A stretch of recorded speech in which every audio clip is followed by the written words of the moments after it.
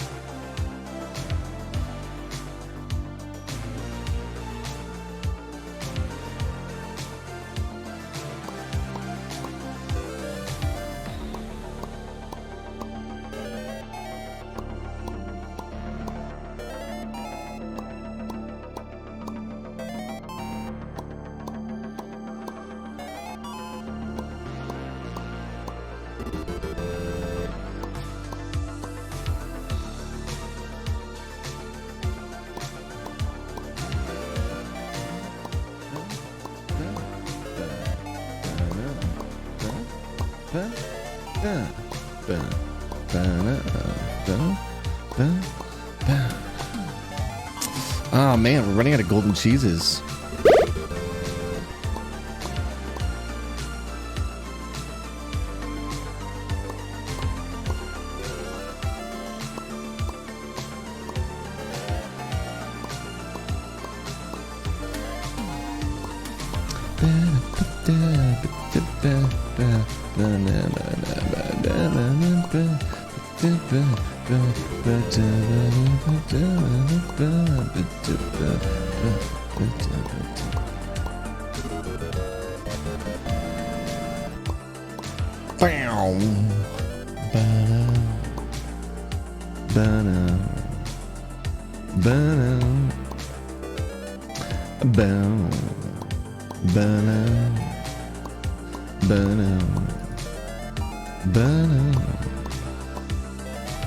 Guys, how are you doing?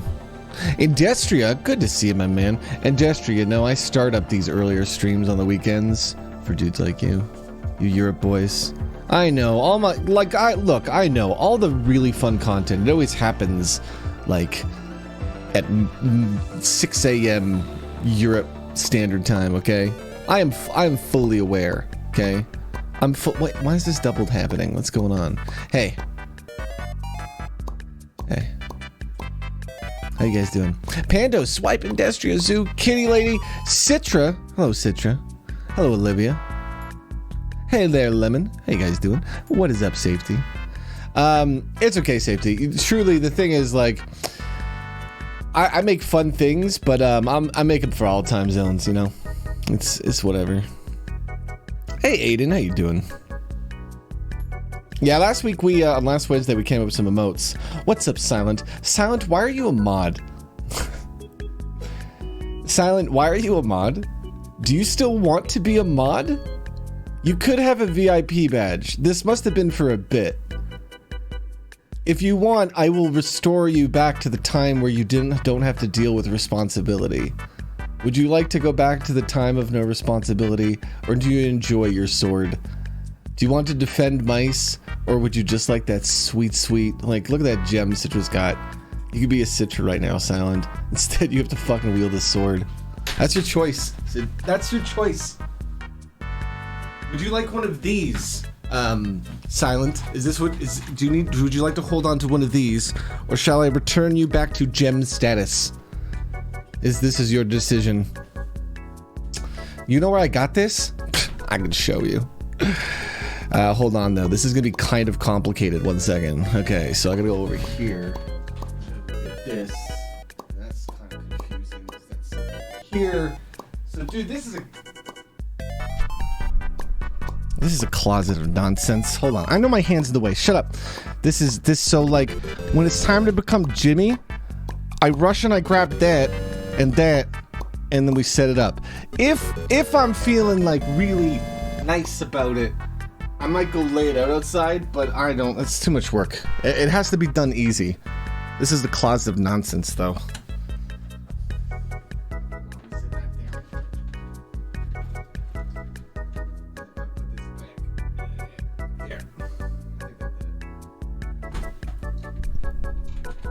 All right, neat.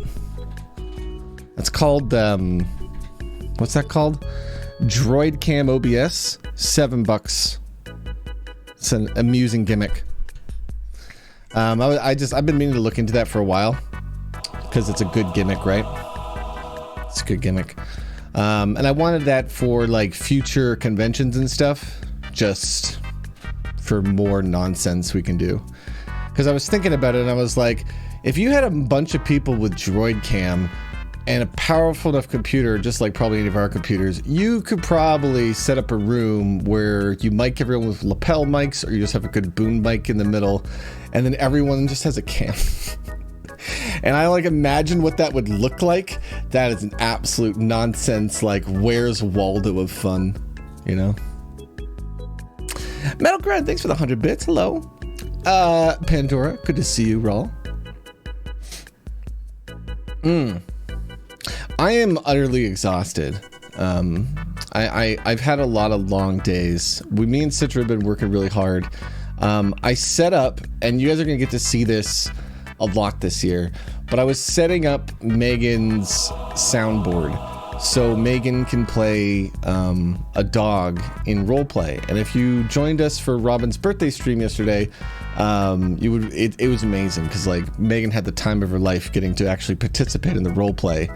And it's a really powerful soundboard. I don't even have it fully complete, but I had enough stuff in that Megan was able to bark or growl or do like a questionable arf or pee or poop or eat. Just so many, or howl. Oh, whoa, whoa, whoa. It was very funny. Spent some time mixing them and stuff, getting all the sounds ready. And what's funny is because I'm the one who sorted all of Megan's dog sounds, I know whether her dog sound is like a good bark or a bad bark, which is fucking funny because it allows me to like actually understand what she's saying. Whereas every other person will have to just get used to it and figure out how she communicates. It's an amusing thing because it makes it so my characters already know how to talk to the dog, but other characters don't. We had some fun on Tilly yesterday, and did I go on crew yesterday? Or was that the day before? I did a Doug bit on the crew for the morning squad. One day Citra messaged me and he was just like, "Shut up, loser. We're being Dougs." And I had literally just rolled out of bed. And I don't know, I can do this stuff whenever. So I was just like, all right, let's go do a Doug bit. And it was funny, dude, because I was impressed, Silent. The cops didn't over aggro the Dougs. They really just had fun with it and took their time. I was at the back of a mule with a fucking machine gun spraying.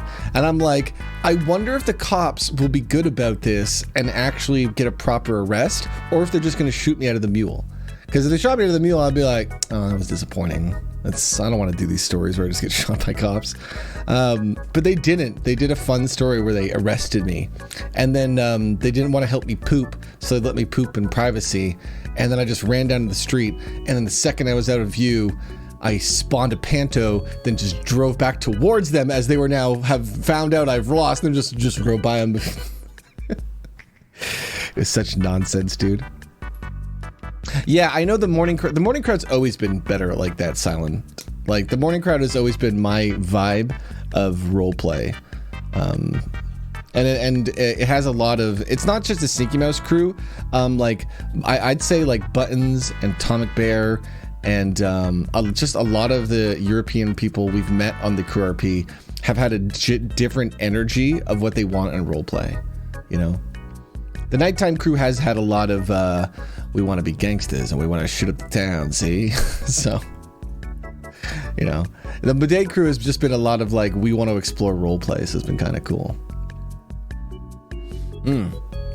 Chelsea, though, thank you for the $1, dear. I don't really have any plans today. I just kind of wanted to turn on stream and hang out for a bit. And I'll probably show you some fun things we did yesterday, because that's kind of fun. The big thing I know that is next on my work table is I'm going to be filming Illidan scenes. Megan finished... Oh, the radical cheese.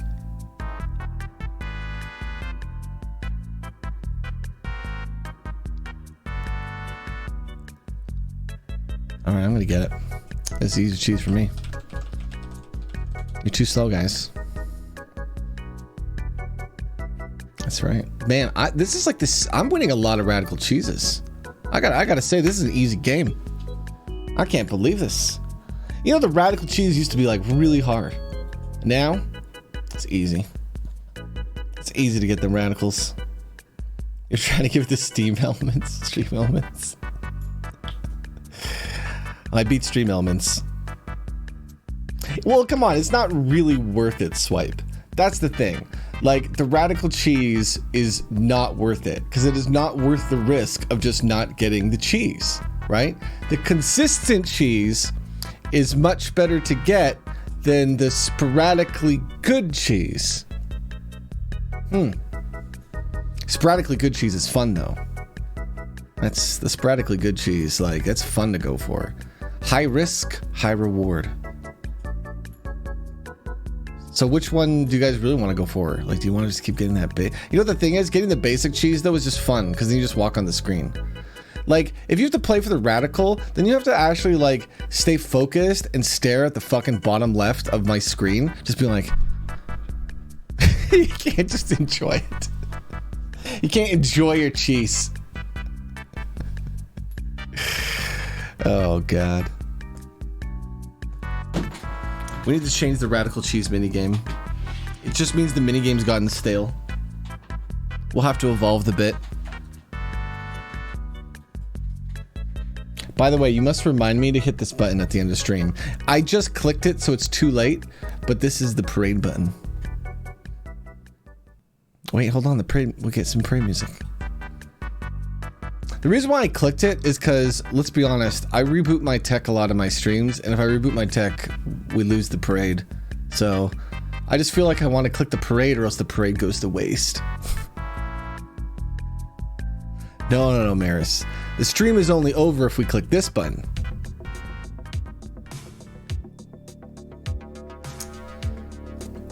I think this is Maris's fault.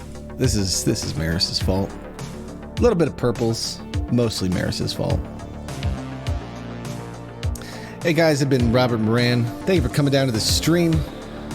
I'm going to turn it off because we think that's a funny bit. You guys have yourself a wonderful day.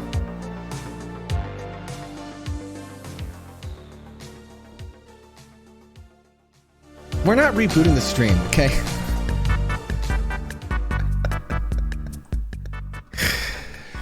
You know, there's commitment to bits.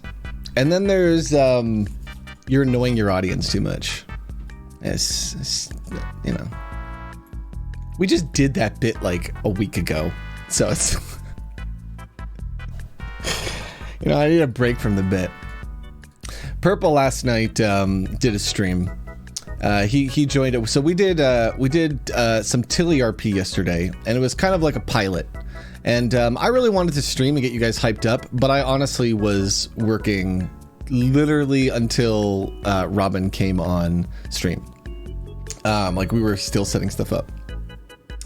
But Purple jumped in, and the whole day was let's have everybody in the server support Hive Queen. And Purple comes in like the fucking wild card he is, and he goes full Hank mode. Just full Hank mode. Let me explain to you the things Purple did during Robin's birthday stream. I'm not even be able to name everything, okay? He peed on their car. He blew up their car. He gave me a blowjob. There's probably other things. At this point, there's so much ridiculous that I don't even want to count what other things he did.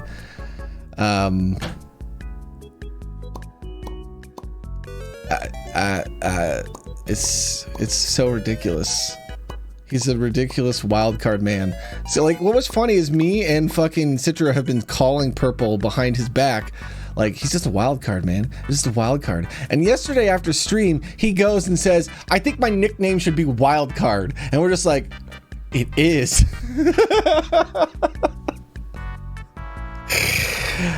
It's so fucking fun though, because you have to understand that I really enjoy the chaos and I enjoy being challenged. And I was telling Citra this, and I was like, at no point would we ever plan in the story in the middle of Act 2, Hank shows up and blows up all the cars in the parking lot. You would never plan that in the story. The only way that happens is if Purple just in the moment as Hank goes, this makes sense for me to do. That's why I love him, because it's so absurd. But we had a really fun stream yesterday, and I'll jump on Tilly and show you guys some of the fun little things that we had made for Robin. Because a lot of it was just about the speed of being able to make it. It really is the type of thing of like, imagine being able to do like a U-Realms quality show like off on the fly. And it's so hard to get people to understand the vision of that stuff because they see Grand Theft Auto and they're used to tabletop roleplay. They don't understand how the roleplay stuff goes together. But we had some technology to play videos in game, and we effectively made some of these videos all yesterday, like 30 minutes before we went live. And a lot of it was still us just like learning how to do this. So it's like one of those things where we're just gonna get faster and faster. And maybe we can do a little example here on the stream, because I think I can take a clip you guys give me and turn it into a remember cutscene in like 10 minutes. I think that's how I would do it. I think if I was off stream supporting someone, I definitely could do it in 5 to 10. So. But the general synopsis of the story was it was a slice of life story. So Ellie was playing Robin was playing her character Ellie Taylor, who's kind of I don't know how to describe her. She's a main character who does crime and supposedly is an alien. And on the Crew RP, we're not allowed to have fantasy stories, but I don't give a shit on Tilly or Minecraft. We'll do whatever story people want to do. As long as the RP makes sense and is good and is fun, I love doing anything, right? And yesterday the story was, since there is no fantasy rule, let's see if we can get Robin to explore and start thinking more about her character, who she considers an alien. And the thing is, it was kind of like some of my stories or like Count Darkfury even, where it's like, maybe they would be a vampire, but since the server doesn't allow it, then of course they're not. But in an environment where it's allowed, then it was like, oh cool, I could make Robin an anime character, yes, like for her birthday. So I planned a story that was pretty simple. It was have a meeting with Monica, allow Robin to just go hang out with friends until they decide to take the party to the VU. And then during the VU, Sea Dog Billy and the Handies kidnap her with the intention of murdering her because they think she's an alien and they want to find out. They want her blood and stuff. That's what they've been paid to do. And the whole idea was to set up a moment where Robin gets to be a superhero, and it was pretty good. I would say that I didn't give Robin enough coaching because I think I was maybe stressing her out because she wasn't quite sure what to do. But I think that was just a comfort thing and a confidence thing. And that's a big thing with a lot of these shows and projects, is I always talk about, instead of going with that U-Realms Live mentality of trying to go for your utmost best possible show, try to make something that's super relaxing and easy to do and gets better over time. Right? Go for something that makes it so your failures are successes, really. Make it so you can spin any mistake into a fun story. And yesterday was really, really cool. Let me log in and show you guys some things. Let me show you these movies because they're fun. They're fun not because of the quality even. They're fun because of the speed. Because I've always talked about this, but the way memes work in culture is it really is about speed. How fast a joke comes out really matters to the conversation. Sometimes something big might happen, and if you just have the right funny thing to say in the moment, or the right funny video, or the right funny meme, or maybe you can make something quickly, you can do something really fun. For example, last night after all the roleplay, I asked Purple, pretending to be Monica Rupert in his chat, to sing me WAP. Purple then spent the next 4 hours singing WAP. I don't know how to describe his stream. He just kept singing WAP over and over. So at some point, I like almost felt bad a little bit, but I like wanted to help him out with the bit. So I literally sent him, I recorded it last night, like one take, Cheeto singing WAP, so that he could play it and do a duet with. And it was very cute. He ended his stream doing a duet to this nonsense.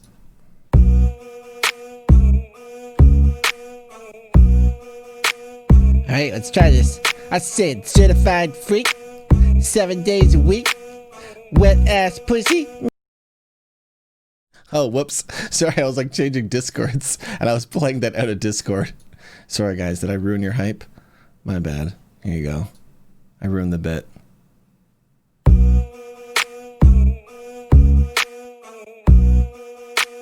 All right, let's try this. I said certified freak, 7 days a week, wet ass pussy, make that pillow game weak. Woo, yeah, yeah, yeah, yeah, yeah. You fucking with some wet ass pussy. Bring a bucket and a mop for this wet ass pussy. Give me everything you got for this wet ass pussy. Beat it up, catch a charge, extra large, extra hard. Put this pussy right in your face, swipe your nose like a credit card. Hop on top, I wanna ride, do a Kegel while it's inside. Spit in my mouth, look in my eyes, this pussy is wet, come take a dive. Tie me up, I'm a surprise, let's role play, wink eye low in skies. Why I wanna park that Big Mac truck right up in this little garage. Make it cream, make me scream, out in public, make a scene. I don't cook, I don't clean, but let me tell you how I got this meme. I got it from you. That's a very hard song to sing. Like, it's a very fucking hard song to sing. I don't know if I'll ever be able to sing a song like that live. That was a one take, because like it was 6 a.m. I was so tired, but I wanted to meme with Purple. But I was pretty happy with it. My one caveat was like I tried remixing it, and that's not a song you remix, not unless you plan it ahead of time. That's a great song though. People knock that song, but they're losers, man. That's a fucking fun ass song. I enjoy basically all of the verses Cardi B sings. I think when I eventually do a Cheeto remix, I'll probably rewrite the Megan's lines, only because Megan's lines are so fucking hard for me to say. Just like the way they're saying is so complicated and I can't rap it.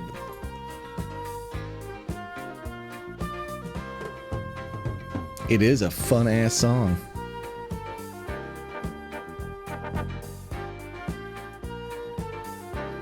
Uh, 43 thanks for the blackjack, my man. Gamer Nerd, thank you for the 18 months. How you guys doing? So hold on, I'm jumping in here. I want to show you guys some things. Oh, I should probably turn the cam off on my phone, huh? It's just killing my phone battery. Mom Spaghetti. Actually, I was planning on doing an Eminem bit, so I thought that was funny. Do we have a cam for this? Where's cams for this? I don't know where my cams are. I don't know where any of my roleplay stuff is right now. Who's this fucker? Is this Citra? Who's this fucker? That's Andy Bandy. This fucking guy. One of the main reasons I'm loading this up, by the way, is because I've been having a lot of lag issues with my GTA stuff, and so I was kind of like, I'm gonna turn on a stream, do something casual with people, talk about some things, so I can also kind of try to debug it, because it's one of those things where it's hard to debug it off stream, and I probably have to go set up another Twitch account again. So let me go see maybe my scene is too complex. Why don't we make a new scene? I'm gonna take this over here. So what am I gonna steal? What do we need? We need Sneaky Mouse tech. You guys need that, okay? There'd be a riot if we didn't have this. All right, got that. What else do we need? We need the game. So we're gonna get that. Okay, we'll put the game in. Okay. Is that good? Is that all we need? Is it the bare minimum? Okay. Yeah, so it's not an OBS thing. I was wondering maybe my scene was too complicated. Oh, you've never heard that song, Gamer Nerd? It's so fucking fun. No, Silent. But Silent, did you ever answer the question of if you want a sword or gem? Are you still deciding? I never saw an answer for that. I mean, mind you, you know me, I'm very bad at chat. I've tried so hard to, it's very sad. It's sad how much I tried to maintain my chat. I wasn't crafted to be a chat streamer, guys, okay? I was crafted to be an energy streamer where my chat just yells at me and then I just deal with the yelling. Fun fact, if I give you a golden coin in Tilly, I will probably end up doing it in Sneaky Mouse. Like, I keep doing that. I find it funny. Oh, well, we need the pink border. Well, absolutely we need the pink border. I mean, that's... I'm surprised you're not rioting because of the pink border. What do we even call the pink border? What is that called?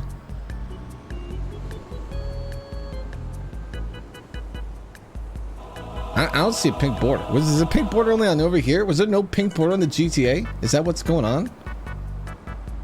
It's this one, right? Yeah. Man, you guys have had a pink border not on the GTA? How? You guys don't riot enough.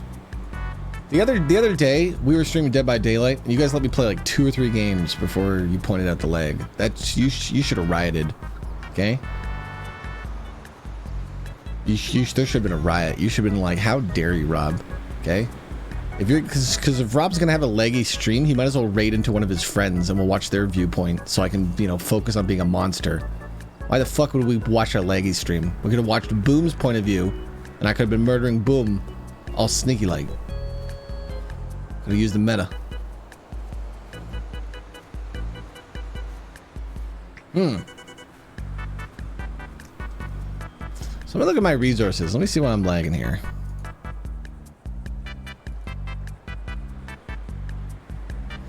What's your guys' weekend plans? Anybody doing anything fun this weekend? You guys got anything special? I am going to try to relax a little bit this weekend, but I'm so far behind at work. I got to get all those YouTube videos from Christmas done.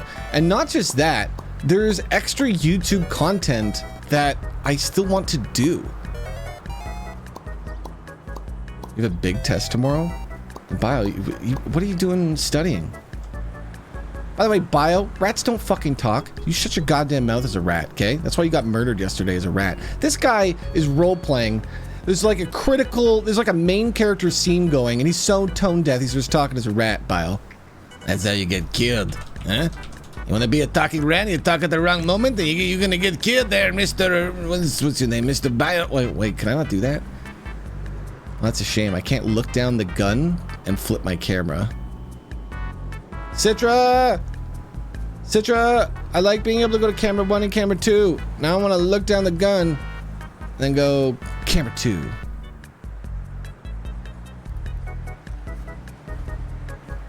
See, this is why Monica can't be a white hat character. Because I know it's GTA. This is why Monica can't be a white cat character anymore. Because Biomart's gonna be a rat, and I gotta shoot him every now and then when you don't shut up. These dirty ass rats. He should have been studying for his test. Instead, he was invading Monica's home and getting chased by Megan. I was doing a meeting with Tara. I come out of the room, and Megan's a dog running around my office, Monica's office, chasing rats. It was quite funny.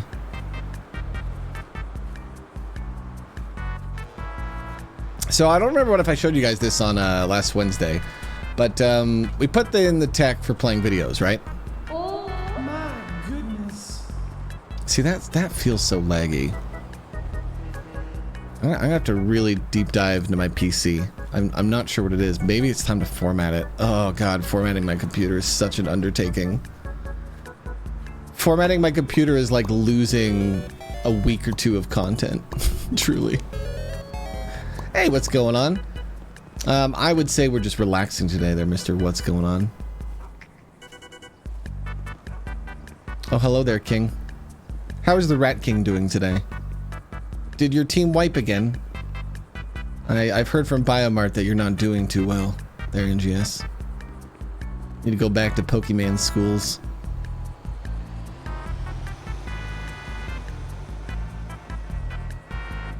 You better not be on a fucking rat pet. I'm walking around as a drunk man with a gun. That's how you get shot, Bio.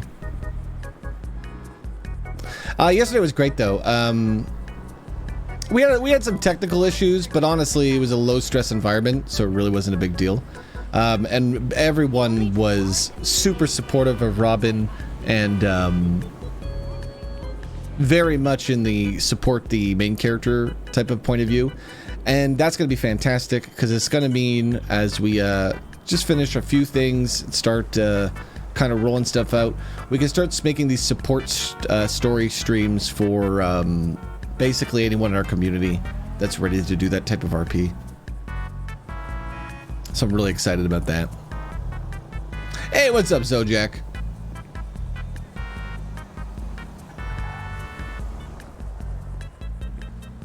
So I haven't turned into a character because if I turn into a character, people will expect me to RP. But if I just walk around as a man with a gun.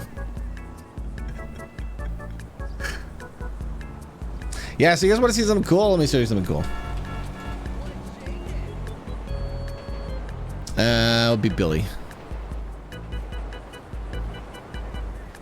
So, one of the cool things if you watched yesterday on Robin's stream is you really get to see, and I try to show this off a lot, the flexibility of going in and out of characters. Robin could meet Cheeto, then see Monica, then see Billy, then see Cheeto, then see Monica, then see Billy, then see Monica, then see Cheeto. Just over and over and over again, you know? And what's cool is the more I help other people develop solid sets of main characters as well as flexibility with side ped characters, the more we're just going to have a massive cast with very few people. And that's going to be really cool. I loved watching back yesterday because while I was doing a lot of the show running, it was neat to watch Purple going off on his own side adventures while everything that's being built for Robin is happening, because pretty much everyone in this roleplay project loves the randomness to all this. So they love, you know, trying to survive the chaos. And so it's going to be really fun because I could really see us evolve into those days where we're trying to maintain multiple character stories potentially.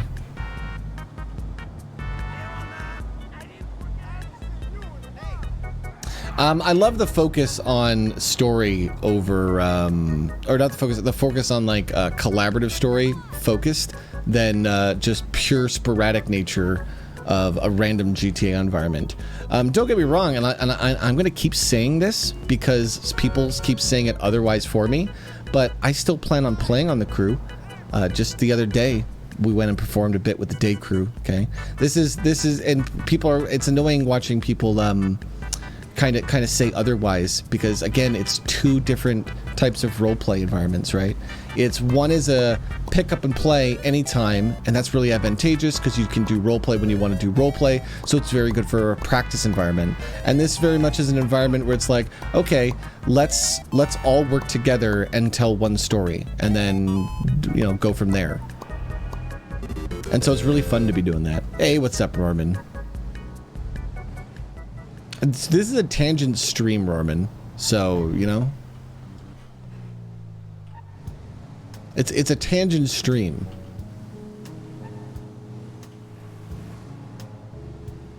Tilly needs diverse, supportive cast people who me and Citra know well, so Jack.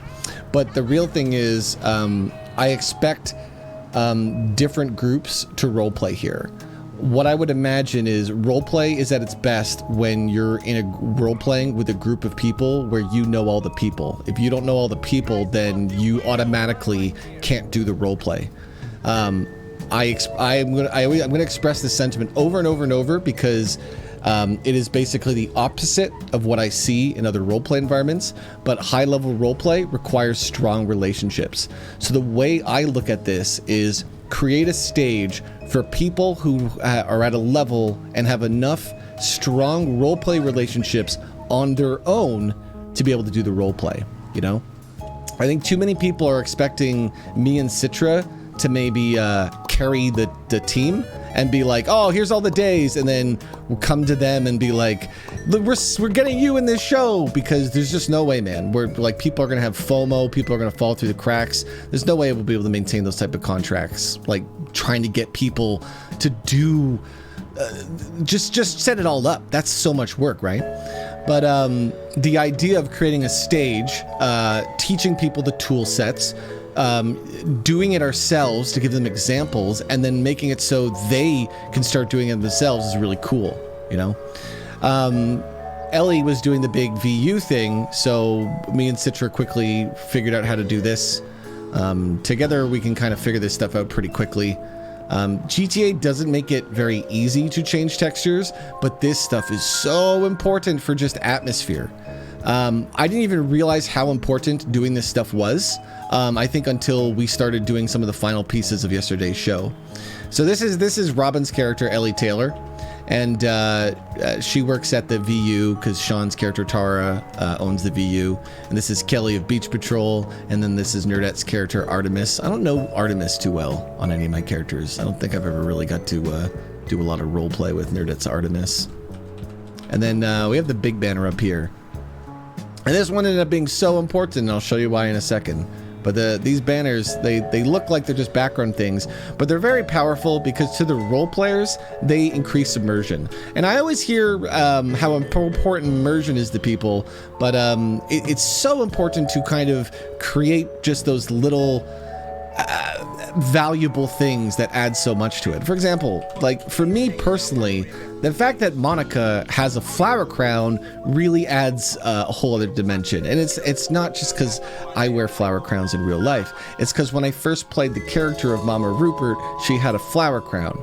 And so in my mind, it was always one of those, that's the way the character looks. So I want to have the way the character looks, you know? It's a big part of it. But what we did yesterday is we had some new tech. One of the cool things is, and you guys are not going to believe this.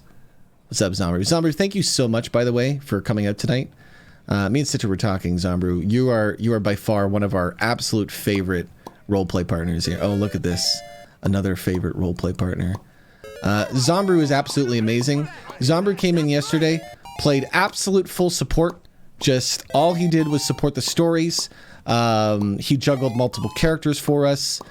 He was just helping fill in the gaps, helping solve little problems, helping deal with our Hank issue. Very, very, very grateful for Zombru. And then we were having lag issues, and so Zombru was one of the very first people to just be like, hey, I'm going to jump out. Thank you, guys. Really big thanks set for Zombru there. Hey, what's up, C? C is Kelly. Let me go look at Kelly again. Is that right? C, did you have fun last night? This was a fun one. Yeah, I had fun because I look at this and I go, wow, this is us just getting started. This is just, we're just getting started with these stories and stuff, you know? One of the cool things I keep telling Citra and everyone else on this project is because we're all training ourselves to be very good supporting characters, it means that ultimately we'll be able to bring people in who've never done GTA and make amazing stories in this world we're building for them. So that's why I really talk about building this stage aspect to it. Because if we build the greatest stage in town where, you know, content creators will take notice of it and go, wow, these people will give me good content. And we can go, wow, yes, to what day would you like? You would like to do Tuesday? Okay, Tuesday. Let's grab Zombru and Andy and C and myself and Citra and who else is available. We'll get the right supporting characters and we'll just let them do whatever they want to do in the same improvised style, and then make magic happen.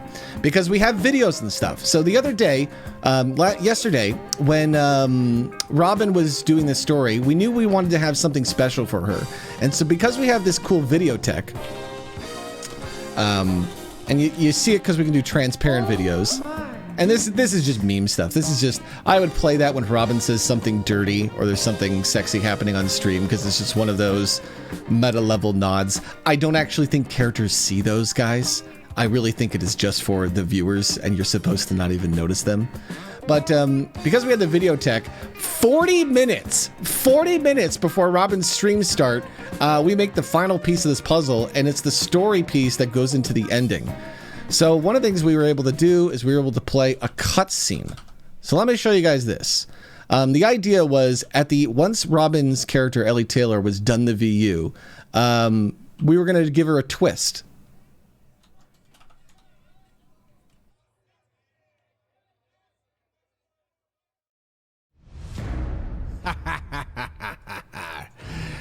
So, Jeb, is she in there? She sure is, Billy. Good. All right, here's the plan. The client wants us to, get a little bit of her blood. Well, all of it to be exact. Something about her being an alien. So I'm a little curious myself, because if she's not from this world, then it looks like we got something in common.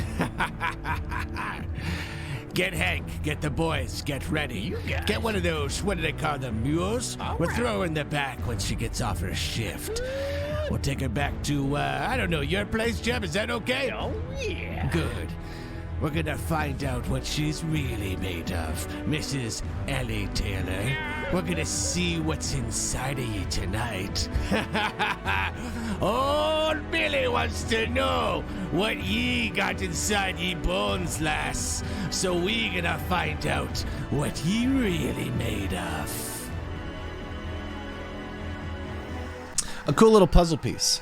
Not the most impressive cutscene or anything, but what's impressive to me about it is, of course, the speed. Because like I said, we were filming that 40 minutes before we went live.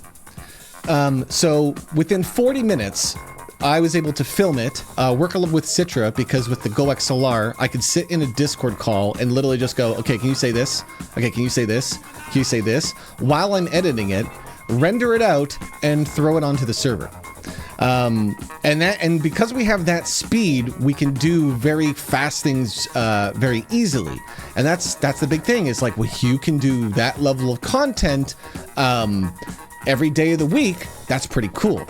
Now, I don't really expect to do that every day of the week, but the thing is, by making the tool set and opening it up and kind of inspiring you guys to see what you could do with the tool set, it allows you guys to go, hey, I have this idea for a movie. Hey, I'm going to film these cutscenes for the movie. Hey, can you show me how to use them so I can do this type of story? And sure, that's kind of the whole point of it, right? So that's why I was saying these little nice touches that we decided to put in, and we put these in just because we thought, Robin would see them and it would make her birthdays more special. Became very powerful when we decided to go record it, and I was like, oh shit, this gives us the exact narrative tool we need to talk about who we're kidnapping. Because then we can just film the scene right here, and I can just go from camera 1 to look at the sign, camera 1 to look at the sign, and I really didn't even have a lot of time to film it. Like, Nerdette and Sandy and Kyle and everyone who was there will back me up. This was like 3 minutes of like, all right, do this, go, right? Because again, it's the speed of this is so important to me, because it's about making it easy. And if it's very easy, then it means we can put on high quality shows. Yeah. So let's talk about some other fun things. So we do this cool kidnapping story, and you have to understand that this was kind of stressful because we've been having voice issues the whole night. So the idea of doing a kidnapping story when voices could be a problem was kind of scary, right? But we had some of because everyone's playing support, people just backed out. We had less people at the end, and that made it so the Mumble server could go, because it was just, that's all it was. It's just we didn't have enough powerful server for how many people wanted to get involved last night. And so we drive this story, we do the story at the end, and I'll take you over there. Let's drive Bill. I don't want to drive this dirty car. No, thank you. Just drive a minivan.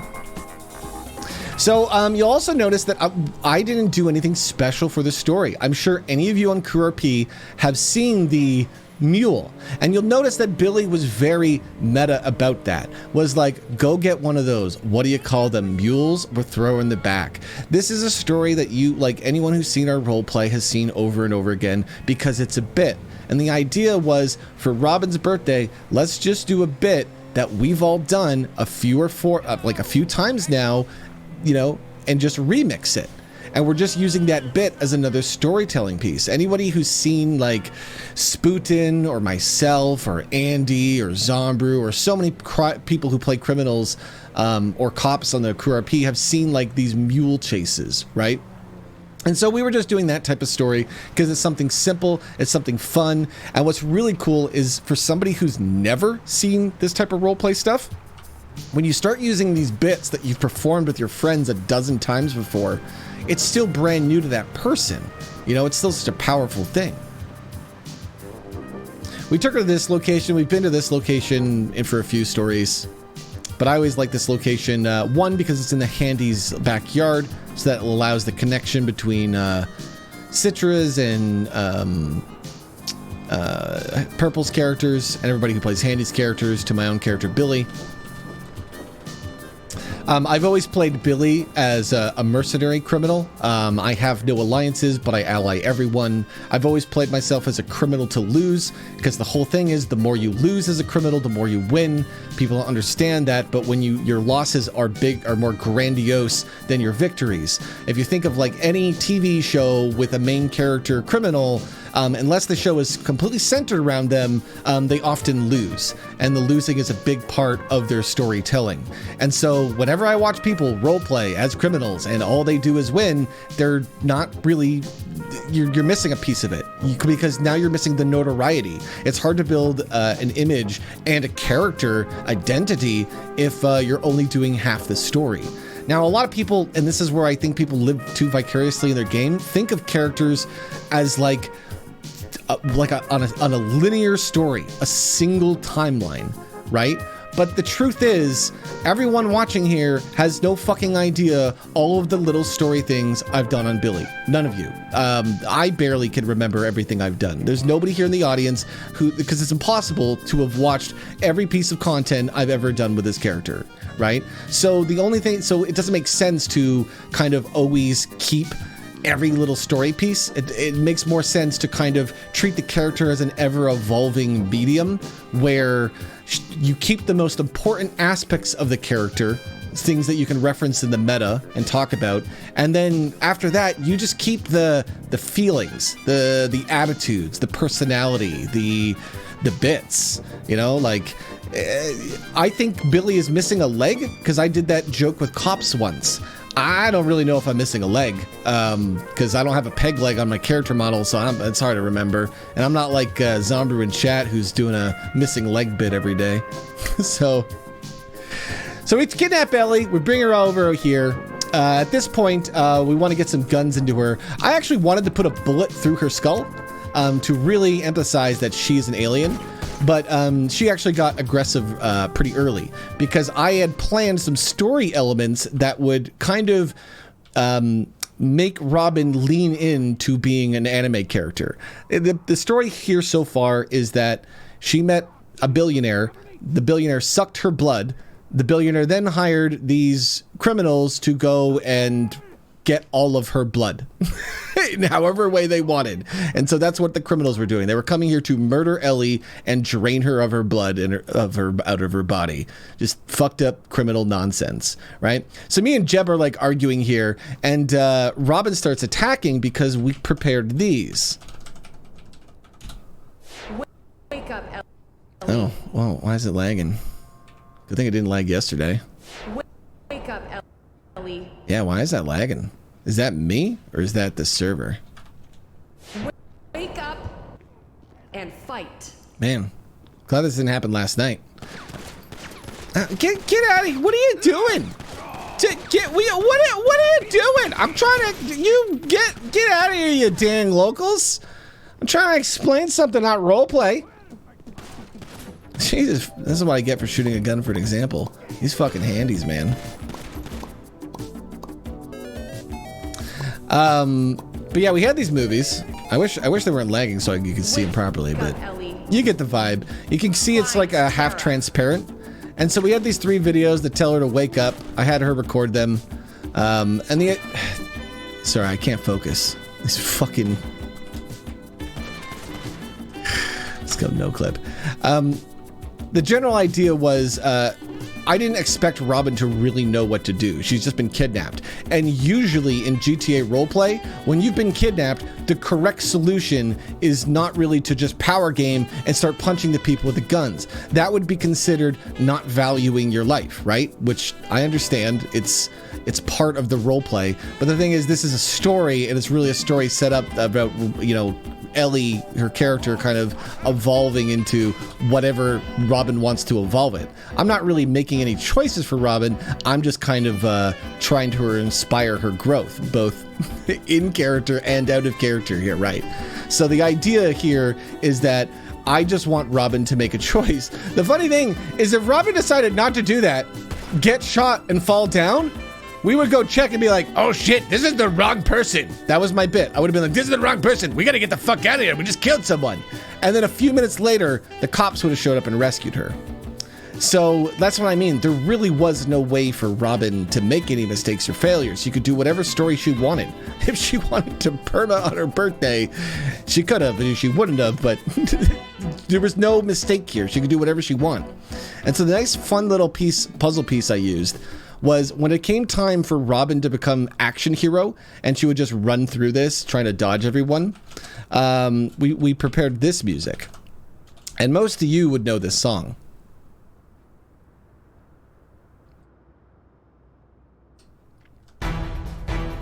Took a long time to load. This is the Grand Paladin theme song from U-Realms Live.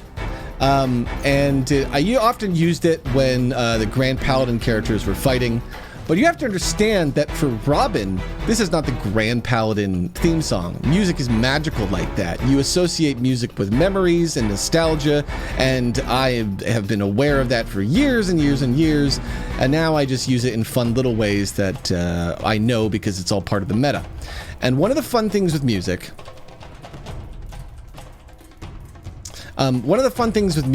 is that for all of you guys, this is, you know, a U-Realms song.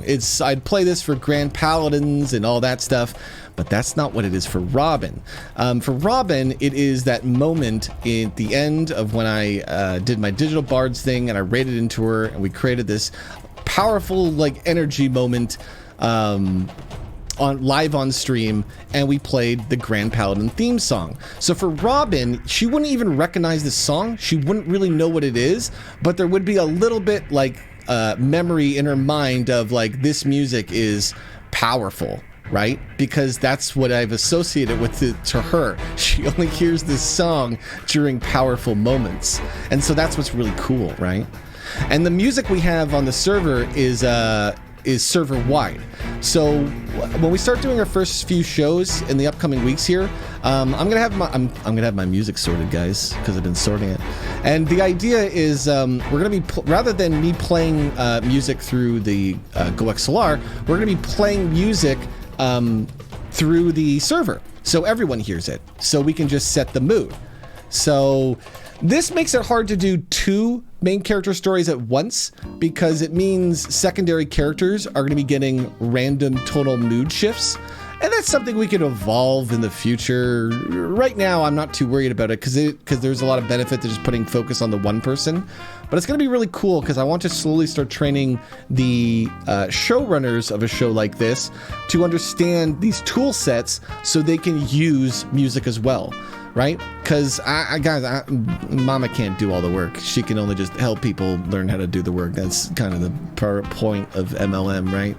So it's interesting. I'm very excited because if we have people in the community that are looking at Tilly and are like, you know, this looks like a place where I could do these cool roleplay ideas I have, fantastic. Because I'm doing everything on the fly, but you don't have to. Like, if you want to plan a story and make cool video pieces and take your time and not rush into it, fantastic. Let us know when you're done. We'll get it ready. If you want to even rehearse it, go ahead. If you want to do a pure improv and do it with Mr. Wildcard, you let us know. We'll get purple. We'll bring him on. Shit will blow up. It is a stage. And as a stage, it can be whatever you want. So for me, the goal is, let's make a stage that me and Citra can do our RP that we like to do when we want to do it, but also that's a stage that all of our friends, when they want to do a certain story, whether it's a serious, a night of goofs, a night of just chill fun, and all it is just you seeing all your favorite characters and the stories don't fucking matter. Cool. That's it. Cool. You know, that's all I'm trying to do. Is I've always been a content creator first, and I'm trying to create an environment now that helps my collective community here do content in the way I would, and the way and remix it on the way I would, so they can so they can look at how I would do it and go, oh, that's cool, but can we do it like this? And I go, yeah. You know.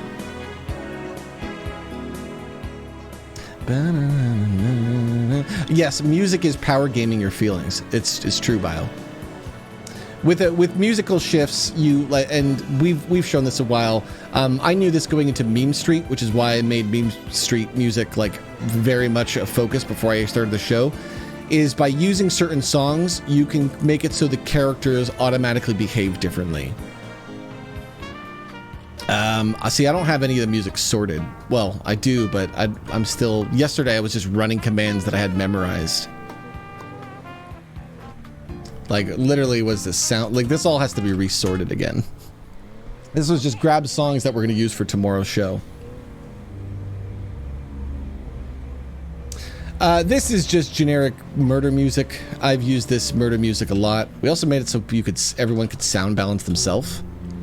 There's volume controls in games so everyone can change the volume of the music. Hey, what's up, Renegade?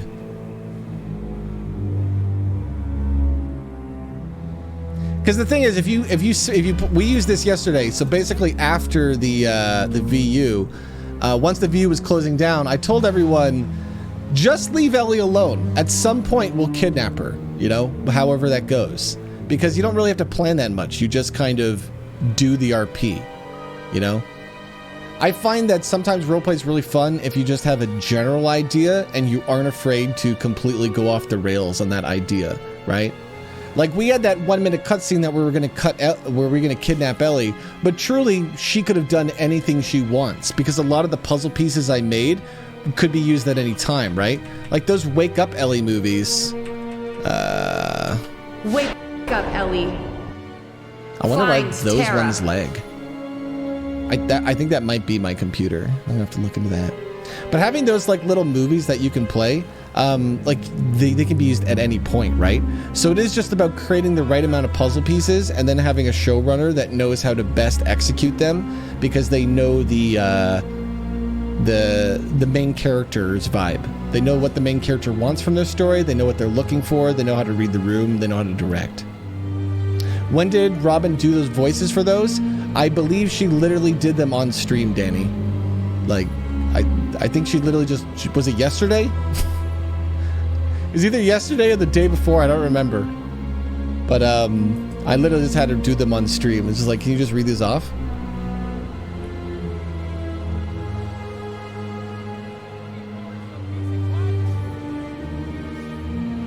Very, what would you call that? Inspired by Borderlands? Those feel like Borderlands, eh? Where characters just are like, main character, do this.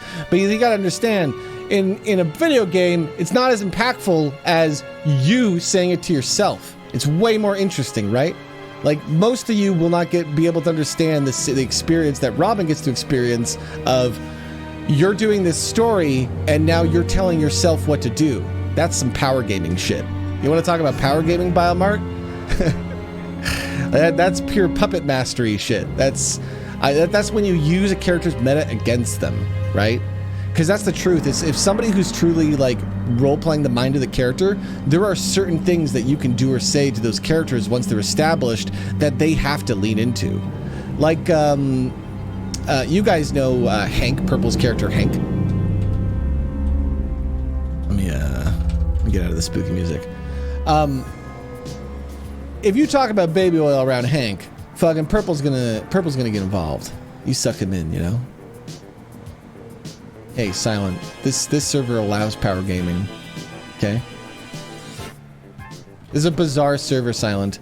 You can shoot people endlessly until we expect them to press U, but then we also have pistol whips that just one-shot and sniper rifles that just one-shot. Because there's just certain power game moves that we're just like, if you're going to do this to someone, then we just want you to do it. I really like the, one of the things is the one-shot pistol whip, because this is a non-lethal power game move. Where's a local? There's one. My goodness, gotta run the heels.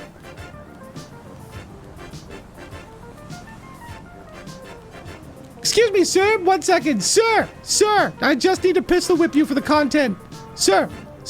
Oh my god, you're gonna make me running heels again. Yes, sir. Just need to pistol whip you for the content, dear. That one.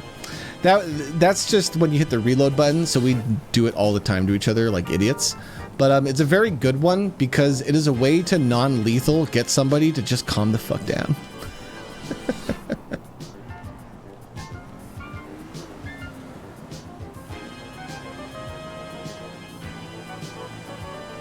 But yeah, it was a very fun stream yesterday. Had a real blast. Learned a lot.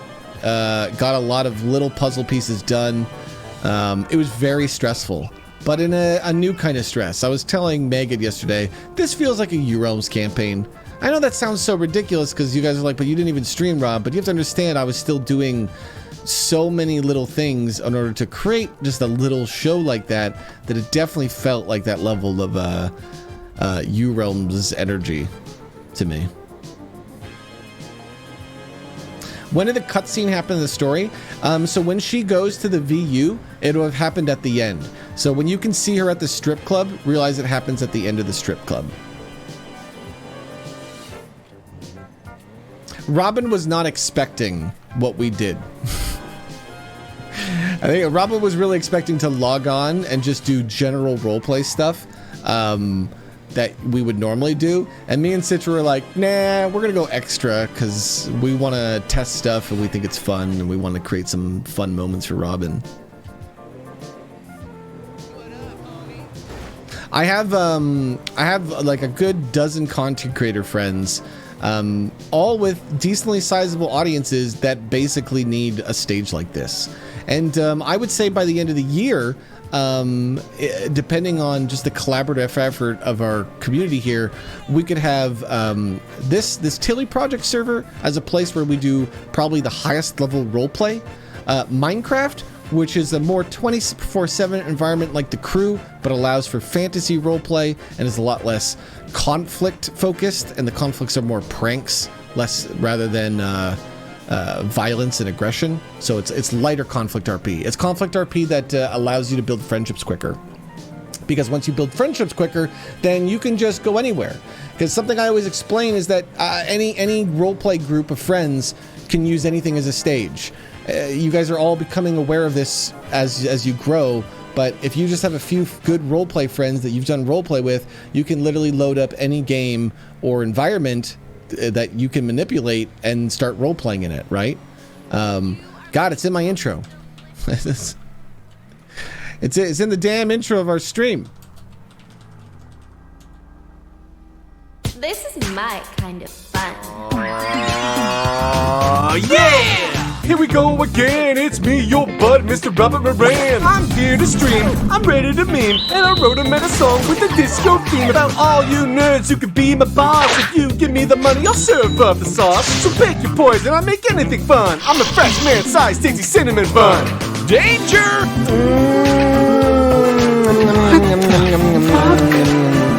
That's delicious. That's wonderful. That's not my name. Hey, my name's Rob. and welcome to my internet show. Man, I think I gotta get the mouse tech out of Unity. I think Unity will just be too clunky over time. Running that intro, one of the reasons I ran it there was like, I want to run a long video and drive around in GTA to see how much that drops my frames. I dropped it a lot. But yeah, even my intro, like, I forget what the point of that was. I got too distracted by the butter part, so you know. Hey, Bubble! See, Bubble's one. Bubble, I'm expecting to become comfortable in our community.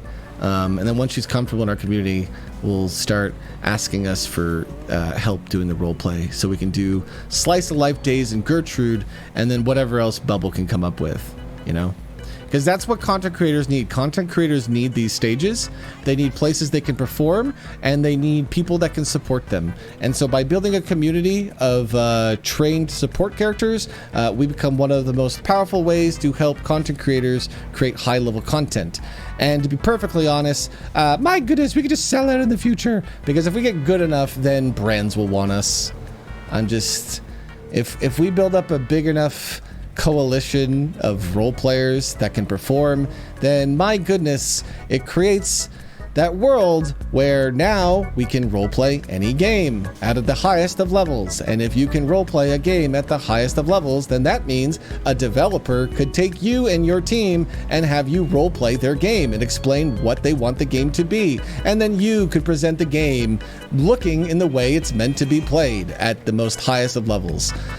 One of the games I really want to roleplay in this year is League of Legends. League of Legends is one of the most popular games in the world, and I think you can roleplay in it. I think roleplaying in it just takes effort. That's it. I think if you get the right people, you tell them to read up on the League of Legends characters, establish them a bit. People who already know how to jump in characters constantly and don't need hand-holding, then what you can do is you can take them in a couple Discord channels, take a couple moderators that will watch the content, and then as these people move into voice talking range, move them into the appropriate channels so that they can have conversations.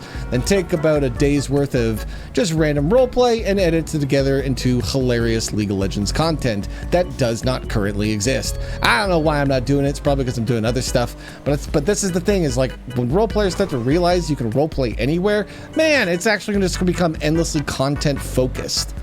So my goal right now is just making it focused.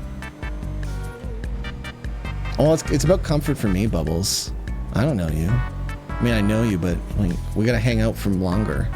Bubbles, we have to have our real life convention day. That is important moment for internet creators.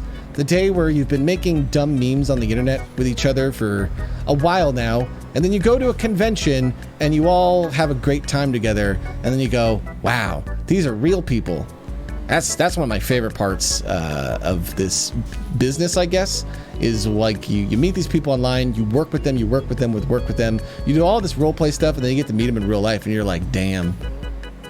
Do IRL memes. Zombie's right. I was telling Purple that the next convention we go to, we really should stay a few extra days after the convention with the entire plan of recording memes.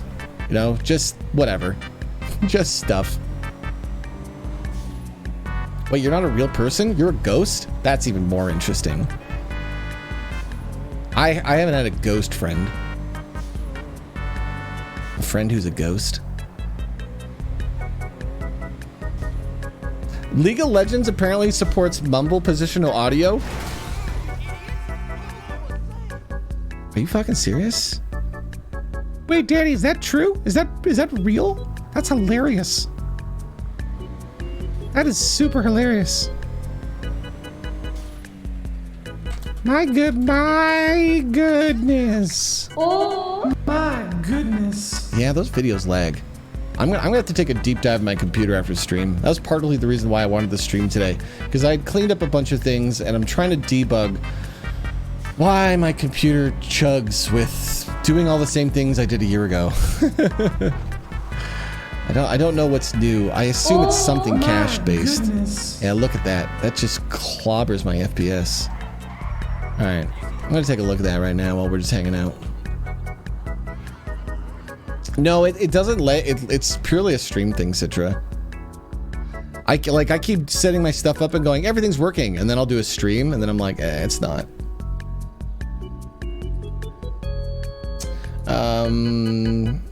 Specific window. We have Grand Theft Auto in the right window mode, I think. Full screen. Wait, is that right? Yeah, full screen. Because that's full screen means full screen window. My other really fun thing today, or yesterday, was I got to do almost all of my roleplay yesterday with Megan. I really wanted to bring Megan onto the Crew RP, but it was such an uphill battle because there's just so many roadblocks. And it was never really a comfortable environment to get her in because, you know, like with animal pets and stuff, for a while there we couldn't do them, so I couldn't get Megan involved in the RP. We always wanted to do this fun soundboard, and if you want to see Megan an RP, you can watch some of the streams yesterday. She does a lot of fun things. I had her poop on Purple because he deserved it. Wait, why don't I park out in the back? I need to get a driver. Yeah, I know, Maris. It's the problem with /me is people don't notice your me's. You need a proper soundboard. I did not make a tech solution that you could use, Maris. However, I can tell you that if you would like to evolve soundboard stuff, Maris, I really think you should check out the program Command Attack. It's what I use for my computer, but it's also what I use to build this soundboard for Megan, which is effectively just an X keys that's pushing sounds that get played through a specific sound channel.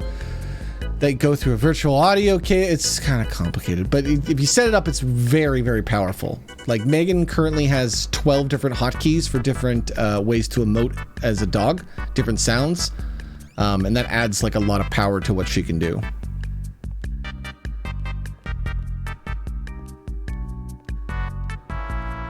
Wait, you cleaned up the voice? Oh yeah, I didn't see that. Oh, that's a lot better, Citra. Although that stupid pineapple is stupid, you can't see it, but there's a pineapple. It's blocking the bottom of the screen. Hey, what's up, Bristol? Monica's 100% a vampire. Look, it's the type of thing where this is only going to be not known to anyone besides this stream. Like it's like an open secret. Is the type of thing where when in roleplay, I'm not going to reveal I'm a vampire to people. It's like a privilege to be for me to reveal I'm a vampire. But outside of the meta, nah, I'm fully a vampire, and I definitely just spend a lot of time now finding ways to be a vampire in any RP platform I'm doing. Like, definitely have the vampire eyes thing going on. You know, we're mastering flying emotes. Like, this is important shit to figure out, right? So that when people come to visit me, I'm doing shit like this, and then when they actually show up, I just stop doing it. I just go back to being normal. Citra, you know what I was thinking, Citra? Can we have commands to change certain parts of the skin without reloading the skins? So could I literally have /t-shirt 1 space a number and it sets that? Oh, Steph! Look, it's Steph. Oh my goodness. Steph, as usual, if ever you want me to retire this meme, you let me know. But I love it so much that I will keep using the dirty ooh for the rest of my life. It's too fun. Good. I'm just gonna let you know, Steph, you know? If ever you go, because like maybe one day, Steph, you're like, look, Rob, I went to law school, okay? I'm becoming a judge. I really can't have you oohing on the internet anymore. Oh my goodness.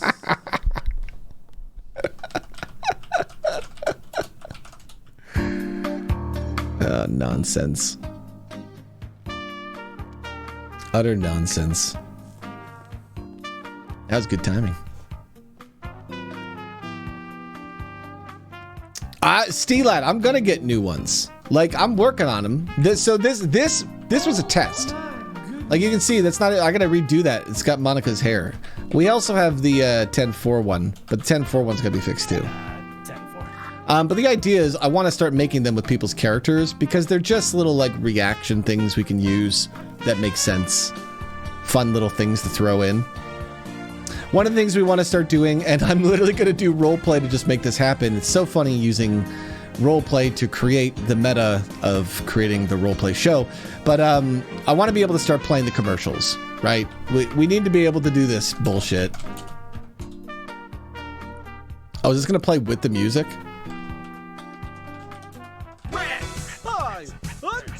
Oh no, Citra's smart. It actually just overpowers the music. God, fucking Jimmy.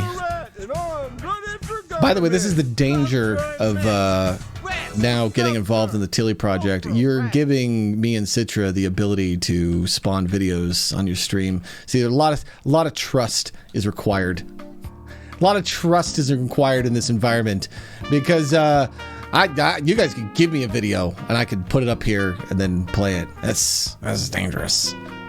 That's dangerous. Oh, you want to vote for Rat? Well, good news, Kyle. The vote for Jimmy the Rat is coming up because I don't know if you guys know this. The Year of the Rat is ending. So the actual vote is February 10th.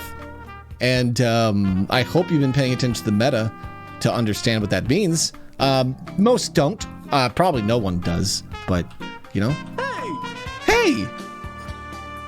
Can I smoke in my apartment? I guess I can. Are there smoke detectors in my closet? Man, I need to see if there's a mod that will fix all the emotes for females, because like some of them just don't work properly for females. And Monica's my main dude. I don't give a shit about the fucking male characters. Fucking... That's not true. Cheeto's too much fun. Was it Beach Patrol? Which one's Cheeto? This one.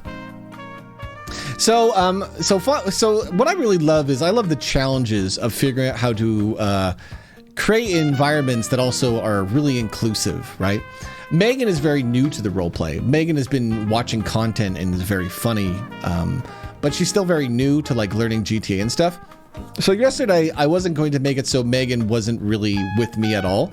And so that created the challenge of how do I have Monica Rupert's dog as Cheeto Bandito and as Billy the Pirate? So it was very fun because as we were doing it, I was just kind of doing a side story just for me and Megan of, okay, as Monica, this is Monica's pet dog. As Cheeto, it is a man Monica has paid to watch the dog. It's a dog babysitter. And as Billy, it is Billy has kidnapped the dog. And so, depending on which character I was playing with Megan, was how I treated her as a character. And when I was Billy, she would always like be mad at me. What do you mean stole your bit, bud? I was doing this bit. You think you came up with a bit first? You know what? Something really funny, Zombrew? Let me show you something funny. Do you guys know how to hack Monica's computer? You used to just have to find the Google Drive, but I made Danny make it even simpler. If you go to hack.robtv, hackmonica.robtv. I've made it very simple. You can hack into my spreadsheet that is basically just all of the meta that Monica uses. This is a very nonsense spreadsheet for me. I've recently started updating it. But this is all of the old lore from last year because I took the RP very seriously. I was like, all right, if I'm gonna do this, I'm gonna give it all of my fucking energy. And I was like, okay, if you're gonna run a roleplay company, you need to keep a lot of notes because this just gives you a lot of power in the meta, right? So last year when I was developing the roleplay, I did so much like just legwork to do Civ RP. This is why whenever people talk to me about Civ RP and the crew and like where to go, I'm like, my goodness, dear, you don't understand how much shit that is. Like, that's a lot of work. Like, if you want to do Civ RP right, you need a lot of support to keep it going. And the reason why I could do a lot of Civ RP is because I had a community. Like, there was so many people from this community that just basically made characters to help me build the company image, right? And so that's why my company evolved from like Rob telling a story to Rob helping other people tell stories. because I realized how much support I needed to do my story. So I very went meta with it and went, okay, well, this character is now a meta helping character, you know? One of my favorite things is Monica had a diary. And I realized this probably about a month into role-playing the character, that there was so much meta that what I should do is at the end of my roleplay sessions, I should write somewhat diary in character that allows me to reflect on it to remember fun things. Because of that, I have dates, really funny dates. I have dates like when the wizard pulled out indigo out of the painting, which was a crazy ass story where Wimley pulled somebody out of a painting. I got the dates of when Bill Lussman and Monica first had sex. I got I got all these little notes of nonsense stuff, and I kind of wish I had more. I didn't really start doing a diary till like halfway through the role play, so it was kind of a project that took me a while to kind of get a grapple on. So what's funny is we're in this environment where it's like, well, you don't need it. There's no economy, Rob. Why would you keep track of your economy? And it's because it's role play and it matters. And I want to know what money I spend and what money I buy. And so Monica's lore is very stupid. Company went bankrupt on Christmas. Wolfmother gave me $44 billion because he plays a character named Meliodas, who's a demon king. So I'm going with the lore that he gave me $44 billion. So I got $44 billion of cash to spend, and now I'm just kind of keeping track of how much I spend it on as Monica. It's kind of like having seed money for the world in this nonsense. This is the amount of money I have, so I'm spending it. So it's so funny yesterday because Zombie was doing this bit where he was trying to sell balloons to Monica, and I was writing it down, Zombrew. I'm doing the math in this spreadsheet because I'm like, I guess I'm buying $200,000 worth of balloons.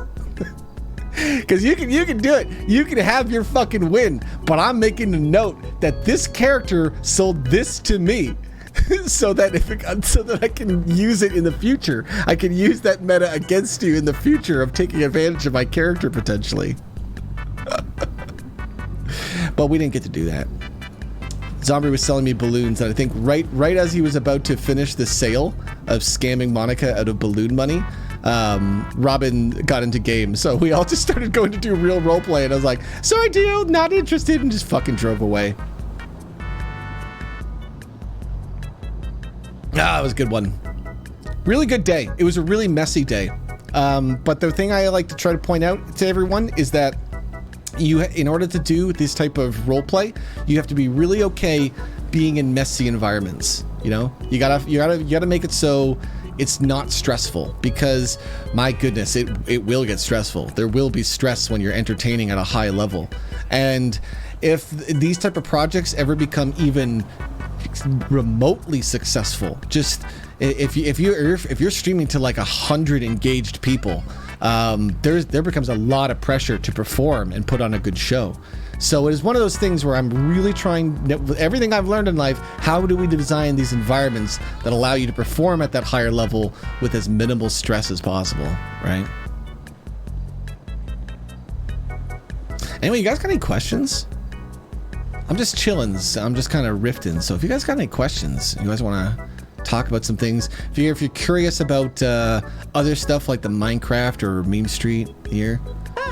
Hey!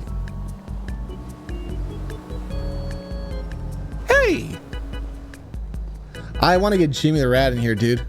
I might just try to model a texture that doesn't fit Jimmy the Rat's head and make him just look cursed. I'm doing pretty good today, Zombrew.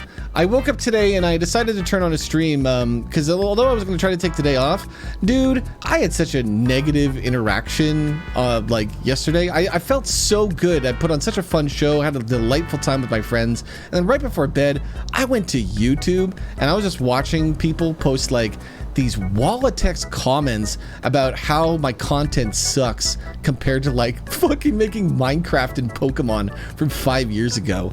And like, it's not that it really bothers me, it's that it just really sucks watching, or I guess, I don't know, absorbing an old fan's feelings of just being like, hey, I'm cursed to your content. No matter how hard I try, I keep coming back to watch your stupid fucking videos, and I hate you, Rob.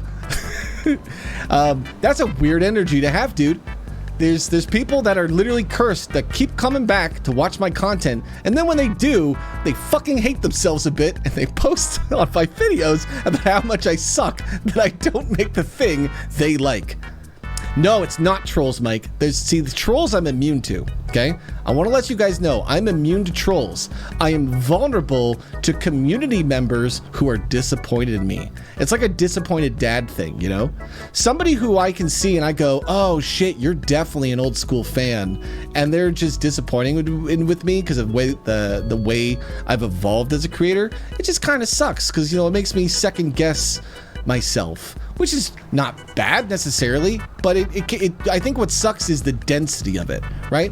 It's one thing when I put myself out there for ridicule. It's one thing when I put myself out there for having people, my goodness, watch where you're going, you son of a bitch. I understand I was spotting a car out of nowhere, but Jesus. It's one of those things when I'm putting myself out there for criticisms, I get it, right? Like I'm putting out a video or something, comments and stuff. It's another thing when it's somebody else who can't move on and they keep coming back to bring me down, right? It's very mentally challenging. And I think the reason why I'm doing so well comparatively to maybe last year, because last year these comments were just crippling, dudes. They were, I couldn't stream. I would have just wells of days of just like self-pity parties from people who are basically telling me, you know, don't have pity parties.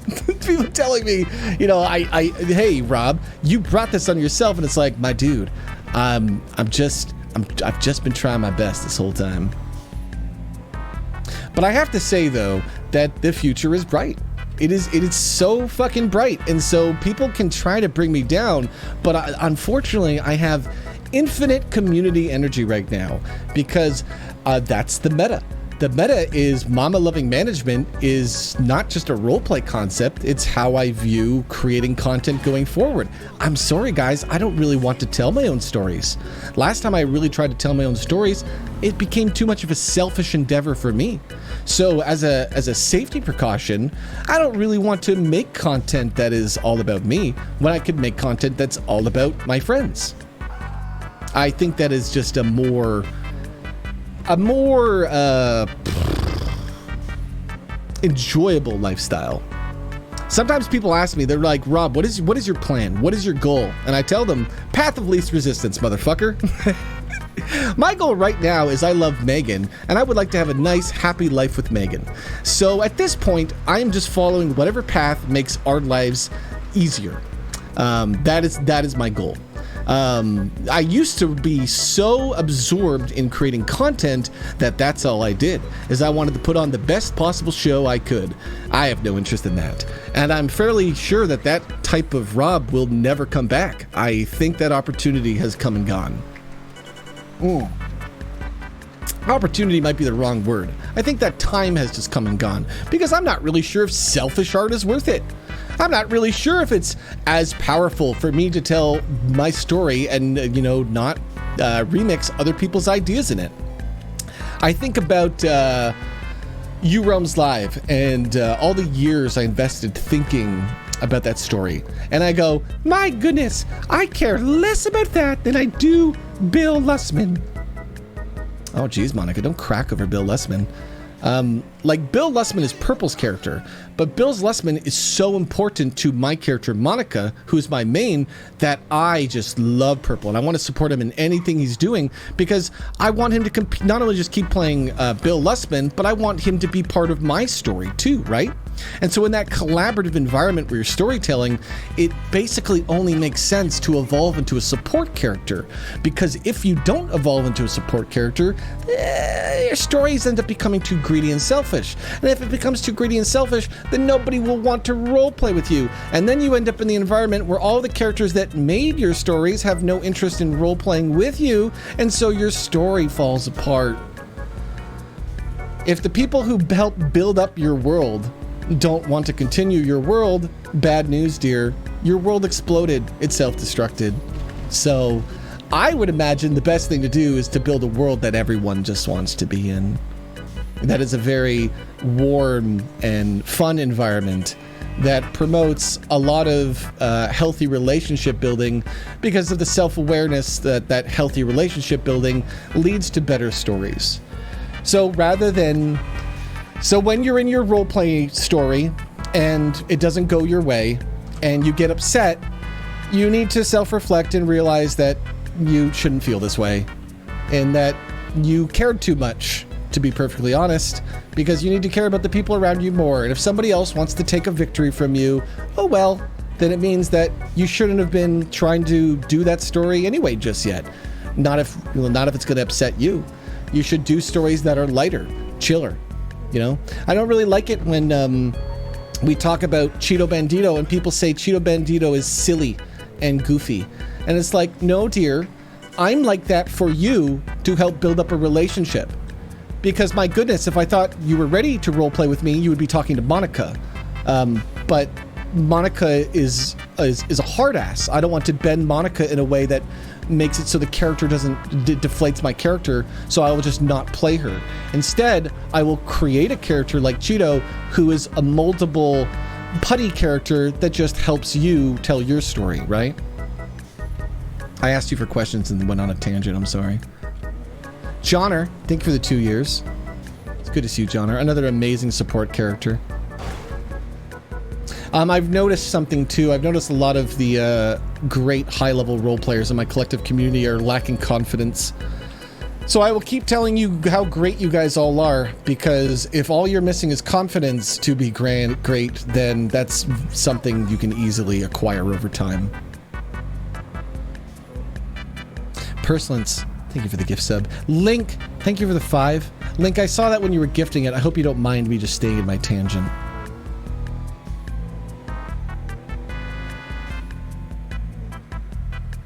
I'm from the early DBZ days and pretty much missed all of you realms, and I just love what you're doing right now. Thank you, Kaz.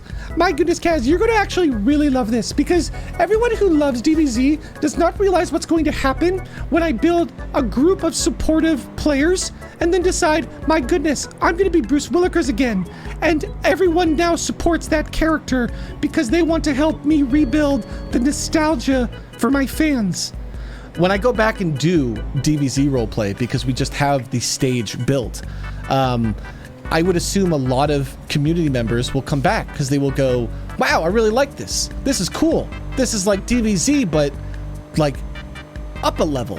And it'll almost be like, where did this come from? How did this come from nothing? And it's like, no, it's happening. It's just, you have to look at it. You have to see the meta of it all, right? You have to see that Grand Theft Auto leads to better DBZ.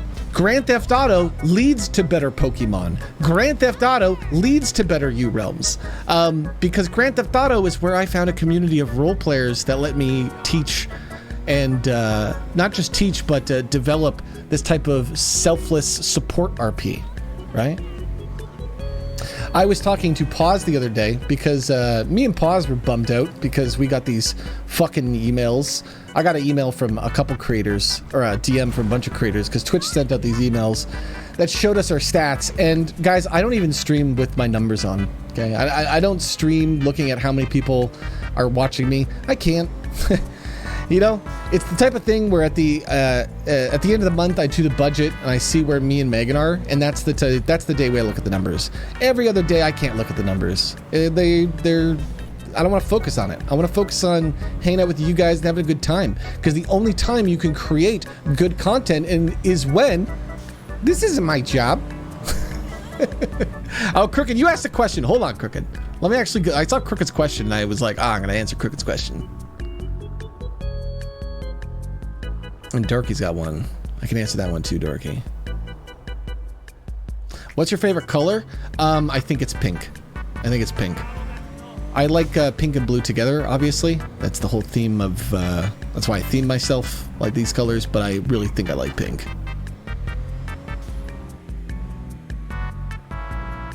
I'm gonna find Crooked's question. How do you stay awesome? Crooked, I thought you had a real question, you son of a bitch. And you know what, Cricket? I can answer that question, okay? Because how do you stay awesome is a hard question to answer because it's very egotistical. You know, you can't talk about how awesome you are, but I can. I can talk about how you perceive me being awesome, Cricket, and it's because I'm not afraid to be weird anymore. I used to be. I used to be afraid of being judged the way I am. Now, definitely not. Now I play a multi-level marketing queen as my main character, and I have no problem doing weird things. Like, I am the most sexually active character in the Crew RP. There's nobody who gets more ass than Monica, or has. It's impossible. You put me in a room with anyone that I could bang, and I will try to lead the conversation to that. Because I think it's fun, adult fun, right? That's why I do it. It's because I've always been an adult content creator, and I think it's really fun to do these stories. That's why Cheeto will hit on Adam. That's why Billy will have sex with Hank. Like, I love doing adult stories, and sex is a very fun, lewd story that we really don't get to see in storytelling, you know? And to be honest, the thing is, you will eventually actually see me and my characters have sex, and it probably be romantic. But it's also always going to be very funny, because there's a meta to it. And the meta is, if you know who's having sex, then it's kind of funny. And even if the characters are trying to be serious, it still ends up being a very funny experience. And that's what amuses me about roleplay. On New Year's, Monica had sex with Jill's character, Joel.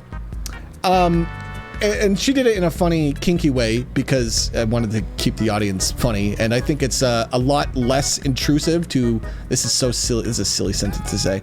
I think it's funnier and less intrusive to the audience to watch a character smack another character on the butt with a paddle than any form of insertion, actual sexual intercourse story.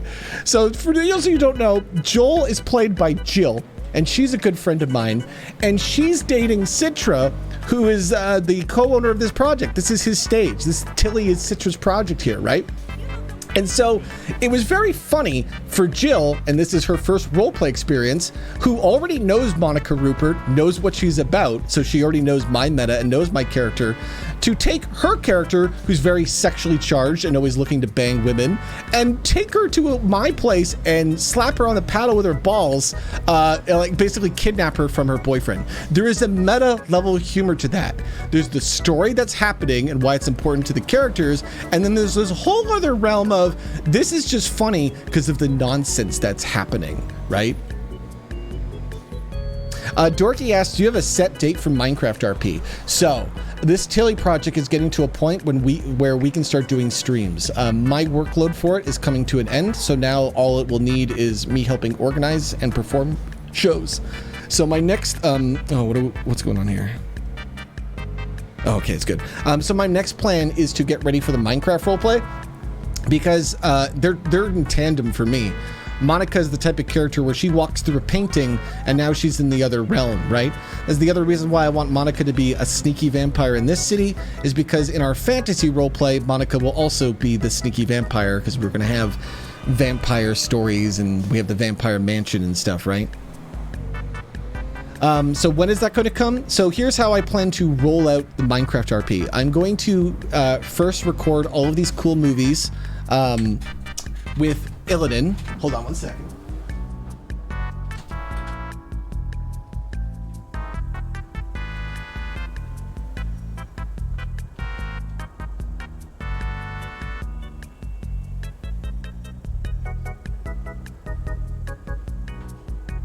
Sorry, Megan's going out to the store. I wanted to give her a kiss. Megan finished building this contraption. Hold on. Put this over here. Megan's finished building this. This is Illidan's crown, and he will let this sit on his head.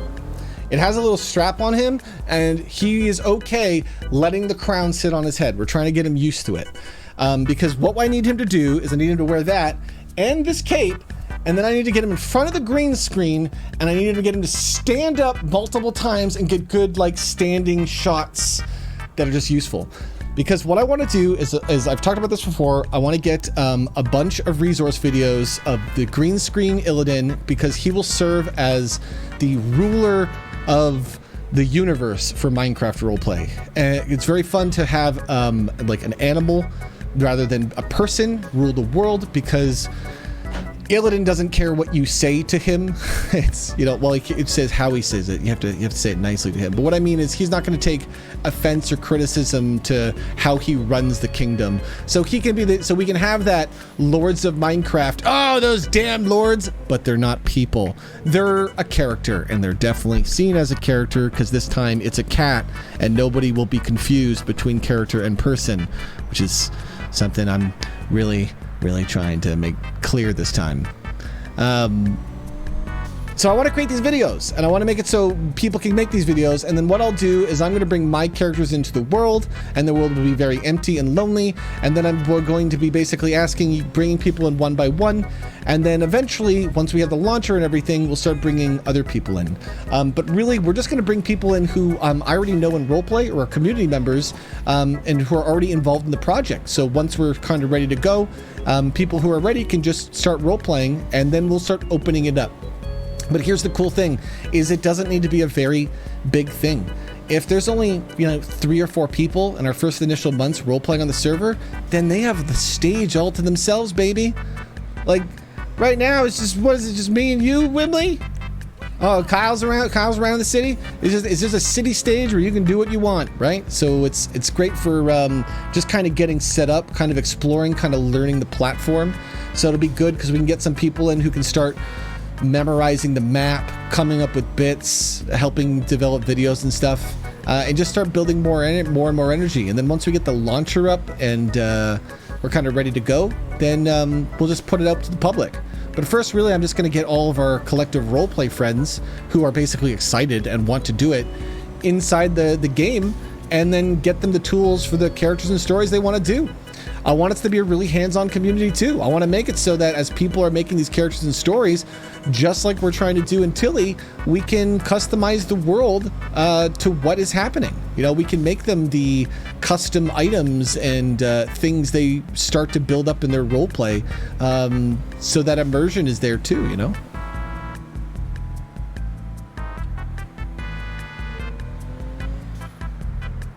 My goodness, hold on, let me pull over.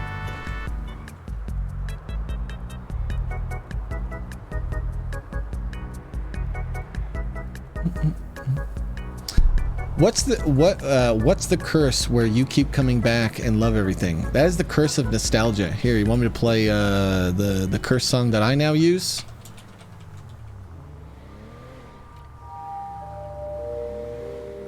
This song has been used throughout my career.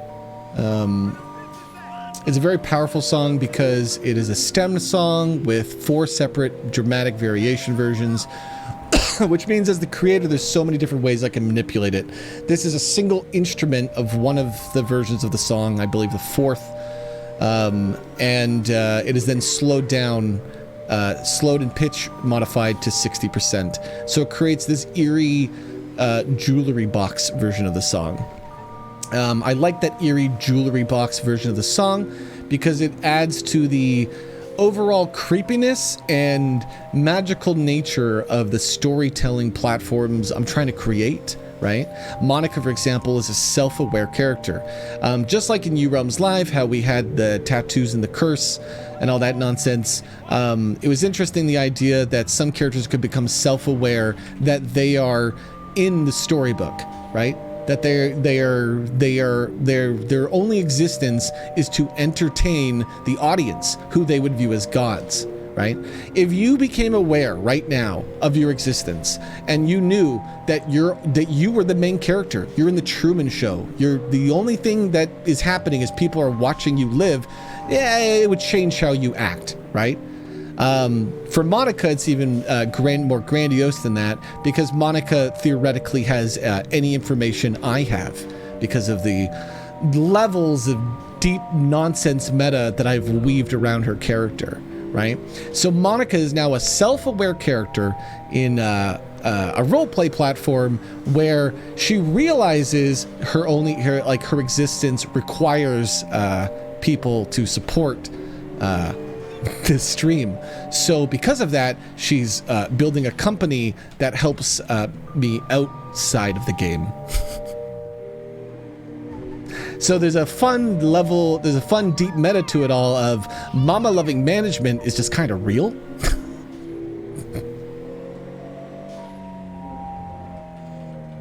What volume is this at? Is this volume 10? How loud can I go? Oh, this is a very quiet, spooky song. That's good. I need to re-sound balance all the sounds, though.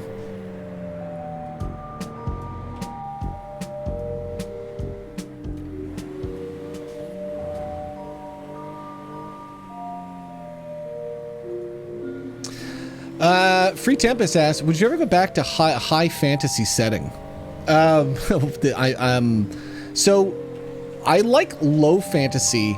Like, I like the Grand Theft Auto vibe because in my opinion, it is high fantasy. You just have to earn it. And so that's why I very much enjoy this type of environment, because you can't just go around and just claim you're a wizard who shoots fireballs. In Minecraft roleplay, there'll be some, that's why we're trying to slow down magic, because magic does solve so many problems.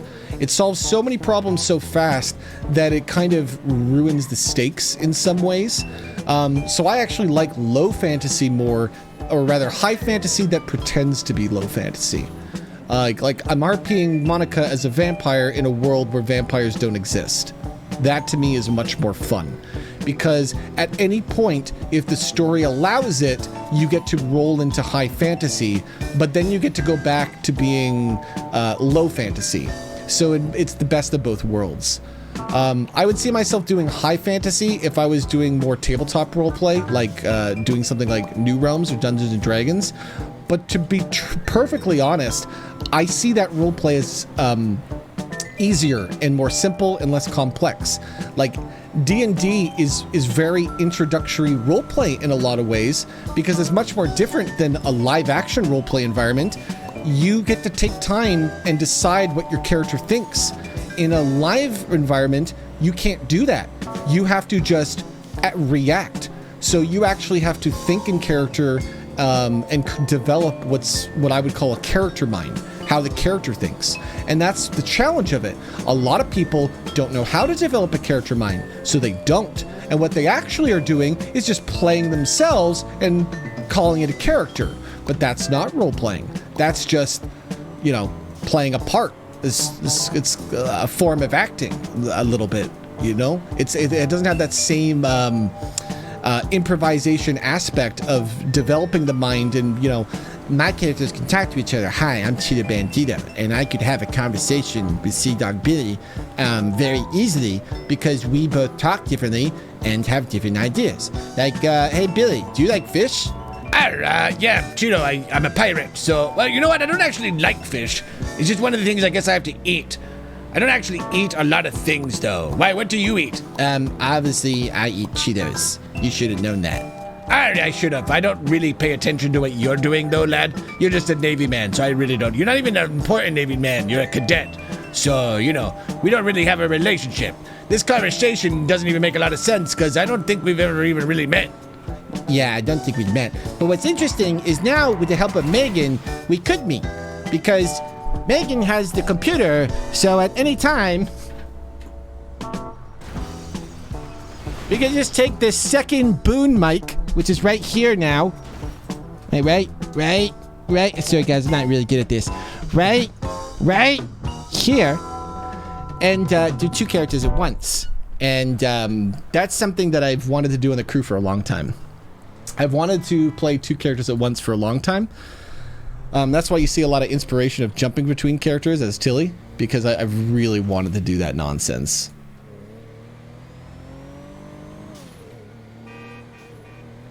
Rob, I got a question for you. Would you prefer to live happily or successfully? Happiness would be success for me. So that's a struggle. I think I've devoted so much of my life to creating content that even if I was to not do it as a job, it would still be a passion of mine. So, you know what I mean? It's like spending so much time developing a certain part of yourself that I can't not create content in some ways. I can't play video games if someone tries to make it engaging and fun. If somebody goes the extra effort to turn it into content rather than gameplay, then I am the one who immediately gives back. And so, I don't know, man. They're kind of one and the same for me, Purse. I'm not looking to become popular. I'm just looking to find a certain level of success where I do not feel it necessary to grind, I guess, you know? I think that's what we're all kind of trying to go for. It's just, can I get to a point in my life where, or at least the grind we're on is more palatable, I guess. I just want the grind to be comfortable, damn it. Just, I don't mind grinding, I'll grind forever, just as long as it's more enjoyable, you know? And so going back to those points of talking about old fans and old content, some of them are jerks, man, because like for me, I understand the value of nostalgia. Fuck it, I'll bring it all back. You want New Realms back? We'll do New Realms, okay? Megan's working on it. When she's done, we'll host that. You want the Minecraft content? Shit, man, I'm gonna open up a roleplay Minecraft environment, so every now and then we'll dive into nostalgia, and we'll do the Lords of Minecraft-esque content. We'll do with DBZ. Hey, you want to do Tuna Bandits? Just somebody else do the Rust server. I don't want to do it, but you want me to show up and perform? Got it. You know what I mean? For me, it's one of those things where I'm just trying to make everything easy. And then once it's easy, there's a good path forward.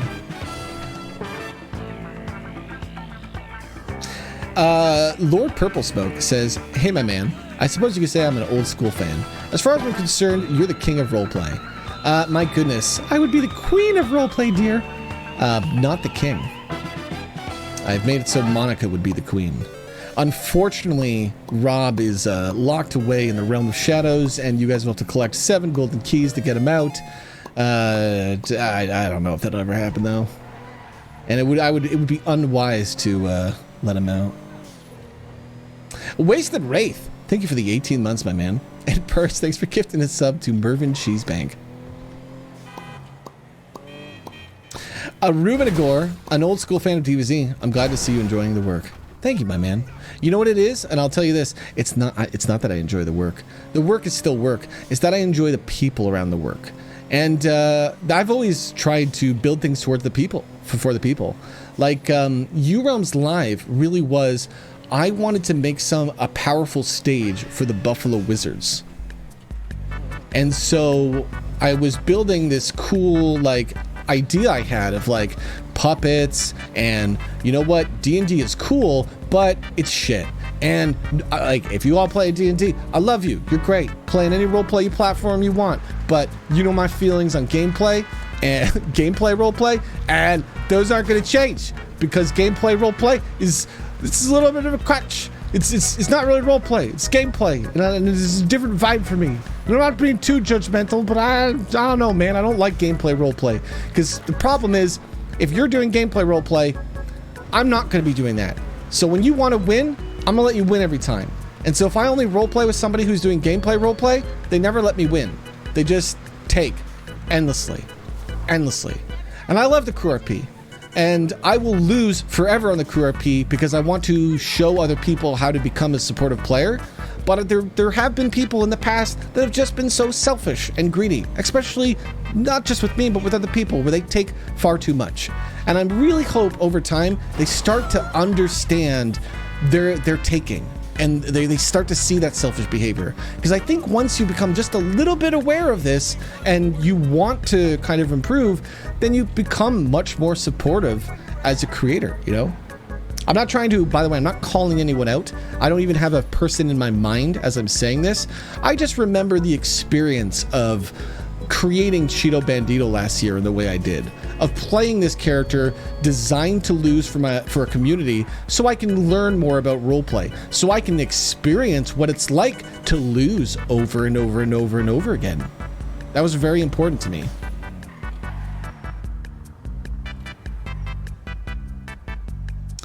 Boom, boom, boom, boom, boom, boom, boom, boom. I'm like still caught up in my chat. I'm sorry, chat.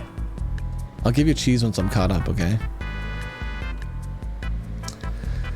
NGS is lacking the confidence of the computer to run GTA 5 well. That's okay, NGS. GTA 5 really doesn't have to be the pinnacle of roleplay. That's why I also want to do Minecraft, because Minecraft is an easier environment to get involved in for the roleplay. Minecraft takes still a lot to run on a PC, but significantly less than GTA. Like I'm struggling to stream GTA in stream, you know? I gotta take a look at my settings to make it compatible.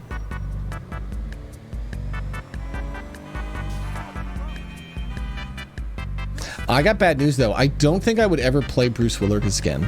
I'm going to treat Bruce Willikers as a retired character because, in my opinion, I don't like playing roleplay characters that are inherently mean. So the thing is, if I was to ever play Bruce Willikers, it would just feel like Billy the Pirate. So I'm just going to play Billy the Pirate. Because Billy the Pirate very much is a season 2 version of like that type of character. Billy knows how to be crass and rude and forthright and demanding, but also, you know, enjoyable for people.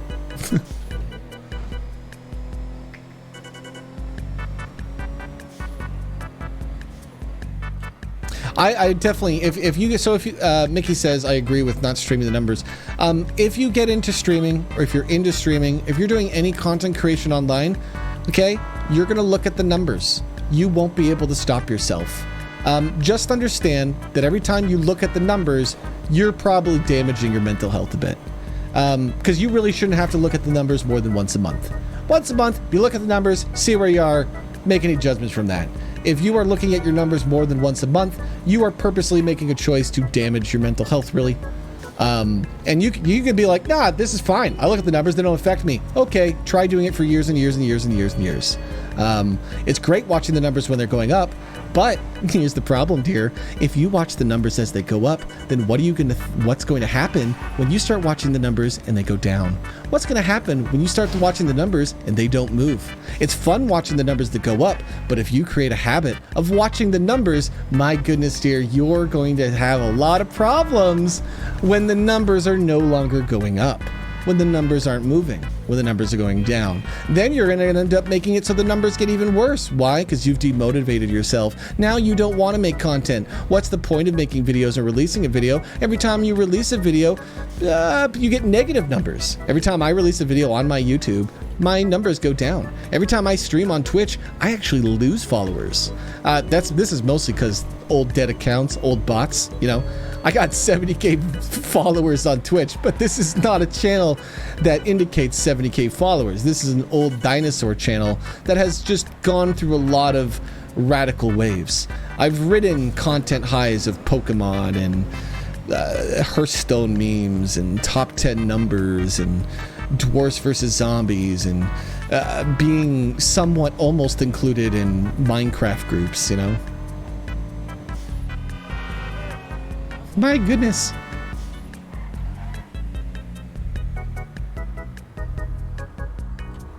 I'm just gonna be. Do you guys mind if I'm just forever behind the chat? I'm talking to past versions of yourselves because I asked you guys for questions, so now I'm just gonna answer questions. Is there any future releases for the Moody Boodoos? So Moody Boodoos was an album I made with my brother. If my brother ever wants to do music again, 100%. My brother is actually getting into streaming. I haven't promoted him yet because I'm giving him some time to find his own feet before I dump all of you guys in there. Because he's doing an interesting stream with my mum where they kind of just talk about some stuff in his day job and interesting facts about medicine. My brother is a doctor in Australia. And so he's looking to just create this kind of like cute podcast with my mum where they just kind of share stories about life and talk about interesting things. But they're still kind of getting set up and learning, so I didn't want you guys to go and overwhelm them because chats could be overwhelming if they're not ready for it. And you guys are so positive that I know you would just pour that positive energy, you know? And it's never bad. I just want you guys to be aware of, for streamers, that positive energy can be like absolutely overwhelming. To be honest, though, it's good. Like when we raid into someone, I really want you guys to have as much energy, because if we're raiding into someone who's never experienced the raid or a smaller streamer, it is a very cool moment. It is 15 seconds, not 15 minutes, 15 seconds of fame of like, wow, look at all this attention I'm getting. Cool. It's a nice appreciation thing, because it means somebody's noticed, the effort you've been putting in. Or you got randomly lucky, which is great too, when you just put yourself out there and random good things happen. Hey, cool dude. Chat, you deserve some cheese. I hope this doesn't push my questions up too far, but you've all been so delightful. Have another golden cheese. We are running out of golden cheeses, guys. I'm just letting you know that the supply is becoming limited. I know there's so much more tastier than regular cheese, though. I've seen you quite a few times, Dorky, on the Crew RP. I think you've only get to bump into characters once or twice, just in passing. But I've seen you've been having fun. I've also seen you, Dorky, being put into very scary situations. The type of situations that, to be perfectly honest, Dorky, I don't really think should happen until you've really made some relationships. So hopefully you haven't had too many bad days in roleplay, because I've seen you in those scary situations. But if you ever feel like you have questions or something, or Dorky, or you're like lost, just give me a DM. Like if you're ever feeling weird about roleplay, sometimes I can have a really powerful insight into understanding the feeling or the experience you just went through, and can give you kind of the optics of like what it might have looked like for the other people that are involved.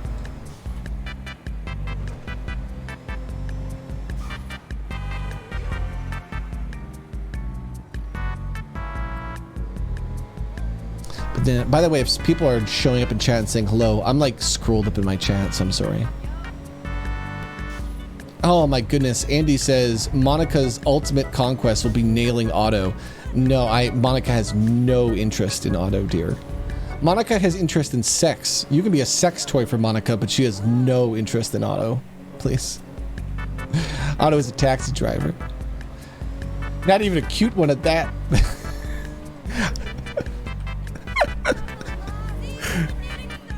And yes, question, how much might selfless RP factor into Pokemon? How do you be selfless when it's just you? My goodness, oh, this is why I should read phones. Are you okay, dear? Yeah, just call my lawyers. We'll deal with it on Monday. I like to mindlessly drive around while talking to you guys, because it's practice of driving around. We should drive in first person just to get used to it.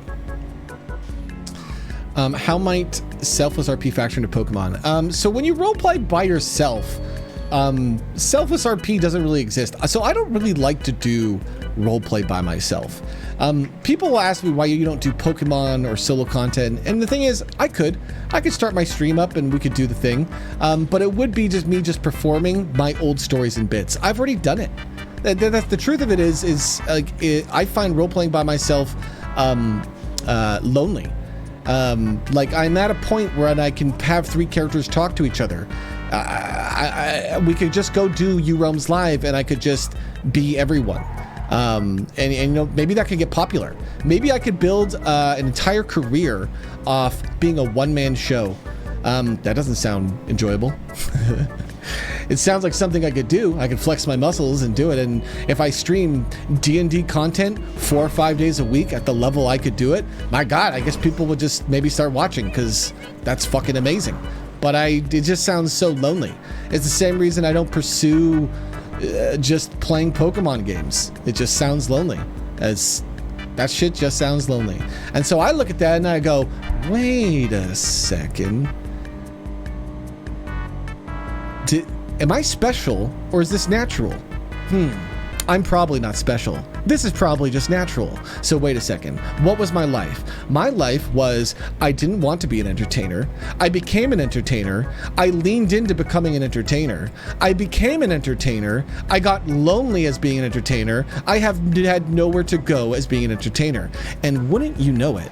And I'm sure lots of you have YouTube and Twitch people that are starting to feel lost. I'm sure a lot of them have done content by themselves. Maybe they're YouTubers, maybe they're variety streamers, and they've just been doing content for 1 year, 2 years, 3 years, 5 years, and now they're starting to feel lonely. And you're watching them start to branch out into other things. You're watching them go from, this is the thing I did to make a living off it, and everyone's gonna call me stupid for not doing it anymore, but it doesn't make me happy, so how can I keep doing this? Because that's the problem with content creation and art in general, is you have to stay inspired to do it.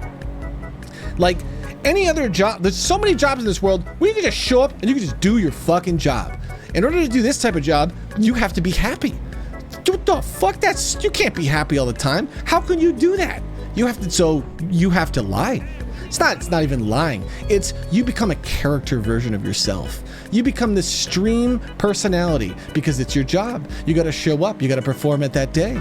People are expecting you on Thursday for that whatever thing you said you were going to be doing with whatever group of people you were going to be doing or whatever game you wanted to do, right? You evolve into a role player. It's just inevitable. I mean, you can resist it if you want. You can tell me you're not a role player and you're just you on stream, but give enough years, give enough attention, and you will have to fake enough days where you just didn't want to stream, but you did because it was your job. Where you just put out those YouTube videos because you had to. It was your job. Unfortunately, the only way you can make good content is if it's not your job. Boy, is that a catch-22. Some of my favorite creators that have infinite resources. They are goddamn millionaires. They make 6 figures a year. They're still suffering. They got all the power, dude. If somebody could just tell them, hey, you need to just direct the power in this way and you will just enjoy your life more, they would be set, but they're still trying to figure out all that shit on their own. Because even having all the power doesn't solve it. In fact, the power makes it actually harder. Because now it's hard to meet people. When you stream, like some of these, I've seen YouTubers, when they go from YouTube to Twitch and they immediately have thousands of people, right? You don't have a community. I can sit here and I can talk to you guys. We can talk in Discord. My God, you guys can message me in Discord. We'll have a conversation because we're a tiny little niche community. And I kind of want to stay a tiny little niche community forever. If you want a perfect lifestyle, I would like to literally be a nobody who just helps other people. That's it. That's my favorite form of musician. The one that writes all the hits for everyone else. You don't know their name? God, they're the best. They just make art, and they must be just making art nonstop with none of the distractions. God. Now the other thing is too is there's a newness to all the stuff we do. This is live content, baby. Fuck you, Netflix. We're figuring out how to do your shows live. Oh wow, you dumped a whole season of the show. Fuck you. We can perform a whole season of a show in a week, nerd. I think there's power behind that. And the most interesting thing I've learned is that the power actually comes from the respect. It does not come from the talent or the caliber of the people involved. If you took all of the biggest and most talented improvisers in the world and you put them into a platform like GTA Roleplay and you told them to roleplay, it still would not necessarily be the best content and it will lead to non-stop drama. I haven't even been watching some of the Rust stuff that's happening. They got all the big content creators in. Is there drama? I'm wondering, have they managed to keep the respect together? Because that is the hardest part for creators to do. And it is one of the reasons why I want to do this stuff from the ground up. I really want to help people grow and become powerful creators of just from the ground up. Because that allows me to build up a respect from you knew me from before you started streaming. And that'll really help, you know, build a long-lasting roleplay community. Because if you just go for all the talented people, if you just go for all the people who are just chasing numbers and money, well, my goodness, they're not going to care about your roleplay. They're just here because it's the flavor of the month, and then they're on to the next thing. And I don't want that. I want to create a community world. We're never getting through these questions. That's okay. Hello to anybody who is in chat. And I haven't said hello because Rob's scrolled up answering questions. I mean, if you want to shout out, just do it the correct meta way and donate money. That is the streamer meta of how to get the streamer to say your name. Right? I think that's what you do. You go to the stream and you give them money, and then the streamer says, "Hey, so-and-so, thanks for the support, dear." The thing is, I want to actually read the community's questions here, so let me get catch up. By the way, Megan made me this delicious iced coffee. Megan, will you log into the crew here and then be a dog? Here, she needs to blow her nose. She needs to blow her nose.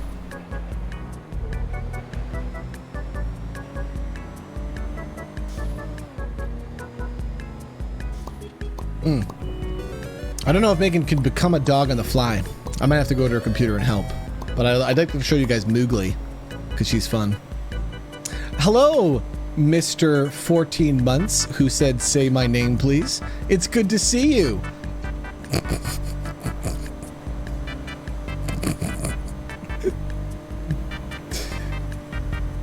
I'm not going to say it. No. Nope. Nope. No refunds. You got scammed. When I scroll down, maybe. See, I want to say your name just to talk to you, but now I can't for the bit. I can't do it. The Minecraft RP is just phenomenal. I don't think people realize how grand it's gonna be, because it's a vision thing. But I'm very excited. Barry Manley says, "I'm sorry I was so hard on you on Twitter. I shouldn't have said that stuff on a public platform. I hope you're doing all right." Barry, I'm not sure what you're talking about, but my man, don't even sweat it. Okay? You have to understand that I am self-aware that a lot of the time when people give me advice, they're just trying to help. And sometimes people give me advice in a way that is cold and ignorant because they just don't know me and my life and what this life is like. And ultimately, they were just trying to help. So I don't really get too upset. I don't get upset by individuals. I get upset by the mass. When I did Digital Bards, I wasn't yelling at any individual fan. I was yelling at the universe, right? I was yelling at the just predicament I had found myself in. It was not like, "Hey, you specifically, give me more money." It was, "Fuck, man, content is hard. If you want me to do this, pay the bills. Else, fuck it. I'm gonna self-destruct because I'm self-aware that if I self-destruct, I will just become more powerful." Not as a content creator, not like I'm gonna have millions of viewers as a human. If I throw away this selfish art I love, I will become a better person.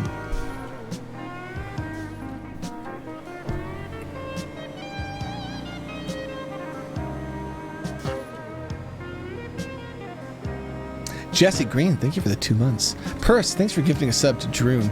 And DC Cred, thank you for the 14 months.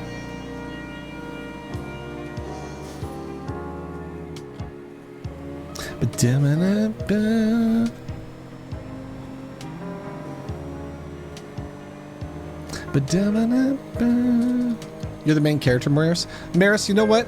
I feel like you should be the main character. You know, on Sneaky RP, we're definitely gonna have a day where we do Maris the Kobold, okay? And I'll play Carl the Kobold. I cannot hear my bork. Can't hear your borks? All right, hold on. Let me pull over. It caused me to crash. Crazy little mice. You want your owner to die? My goodness, Moogly, you trying to kill me? Calm down. All right. I don't actually know how this sound stuff works. Oh, you need command attack.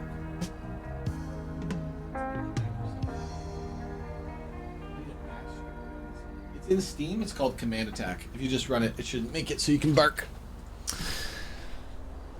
It's actually kind of complicated the way Megan does her barking. I think at some point I'll see if we can get custom tech, but I think the only way it would really work is if Megan had an external mixer. I'm going to try to figure it out with Megan, because by figuring it out with Megan, I got to help like Maris develop a Kobold soundboard. Maris, you're going to have to find who you want to say Kobold. I mean, I'd voice it for you, but I assume you want a much more prettier Kobold voice. Self-aware Monica on Hive streams freak you out. Isn't that fun though, NGS? Oh, this looks laggy on my stream. That looks so laggy. A tunnel. Okay. Alright, hold on. Megan's saying it's not working. Click it, do you hear it? No. Off. So it goes off and you don't hear it. Do you hear any game sound? I don't know, Megan. I don't think I can figure it out for you live. It's too many, I don't know how Megan's audio system actually works. Citra, being the loving man he is, made it so that when Megan's stuff was breaking, 40 minutes before Megan's stream yesterday, he had just remoted into her computer to help fix it with her. It was actually very kind of funny. Oh, here, I'll pick you up, Megan. Hold on. I didn't know you were going to just come show up. You can't bark. You're a quiet little dog. Oh, what are you doing? This is a highway, dear.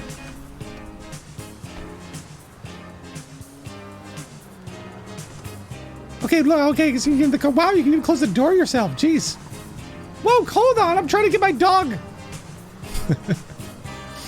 And just as self-aware Monica on High Screen kind of freaked me out. Yeah, she's a fun character. I like being creepy. I think creepy is interesting. I think it pulls people in. And I also think about the meta of storytelling. If you're going to be the top of a company, if you're going to be like the big boss, you need to be more secretive. You need to be less kind of out there. So I treat Monica in a way where in the public, she's very outwards and opening. And then in private, she becomes very creepy and nefarious. Because I think that's very interesting for people. I think being a self-aware character is a lot of fun. I think it helps teach people meta management, which is how you become a better role player. Because Monica is a self-aware character. Oh yes, dear, we can hear you. But you can't hear yourself, huh? Okay, but you said no, so you can hear yourself? Okay, bark 3 times if you can hear yourself. Okay, you barked 0 times, so I guess you can't hear yourself. Well, I can hear your barking. You must have something in your ears, dear. We'll look at your audio settings after stream today. I'll have to actually learn how that works. So that's Megan barking. She's got a little soundboard. She can do different barks for yes, no, question. Do you have to poop? Hold on, let's take you for a quick poop. I haven't had you poop in a while.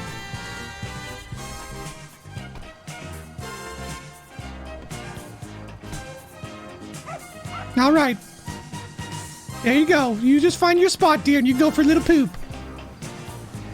It's quite dark out. We're gonna make it brighter. We're gonna make it brighter because for the audience, it's nicer to be, you know, if it's brighter. Oh, she's doing a little circle thing. She's gonna poop. Okay, hopefully no cop shows up because I do not plan on picking that up. There you go. You want to do a little whittle? You got any pee in you still? Because I do not want you peeing in my car, dear. I just got it cleaned up. There you... Wow, that's some stream. All right, damn. I'm glad we asked that. All right, let's get out of here because if we don't, I'm pretty sure a cop's going to arrest us. I'm just so self-aware that we have to move or we'll get in trouble for this. As long as we move quicker, though, he can't do the bit. So, nice try. Next time. Good luck, dear.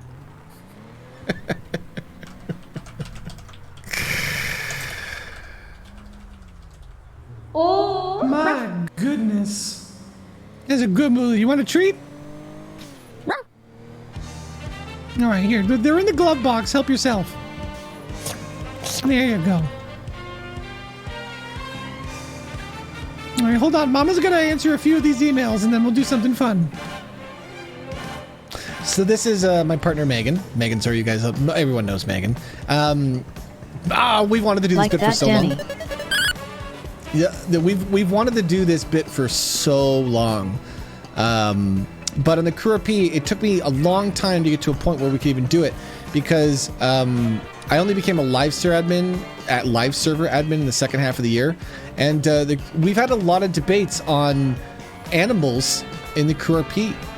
So there's just been a lot of red tape, and I'm hoping that we can still do this type of bit in the Crew RP, because if we can't, then it's going to make it very hard for me to bring Monica into the Crew RP, because it's one of those things where if I can't bring Megan, I don't want to fucking do it. I know, dear. Because this lets me and Megan roleplay together, and then we become a more powerful team, and it will make it so as Megan learns the roleplay systems and learns the roleplay herself more, she can, my goodness, she can better help support me and my characters and stories as I'm doing it by playing secondary characters. We're gonna go back to the apartment here. I've been driving around for a while, so we're just gonna relax for a bit.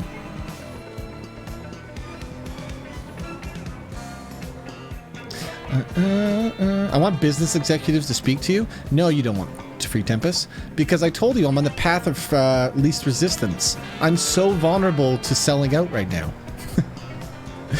If I can take a lifestyle to be that makes it so me and Megan just have an easier life, and that I could pour love and support onto my friends, I would opt into doing that work right away. I'm already grinding, so I might as well grind for an easier lifestyle, right? The grind for content is coming past. The time where I was like, oh, I love URealms Live more than I love my art, is gone. So now it's like, I love URealms Live more than I love myself. That time is gone. It's coming past. And people don't understand that when they ask me to go back to it. It's like, you don't understand. When I built that show, I had to sacrifice myself to build it. So to build it again, well, I'd have to have so much power, because I would never work that hard. It's too hard for a person to work. I think I fell into the trap of believing that I was so fortunate with my... Another one of my vans is there. What's so weird? Why are there so many vans? Also, Citra makes it so when you talk in game it turns green, and that is not bright enough in the bottom right. It needs to be much brighter than green. I'm thinking pink. Okay, we're gonna park in front. I don't care if there's a second van. We're just gonna we'll park this in the garage or something.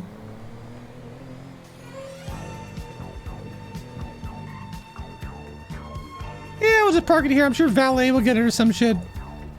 Come on, Moogly. I want to relax and read some of these questions I got on my phone. And I want to drink I got a milkshake that somebody made me. Somebody very special. No, not you. You're a dog, you idiot. Come on. All right, you need help. You can't use elevators yet. I've got to tell Citra that. Come here, dear. Forgot you can't walk through doors. Moogly, sometimes I think you're a person and not a dog. That's the problem. All right, go and play. Mama's gonna go get changed.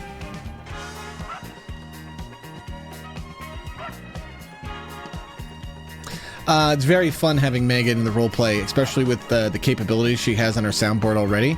She becomes a very powerful sidekick character to Monica.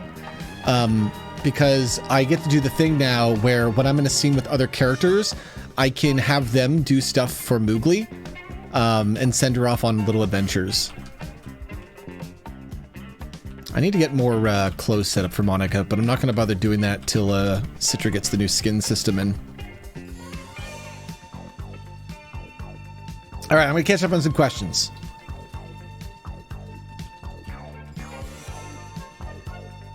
Monica, one day Monica will have the highest power level. My goodness, Roman, you do understand what I'm going for then.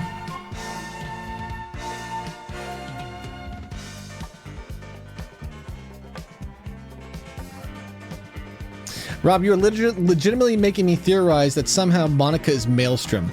No, Monica is not Maelstrom. And the reason why, Maris, is because I'll give you an example. So if you get the old God curse put on your body, right? So now, and you do that because you're like, I want my characters to be able to talk to you. That makes sense, right? But then you go, oh shit, but Maelstrom and Gwyneth aren't my most powerful characters. At the time, Monica was. She was my most powerful character that I could talk to, right? So that's the problem. Is Maelstrom wasn't a really powerful character. Oh my god, Zombru just said low fantasy is where it's at. How fucking behind is my chat?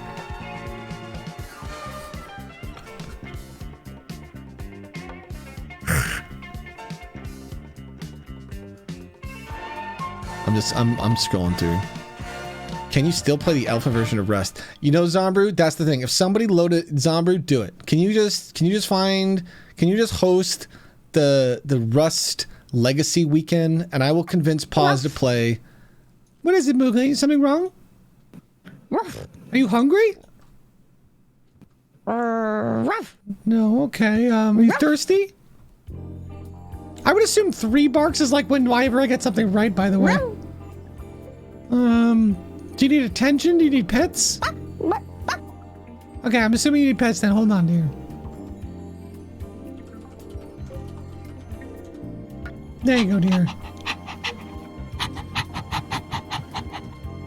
Hey, can you actually carry a newspaper? Is that something you can do? Also, be careful not to gas your tail too much, dear.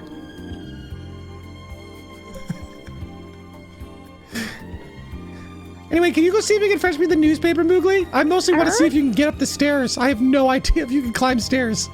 Is that something you can do? God, it's way too warm for this jacket.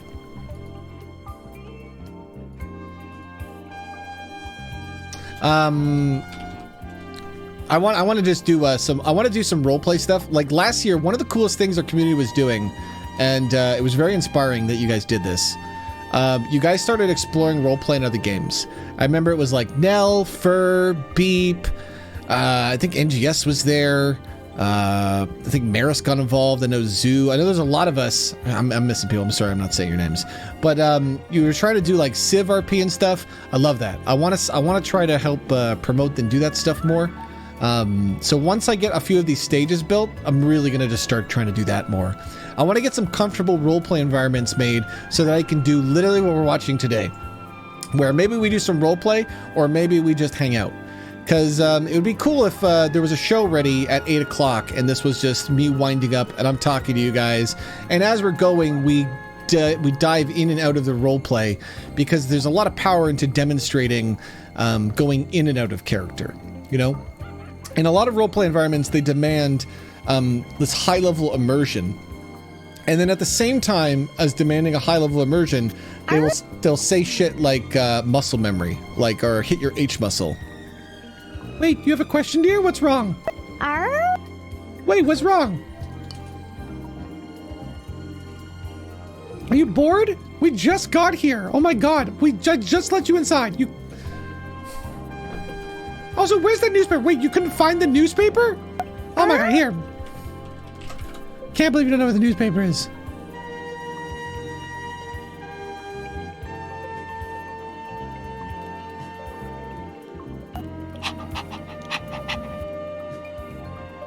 You know, I was going to show you where the newspaper is, but then I had a funnier idea. Yeah, since this isn't canon, we're just going to try this out, Moogly. Alright, just get a little closer. So, I'm going to drop you out the window, Moogly. Oh, shit! Oh, this was a bad idea. Oh, God, okay. Luckily, we're vampires, so this is fine. I brought this on myself, Moogly. Truly, I brought this on myself. Trying to drop you out of a window. I mean, this was kind of my fault. Arf? I'm trying to catch up in my questions with chat, Moogly. Don't lick my blood, you little vampire dog. Jeez Louise. Oh my god, I need a shower. Can we even get down from here? Oh god, now we have to find a way down. Zombrew, find us a way to play original Rust, then I'll convince me and Paz to do it. Paz wants to, dude. Paz is like me, though. He just needs it to be less stressful. Mowgli, can you get over the vents?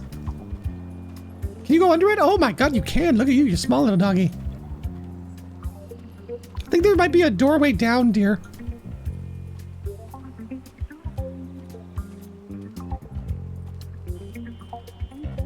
Oh, that's cute. That's gonna be so cool. I'm gonna slowly start building up other voice sets for Megan. We were always talking about how Megan will play one of Monica's security guards named Grant the Grunt, and he'll just be like, "Arr, arr," which is hilarious because that's very Hankish. But we basically, the reason why he grunts is because then we can have all of his emotion range. He just never talks. He just grunts, right? So it's the same general vibe. But I wanted to start with a dog because like it's such a powerful character thing to have for Monica, and it's an easy thing. Like I think a lot of people in the Crew RP have had a lot of fun playing as animal pets because it lets you kind of get involved at a lower level. You know, I was thinking about that, and I think on Minecraft RP we're really going to be very pro. Like if you just want to be a lighter form of roleplay where you're just doing something small, that's acceptable too. You know. It really should be a training ground for roleplay. Because for me, what I want to be able to do is I want to be able to go to places like the Crew RP and Stinky RP and bring characters like Monica and test people, work with people, workshop with people, you know? We'll do those fun days where we're just doing makeshift RP that maybe probably isn't telling a massive story, but it's just kind of fun.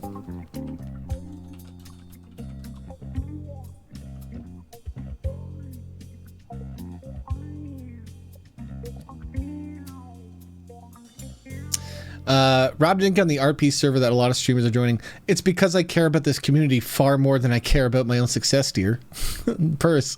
I have so many friends that I can help grow into powerful content creators, and a lot of them are now asking me for that help, and I'm going, well, this is great because I've been sitting here wanting to help people, you know? So it's like people want me to go to the big showcase roleplay, go to the NoPixel, go to where all the popular kids are. I want to be where the people are. No, I don't want to be where the people are. I want to just I want to be in an environment that helps my own personal growth rather than my success growth. And the truth is, Zombrew is a far better roleplay partner than anyone on a content creation server.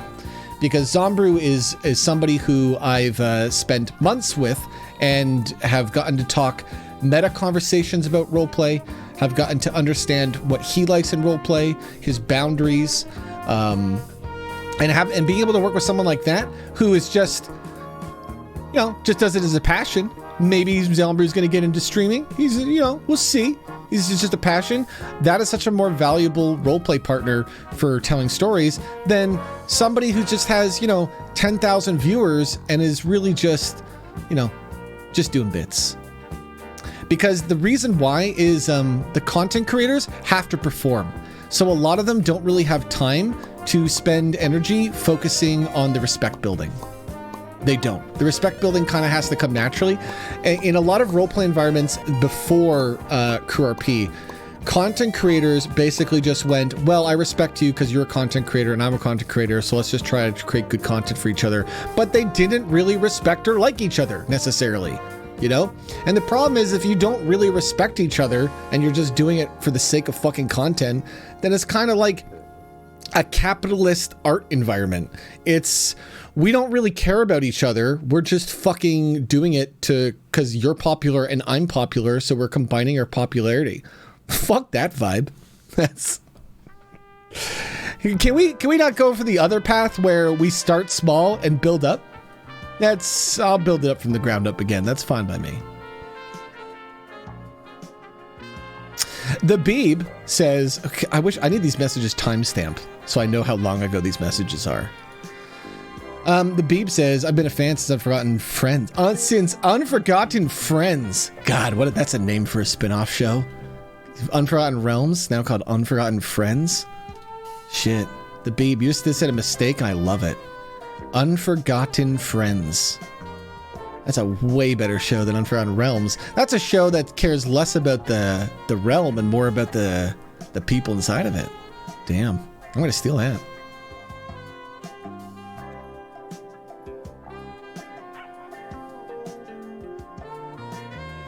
Zombie, I think it's, you know what it is? Zombie says a major cause to a lot of these problems is that people have this backwards in their minds, thinking when they're giving when they're actually taking.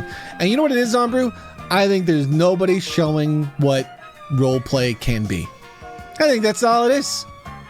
I think once because every time I take the time to make someone aware, to relate to them, to build a relationship with them, and share some philosophies, I watch them dramatically shift over and over and over again.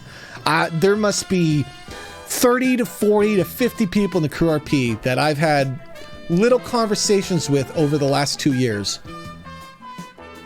And collectively, our roleplay has become more supportive.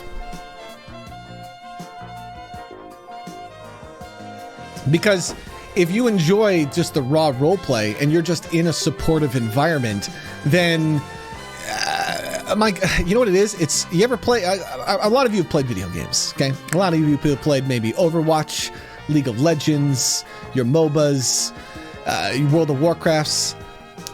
You ever been in a group where everybody's support? You ever done that dungeon where everybody's a healer? You ever been that Overwatch thing where everyone's a support character? Those games have a little bit of different vibe. You notice that the whole team is all team. Nobody's fucking her. No, you know, even if you're doing a meme thing and you're not actually in a good comp because you're all support, when everybody is playing that support role, for some reason, everyone is trying so hard to support each other. And if you've never tried it, try to do it in one of your games you play. Go play a support character and just be full support. There's my full support right there. Moogly. Don't knock over that telescope, dear. It's worth a lot of money. That's how we see the space squirrels.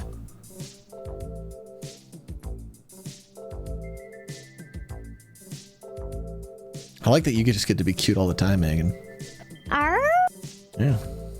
Oh, you can't hear that. I mean, she can because she's in the same room as me, but I didn't say it in games. I probably have to rebalance some of your sounds, Megan. Probably some are a bit too loud and stuff, but I have no time for that. Minecraft is like, if you look at it this way and you're thinking, okay, Monica Rupert runs this roleplay mega conglomerate because she's self-aware, so she knows she's in a show. So she's building a roleplay company to help people learn roleplay to make herself more powerful. Then, yeah, Minecraft is really fun because it lets you come in if you've never done this before. And here's the thing. I think in that environment, when you say, hey, come perform fun, goofy bits.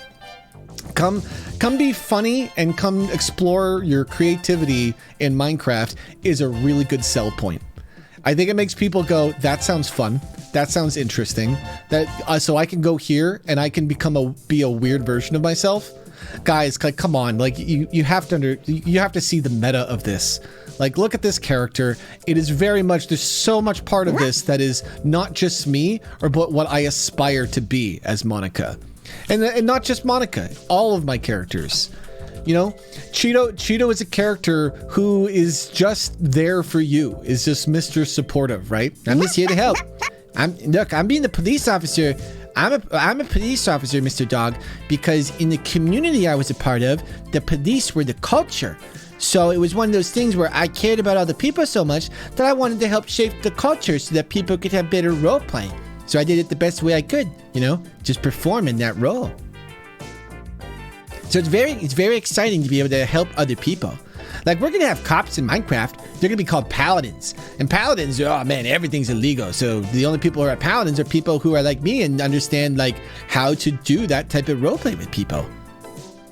You want one of the secret treats though, Mr. Dog? 1 second, I got the secret treats over here.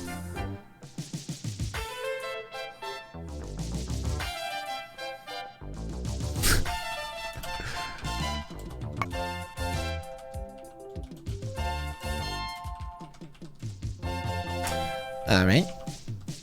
There we you go. I think these are them. Here, you want to try this one? Here you go. What do you think about this? Okay, you didn't even smell that before you ate that. All right. Well, I hope there's no ramifications for that.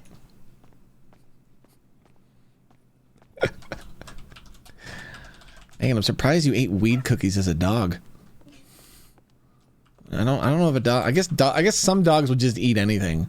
My cat won't. My cat wouldn't eat that shit. Dude, it'd smell it and be like, "Oh, what the fuck is this?" Maris says, Bruce was just a product of needing to be a moderator while role playing. Correct, Maris. Bruce Willikers really was. I was the law because there was a lot of young people, and the role play environment was a semi-public nature. Anyone could come in. So we had a lot of trolls, and we had a lot of people who just wanted to cause mischief, and the mischief would get in the way of the streams and the story sometime. But with that said, every time I had to be an asshole, people judged me for it. You can go back and you can go look at Minecraft YouTube comments, and you can see comments from years and years and years ago about how much I was an asshole for banning so-and-so, or death staring such and such, or how I banned the wrong person or did the wrong thing, because I'm trying to run a show, a stream, perform a character, create an environment, and moderate. I think that's one of my biggest problems is I guess I can do so many things that I will end up taking on way too many responsibilities just to get the product out there.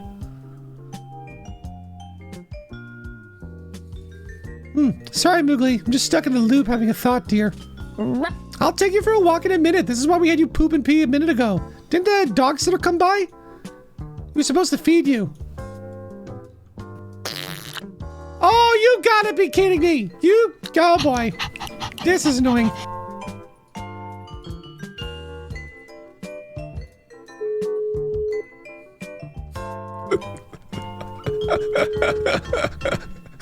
You better not pick up. If you pick up, we're both wasting a lot of time.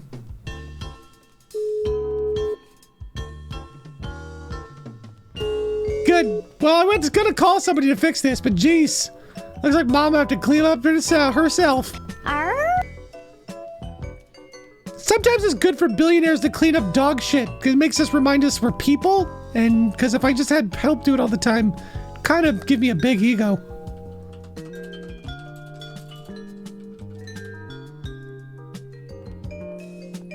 NGS ignore the numbers. NGS says if someone's still developing skills, numbers are scary. Like literally, until you decide, hey, I want to make a career out of content creation, the numbers are nothing to you. They're worthless.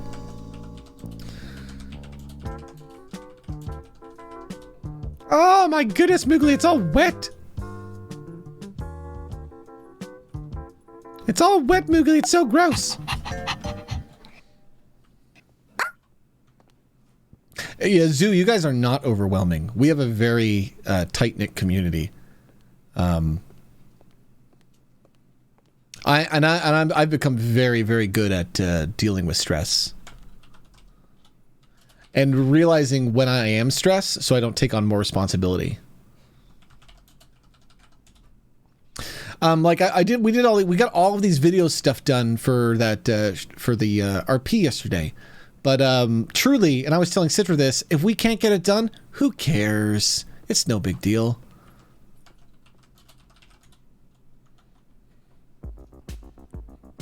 Okay, I think I'm caught up in questions. Thank God. Oh.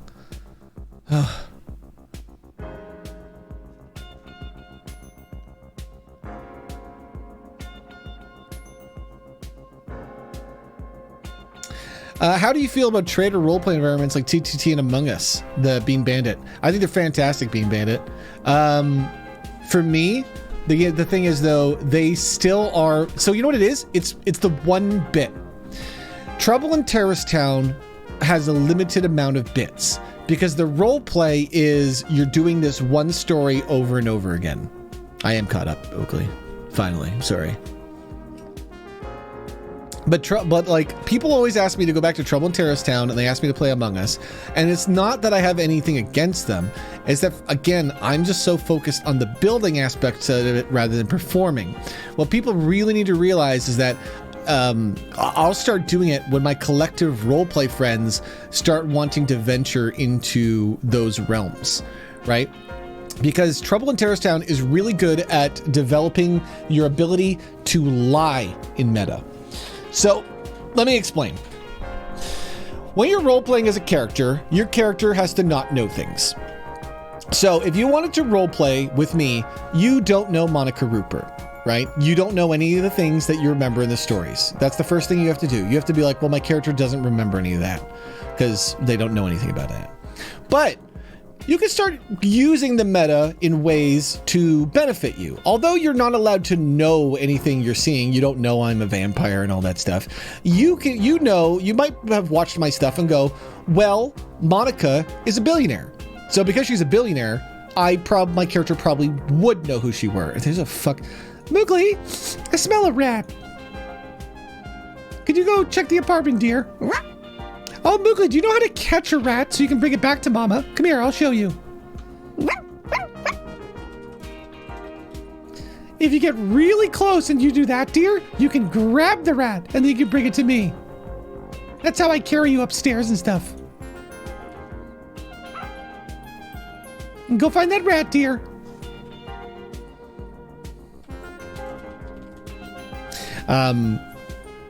So it is one of those things where I can my God, putting this cigarette in my mouth every time. I like to put more focus on developing what the current community wants to do, and TTT is really good if you want to develop lying in meta. So you have this character, you're learning the meta, you're learning how to use the meta. Monica Rupert's a billionaire, so even though you can't know her, you can know of her. That would make sense. If she's a billionaire, then she's probably a very public person, so there might be some things you know, right? And then so once you start to meet people and you learn people and you role play with them, you then need to get to a point where you're able to lie to them, because you need to lie to them to hide the meta from them. Because we get to a point where we get comfortable knowing the entire meta. Like, there's a rat in my apartment. That's probably Citra, or is it Andy? Let's find out. It's Zombrew. Oh, I guessed wrong. And it's fun to trick each other and lie to each other to surprise each other. I assume this would be a Citra or Andy because they were on the server, but it turns out it's Zombrew coming to support today. Oh, good job, Moogle. You found him. Bad rat. Bad rat. Just kicked Megan. Oh, wait. Did you kill him already? Arf. That rat just fucking ghost. I was going to shoot the rat, but okay. That's fine. Are you okay, Moogly? I may have stepped on you a little bit. Sorry, deal. Okay, good girl.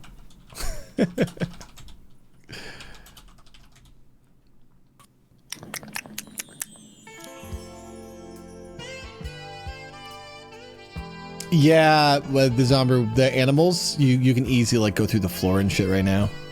Animals need a lot of work.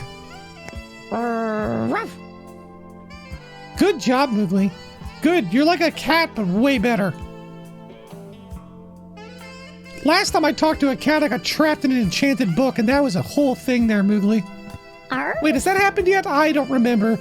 Duality of the timelines can be often bewildering.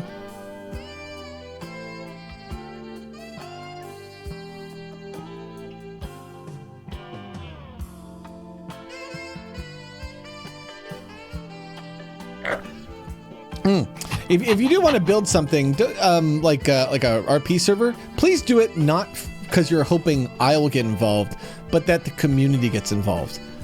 Because if you're trying to build something for me, I don't need anything built. I'm trying to build things for my community, and then what I like to do is interact with the things of the community to help support community endeavors. Is Phineas a retired character? It's an interesting question, Chain Reaction. Phineas is a character who I killed in roleplay, so I effectively killed the character mine. And then I learned a valuable lesson about what happens when you build a character mine and kill them. Killing a character mine is like killing a part of you. And anyone on the crew RP who has done or anyone who's done like Grand Theft Auto, where they've built up a character for months and months and months, where they've spent hours and hours living through the character, not just role playing, but living a bit through. When you kill them, you kind of kill yourself a little bit. And it is why in our roleplay environments, death is illegal. I'm sorry, we're bringing that Lords of Minecraft meme back. In Minecraft RP, if you would like to perma your character, you're going to have to request permission.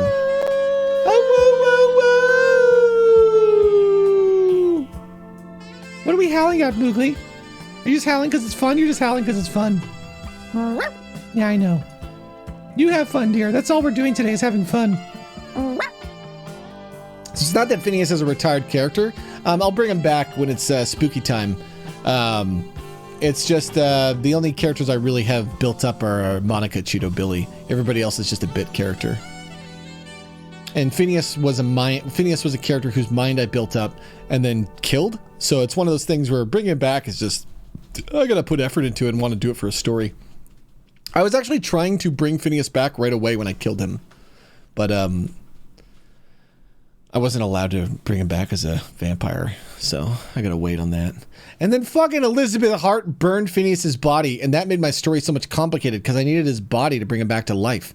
So now to bring him back to life, I have to bring him back via a painting, and that is so much harder.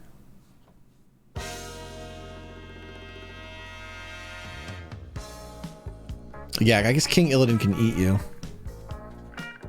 If we have to actually ban somebody from Sneaky RP because we can't get them to chill out, then they got eaten. What's up, Levito? I'm glad you could jump in, Levito. Levito, I'm sorry I haven't given you a proper tour of this environment.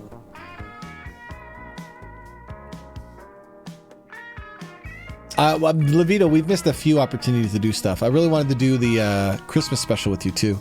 There was, God, so many people I wanted to include the Christmas special last year, but I just didn't have enough time.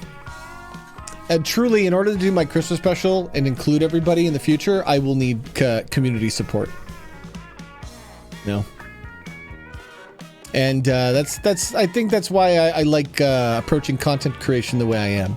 Because if the only day I'm the main character truly is on Christmas, that's a good day to be the main character.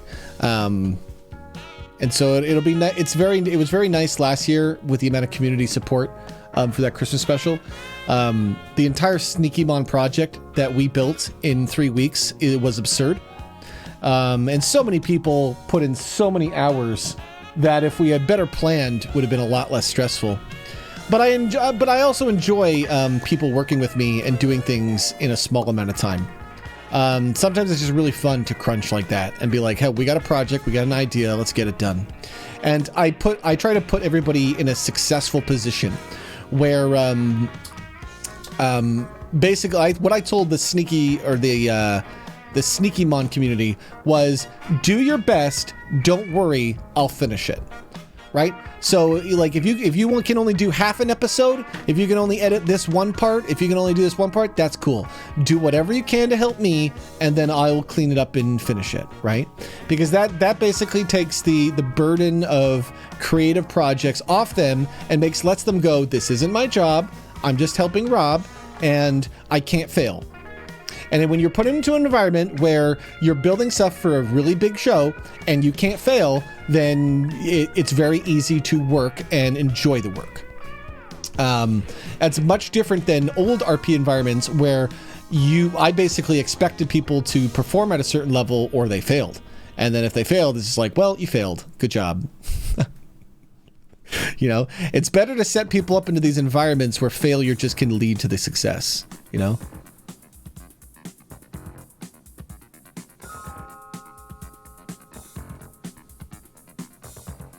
I know, Levito.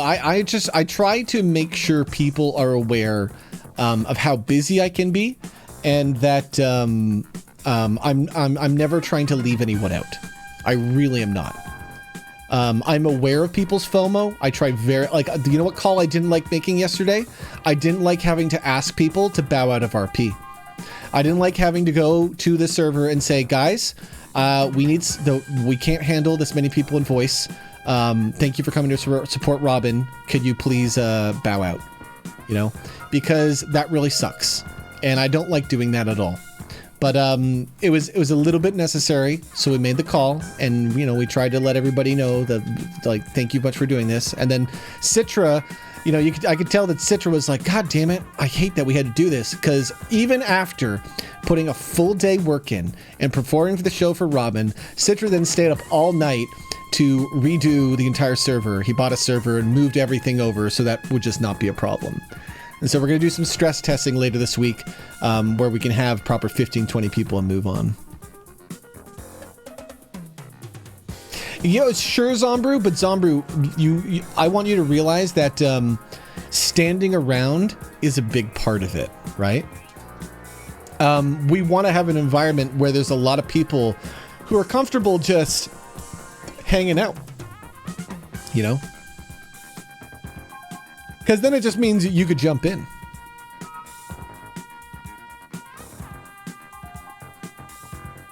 Phineas never died, he faked his death. Think about it, he spent weeks saying he was going to die, then did in the exact way he would. He was on a Russian organ harvesting scheme.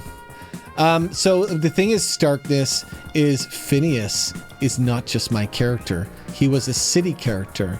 And to the city, he very much died, to the point where they did an autopsy on his body and they burned the corpse. So trust me, I was doing this story where Monica was trying to acquire Phineas's body to quote unquote donate it to science, but I was going to bring him back as a fucking vampire. And I was so angry. I was so angry when they burned his body, because I had a contract that said I legally owned his body, and then the hospital fucking power gamed me and told me, no, we don't care, you have a contract, that's not legal. And I was like, God damn it, guys, let me do my fucking RP. But the thing is, that's an important part of this, is to just like let things go too. Is to not get so hooked in the story. I remember when I was trying to do Phineas's story, I was still like in selfish artist mode. And I remember there was this one stream I like rapidly turned on because it was going to be Phineas's death, and I got kicked for AFK timer, and I kind of raged on stream, honestly. I was just so angry, right? That shit is basically the energy I just avoid now. I want to get to that point when I'm literally okay surfing whatever chaos, you know?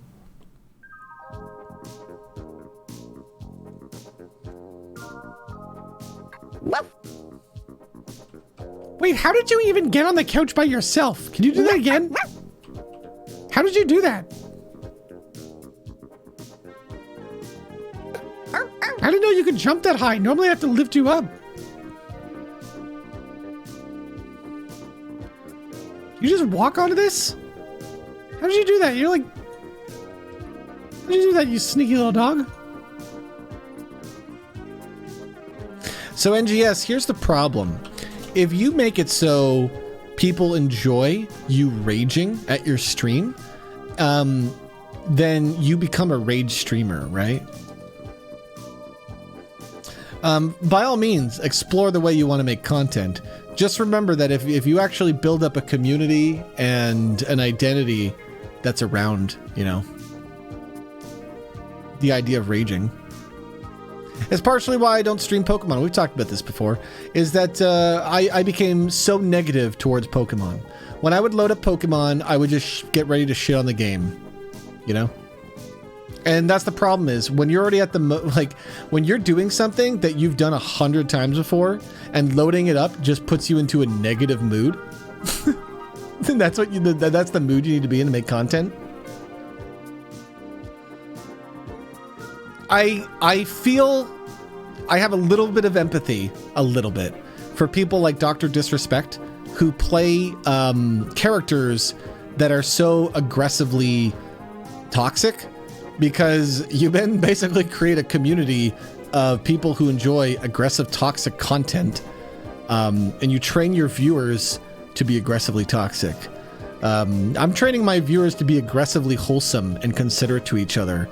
So if you've started to enjoy the vibe of where we are with Rob TV over the last 2 years, it's kind of the echoing sentiment, right? You're in a community that's positive energy. community that embraces your weirdness and tells you to use it, and no one's going to judge you here for it. And we all support each other. And so we get you end up, it ends up being a much more amicable, much more enjoyable place to be.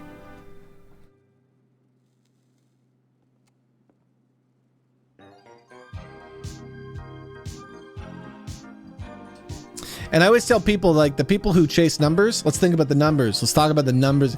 But it's time for another top 10 numbers.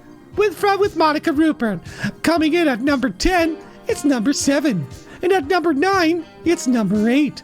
And at number 7, it's number 9. And at number 6, it's number 4. And at number 5, it's number 4. And at number 4, it's number 2. And at number 3, it's number 5. And at number 2, it's number 1. And coming in at number 1, because there can only be one number, and that one number is number 5.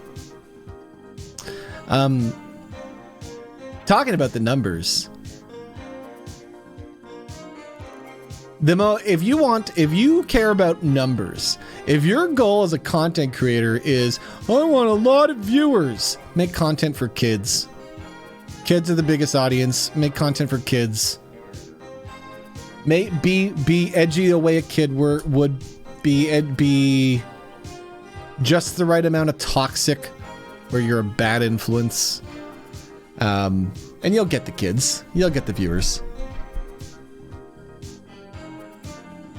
I'm going long con. We're gonna raise a really cool community to be in. Very unique roleplay experience where people come in and they go, wow, this community will let me embrace my weirdness, and has literal stages to allow me to perform and grow with these people. That's pretty good. Okay, Zombrew makes a pretty good point. He says, what if the 5 emote was renamed from Rob 5 to Rob 1? I mean, it makes sense, but my brain wants to write Rob 5. So I think when it comes to emotes, you almost have to go with what's kind of easy, you know?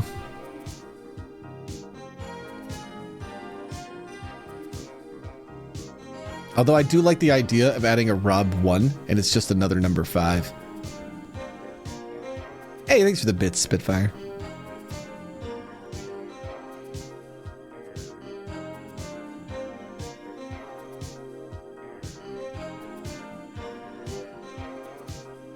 This is going to be a good year. It's going to be a very good year for our collective communities. Going into 2020, there was a lot of just downward energy. I had a decent energy. I made the Mandalorian side quest in January, and I had a lot of passion for that. Because it was very much... I'm going to do this little art project because it's going to help me build the character mind of Cheeto the Cop. I wasn't entirely fully aware that's what I was doing, but a little bit. Enough that it connects in my mind now. Especially with the meta of like going back and watching the Mandalorian side quest. So I do this thing that is so funny to me, and very few people ever notice. I say things that are very real and play them off as they are just silly nonsense things. Because that makes it so like when people realize that that silly nonsense thing is something really real, they go, oh shit. And I love that. Because in roleplay, we have to make up so many... We were talking about TTT. In roleplay, we have to say so many bullshit things off the cuff that it's... there's so much red herring. There's so many things where people say a line, and it's a one-off line of something they just made up on the fly. And so when you start using meta and stories and then pretending like it's a one-off line, you start using your TTT skills to pretend like what you said wasn't important. Is very fun, because then in the future somebody might hear it again and go, oh fuck that. Someone check my chat. Everybody make sure Purple's not in chat. Is Purple not in chat? We need to check for spies. I'll be right back. We're gonna get changed. I've said this joke before. Role-playing Monica the Vampire, though, one of my goals is to turn Purple into a vampire. I fully expect Purple to not want Bill Lussman to be a vampire. So this is one of those, like, I am going to try to earn it. I'm going to try to create... Oh, shit. What did you do, Citra? Uh-oh. Uh-oh. Uh-oh. Uh-oh. We had a little crashy crew. That's the first time I've hard crashed. I wonder if that's a me thing. Yeah, we did melt. Megan's still okay, so it wasn't a Citra thing. Citra, because the thing is, I feel bad. Citra might be trying to work on the server today. Citra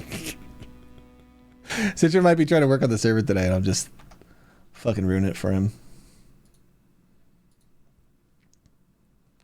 If you're trying to get involved in our community and you're trying to just meet more people, by the way, a good simple way is to just, if you're streaming at all, or just getting into streaming, join our Sneaky Mouse team. It's just an open team. There's no stress. There's no expectations. It is welcome to anyone who would like to be included, because I think there's a lot of advantage in that. When you're new to Twitch, sometimes if you don't have a stream team, it sometimes feels a little bit lonely. And if you're a member of our community and you just want to feel a little less lonely, fucking join this team.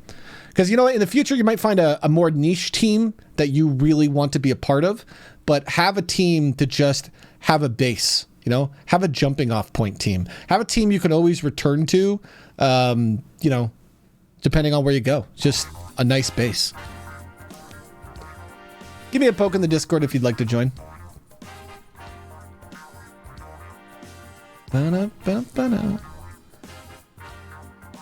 Yeah, I've only crashed because of those interiors, Zombrew. And that was in Monica's apartment, but I wonder if that was a gameplay crash.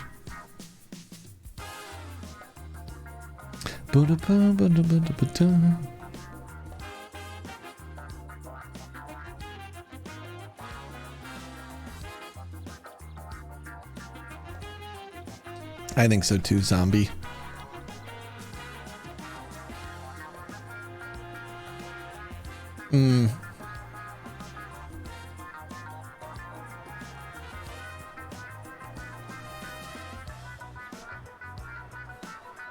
Ba-ba-da-ba, ba-ba-da-ba.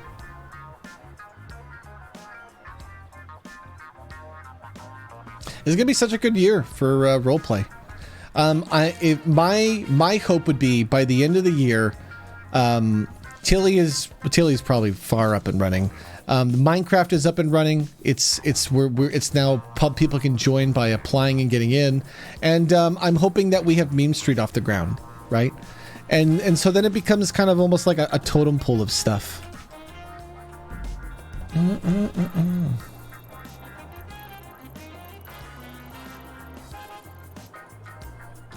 It becomes the type of thing where if you're just getting involved in roleplay, we really point you towards Minecraft.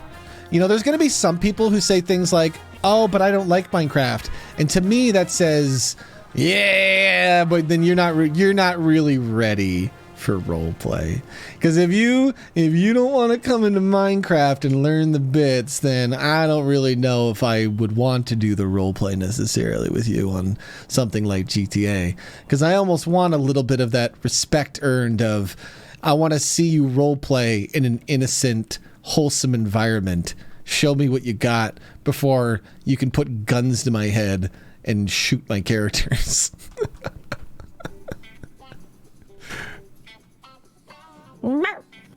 Oh, sorry, Moogly. I was looking at the window and I got very dizzy. Don't worry, I did not fall out this time.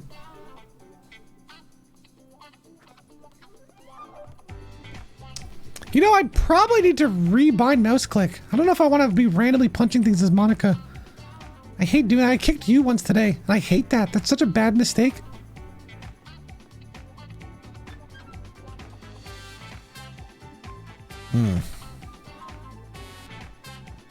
By the way, I'm sorry if today is not a very high content engagement day. In my opinion, as a content creator, it is very important you create an atmosphere where some days you put on shows and some days you do nothing and you hang out with the community. And I'm trying to slowly evolve our community to making that more normal. Because for the longest time, I was very just like, when I turn on the stream, it's showtime. We're watching shows, you know? Digital Bards had a little bit of the community energy, but it also it still was mostly a show. So I wasn't too thrilled with it in that regard, because it was like, how do you do a community show if you can't talk to the community? Like, so the funny thing is, we're going to do those Digital Bard shows, and I'm literally going to do them anytime my Digital Bards folder is filled with enough community projects that I want to show off and talk about. Because I would imagine that if we became a powerful enough community, then it would evolve back into the weekly show that I kind of really wanted to do. So it's just, and now it's just one of those shows that we'll do it when there's enough fun things to talk about. Oh, I know you love this, Danny. This is a meta stream.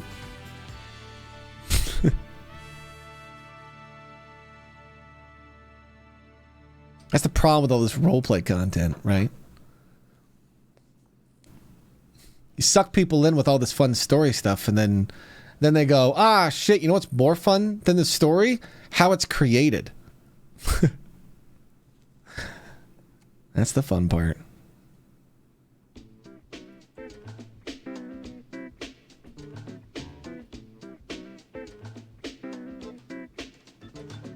Oh, I know, Bean Bandit. But luckily, Bean Bandit, Monica has a lovely plan.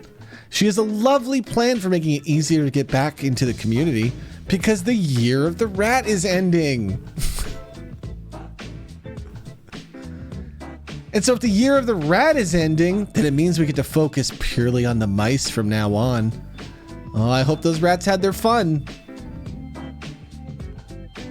I gave them a year. I gave them a year head start to capture the nostalgia. After that, oh, they're gonna have to ask old Monica for help, or one of our sneaky mice. I mean, unless you guys vote for Jimmy. I mean, I guess you guys could just vote for Jimmy. I don't know, Mowgli. I don't think they'll vote for Jimmy, because here's the thing: the audience has been trained to know Jimmy is evil, right? And if they're aware of the meta, Jimmy is so fucking scary that it's like, oh my god, no, we definitely don't want to vote for Jimmy. So the only people who are voting for Jimmy are like Roarman for the bits. Basically people who are just voting pure chaos. They would vote for Jimmy. Everybody else is going to vote Sneaky Mouse. But here's the problem there, Mowgli.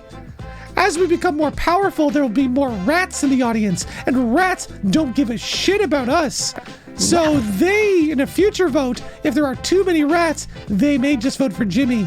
And then when that happens, dear, my goodness, our time might be over because there's just too many rats. But probably not in this election. It's fine. Oh, shit. Bill Lussman is texting me. Arf?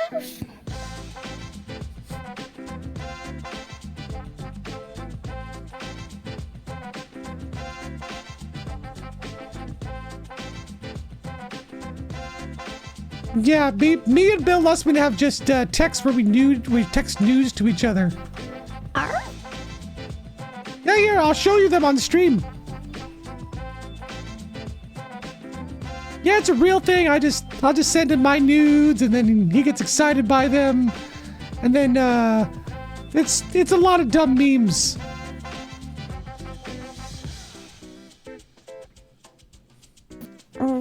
I know, it's really weird having a meme boy. Isn't it weird? Because the thing is, I'm self-aware. So I have a meme boyfriend who exists, who's basically a god. People haven't really figured that out, but I'm kind of telling them now. Like, I am attracted to the man who controls the man that I first fell in love with. It's super weird, dear. Very amusing for me, and it makes him laugh a lot, so I'm gonna keep doing this fucking bit. I think it's funny. The character loves the god who created the character that was her first love. It's a hilariously stupid bit. That's why I want to do Jokes to Purple, to try to turn him into a vampire, I say shit like, "Bill, will you turn for me?" And then he'll just turn around. He'll just like do a 360 and show me his fucking ass. And then I'll just be like, "Oh my goodness, Bill, that's not what I meant, but thank you, dear. It's very nice." And that is the low fantasy vibe I like. The where you are the fantasy creature you said you were, but the only people you be that fantasy creature for are people that want you to be the fantasy creature, you know? So I'm bringing vampire. So yesterday I told fucking Tara I want to bring her into my company. There's a fun meeting on Robin's stream, and it's amusing because Robin is not really listening to the conversation, because the first thing I did to Robin to distract her was tell her to go play with Megan, because that's way more fun. As the content creator is like, oh my God, there's a dog here that I can play with, right? As a content creator, that's way more engaging than listening to like the business meeting. But in the business meeting, it was basically me telling Tara, "Hi, I'm bringing the company back. I'd like to bring you in to work in our new love division." The love division is essentially the vampire division of the company. My plan is to turn Tara. We're going to see if Sean's down for that. But here's the cool part. Anybody who doesn't want to join Monica's company, fantastic. You become Monica's enemy. It's great. Monica likes both because as a character who is basically here to entertain the audience because she's self-aware, you're either helping her or you're helping her. You're either helping her by, you know, helping her, or you're helping her by giving her something to do and crush. So it's like, what do you want to do? You want to joust, and we'll do RP jousting. Where I can play movies and game, so I have way more power than you. And I can entirely outpower game you on so many levels, not just from a creative skill level of roleplay anymore, but from the meta level nonsense of I can change textures and do stories around you you're so not prepared for. Or do you want to be on my team? And as many people can be on my team. Or do you want to be both? You want to play two characters, do both? That's even more fun.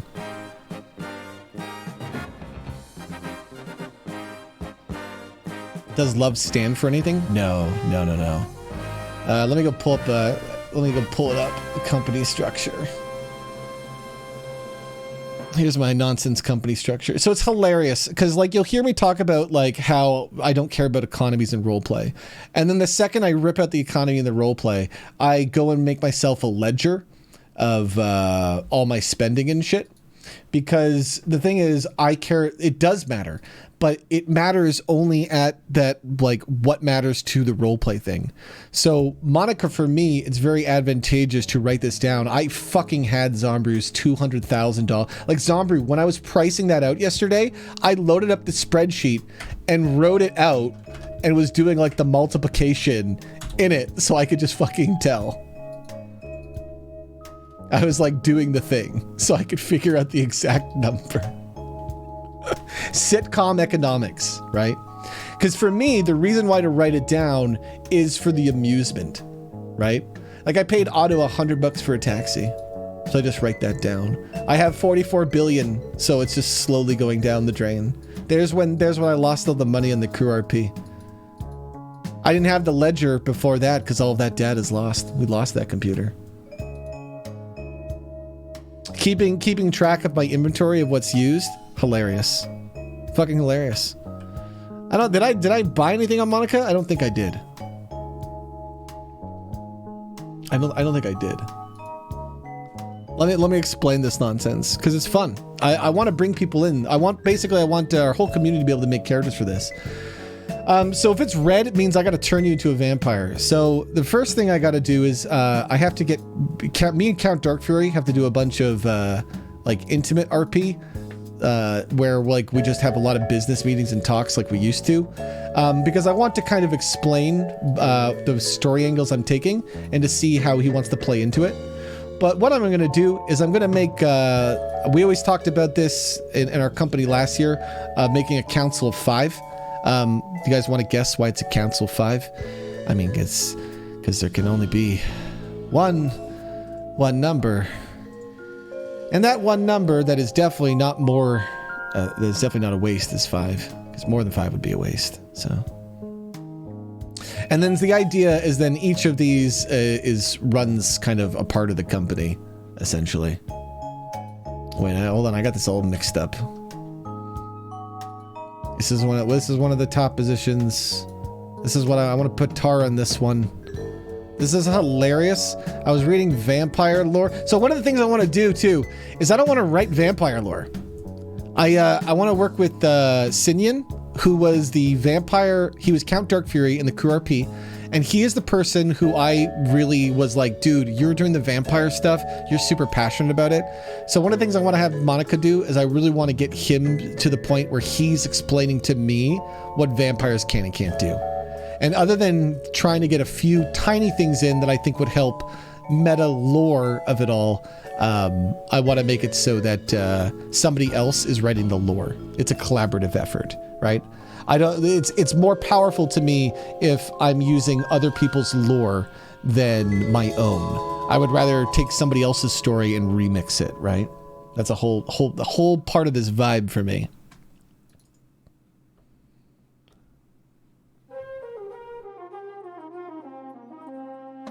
The Black Swan thing is hilarious, though. I was looking up vampire terms, and a Black Swan is apparently like a person who's friendly with vampires and lets them feed off them. And I want to get a Gumio character. I want to get a character that is like a literal Gumio who I'm bottling their tears, rather, to collect them for drugs. And I'm also feeding off because she's a vampire. I want the top lore in the company is going to be a vampire, but then so the way this works is a red name is a vampire and a green name is they're not a vampire. So you can see like we have different divisions. So law, I'm going to bring people in, kind of train them up, do more law stuff, but I want the higher ups in the company to slowly become vampires, because the idea is I don't really expect people to want to be vampires, because here's the fun thing. I didn't want Monica to be a vampire. That was RNG for me. That was part of the story of the Sims thing. It just randomly happened. And because of that, when I came to the Crew RP and I met another vampire, well, I just leaned in, and they wanted me to be more vampire leadership role too. So I was just like, okay, I like this idea of low fantasy vampire-esque character. You know, that's very amusing to me.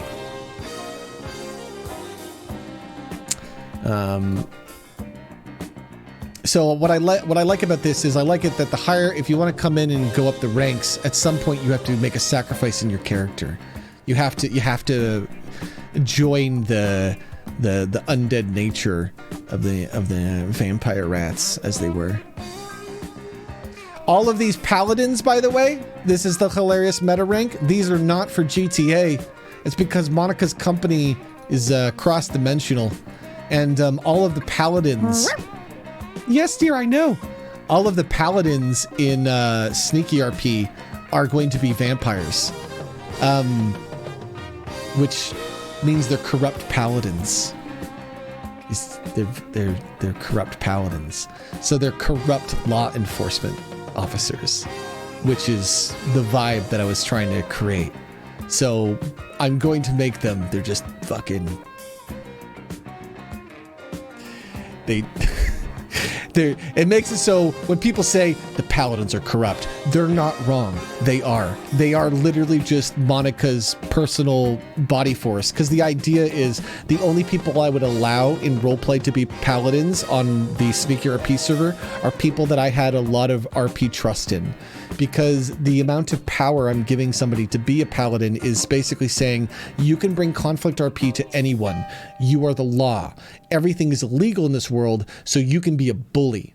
And that's the thing is, I really want the people to have the power to basically bully people, to be self-aware enough to understand they really can only bully people who want to be bullied. People they have a relationship built up, people they've developed the RP with. I feel like there's a lot of lag on this stream. I need to take a look at all my stuff, dude. Anyway, you go to, what is it, hackmonica.robtv if you want to see that nonsense. Read my notes and stuff. It's very fun because it's an open secret. It's the type of thing where the audience can know everything. And you know what here's the best part. Actors are selfish. Talented people, like talented creators, Oh, there's going to be so many people that come blind into our stories and have no idea Monica's a vampire, you know? And then they'll start to be like, wait, is she a fucking vampire? And then, like, if they do any research, they'll just be like wells of meta of shit that's like, oh shit, oh shit, oh shit, oh shit.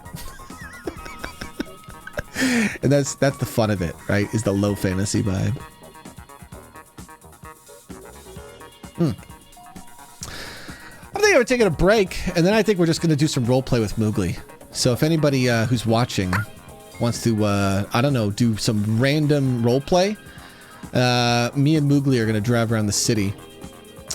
And you know what? We might be a little self-aware. Might have the map up. So if we happen to start driving towards locations where people might be at, then you know what? Maybe we will drive to the burger shot where there's somebody waiting to sell me burgers.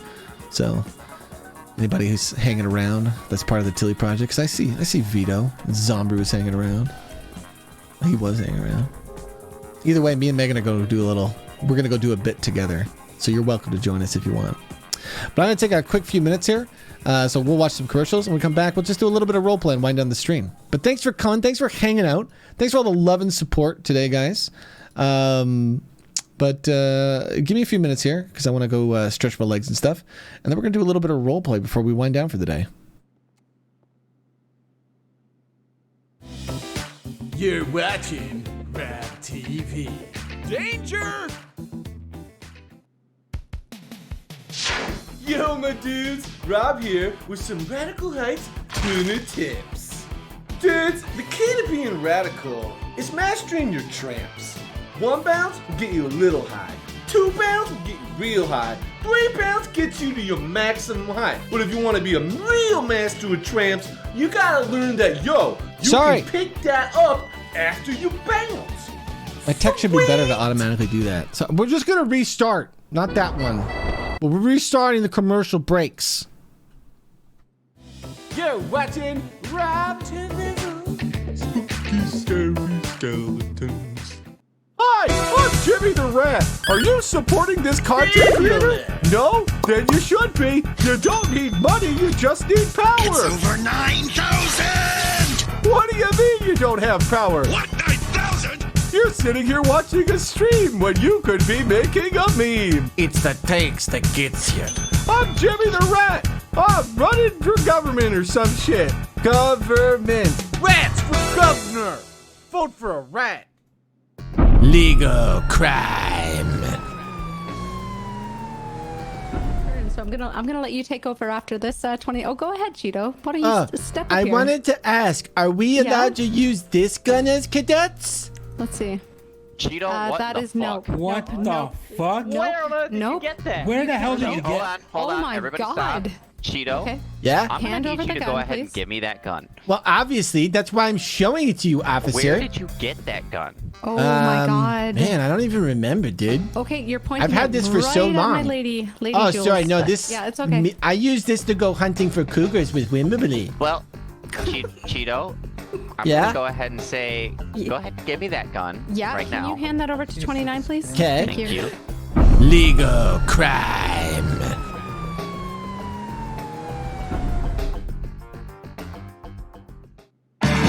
Who's that sneaky man?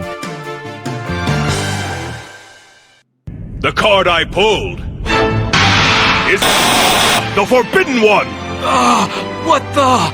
I've assembled all the 5 needed cards.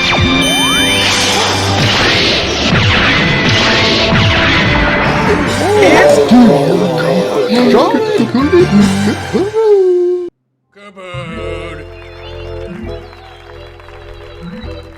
Cupboard, cupboard, cupboard.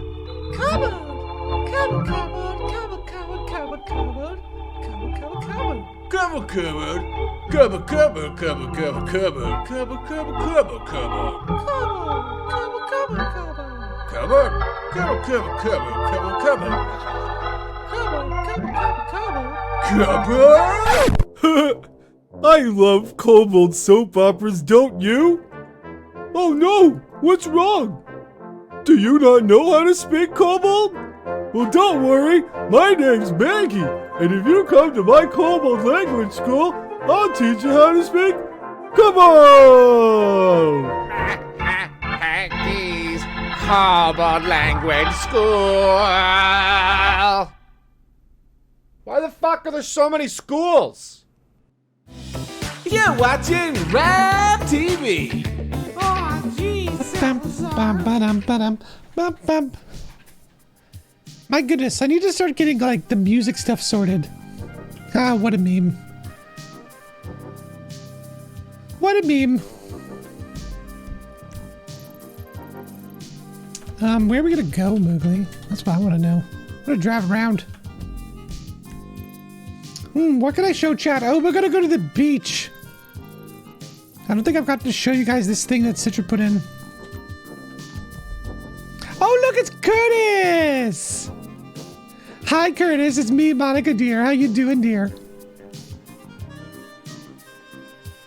Look, Curtis and his rain's coming at a perfect time. Curtis, would you like to see something sexy? I'm gonna go put on something sexy for Curtis. Moogly's having a nap anyway, so we'll let her sleep a little bit longer before we go for a drive. 1 second there, Curtis. Let me get changed to something more comfortable for you, dear.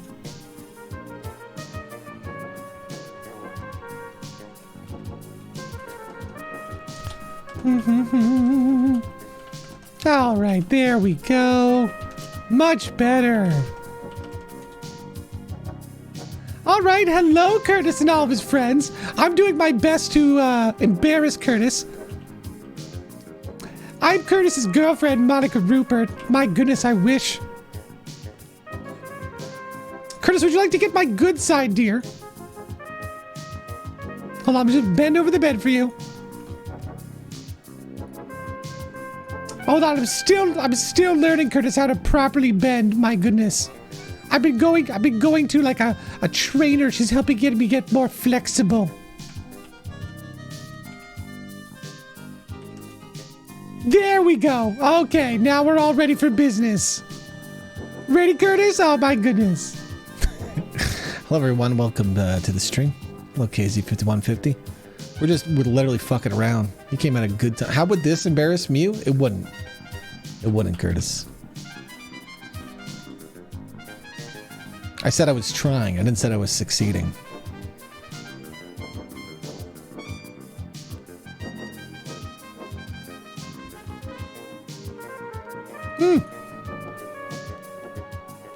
I probably need to change the stream to just chatting, but whatever. Thanks for hanging out, Beep. You have yourself a wonderful day, dear. I think Moogly's sleeping, so we're gonna take her for a walk. We're gonna just carry her to the car, though.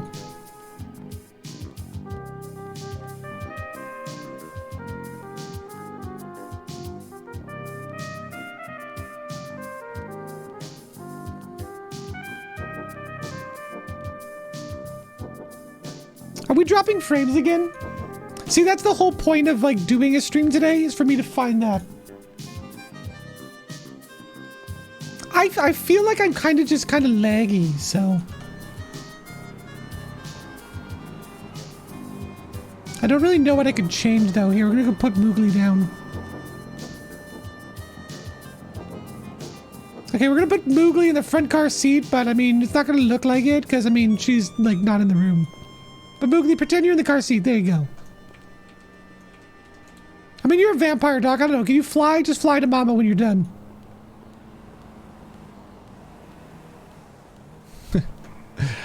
So funny.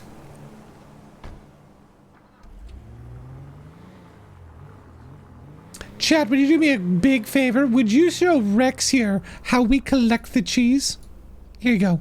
Here's a fresh one. Oh, well, hello, Dice. How are you doing, dear? We're just going for a nice drive today.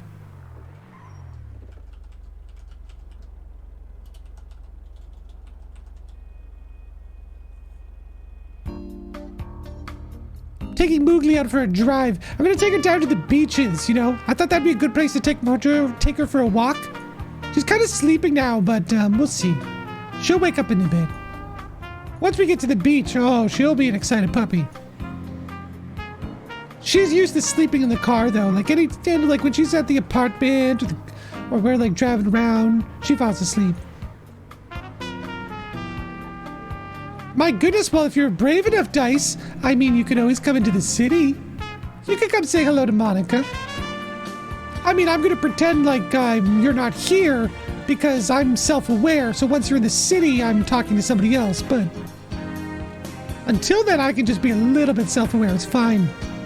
You see, this is the power of developing a character that can talk both to the audience and stay in character. Thankfully, Moogly is a dog, so I can just talk right in front of Moogly, and it's not a big deal. But I need to make sure that other people don't hear me, or they may question their own reality. And that'd be a really big problem, because I really can't start killing people yet, because I haven't started my cloning program. Thankfully, I paid a pirate the other day to get some information from an officer, Mo Gilgully. He's on the sketch case, or was on the sketch case. They gave me some valuable information about where they got the original cloning technology that was involved. Apparently it's this place called Humane Labs, so I'm going to buy it, and then, well, we're going to dig around to see if we can find anything about this cloning thing. I mean, this is one of my 12 things I'm doing, though, so it's like, you know, we'll get to it when we get to it. How do I turn down these windows? How do I turn down the windows? Is that an extra? Extra off 1. 2. It's 2. Okay, so extra all on. Extra, I'm confused. Extra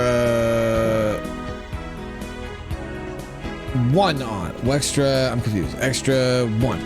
There we go.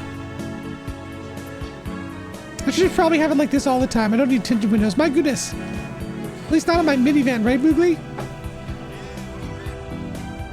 Oh, she's still sleeping. You need a sleeping sound, Moogly. You need, like, snores. Go. We're off to sail the sea. And I think you'll all agree with me that Rob's not prepared properly. So, let's go. But where I do not know. Let's grab a map, find all the scrap in a boat that we can row. Oh, we shall be friends as we sail across the land, singing our song while we lag and lag and lag. Ahoy, me captain, look. It's a lag that's very laggy, but that's okay. We'll just drive through it. It won't be that bad. My goodness, what is... Oh, you know what it is? It is the song. That's okay. Thank you, Dice, for showing me that my technology is very laggy and I need to work on it. I need to figure that stuff out. Thank you so much, Dice. You're endlessly generous. You're a very inspiring person to put so much of your own power into helping me build my little roleplay community here.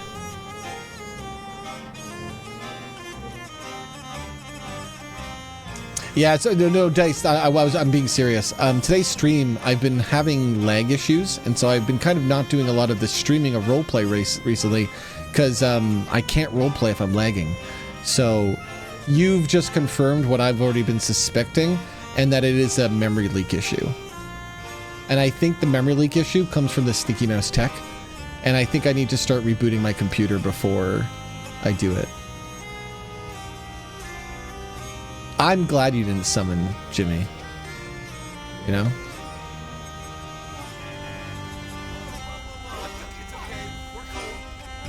Hop in, Moogly. You were already in the car, so we're just going to pretend like that didn't happen to you. Here, I think this gym that we're driving to might be a little bit busy, so we're going to pull over and sing a song. Here we go. We're off to sail the sea. And I think you'll all agree with me if we split Looty and Lee. So, oh, Moogly, there's a cat for you to chase outside. Moogly, there's a cat. Look at him. Go get that cat. Go get him. Go get him. Oh, he's getting away. He's getting away. Go get him. I gotta reboot my mouse software anyway.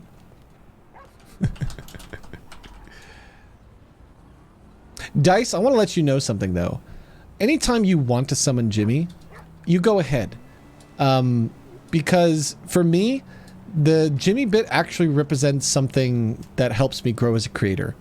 It allows me to never do anything so serious that I am not willing to break it for just a funny little bit that someone in my community wants to be very generous to cause. It's not even a good bit.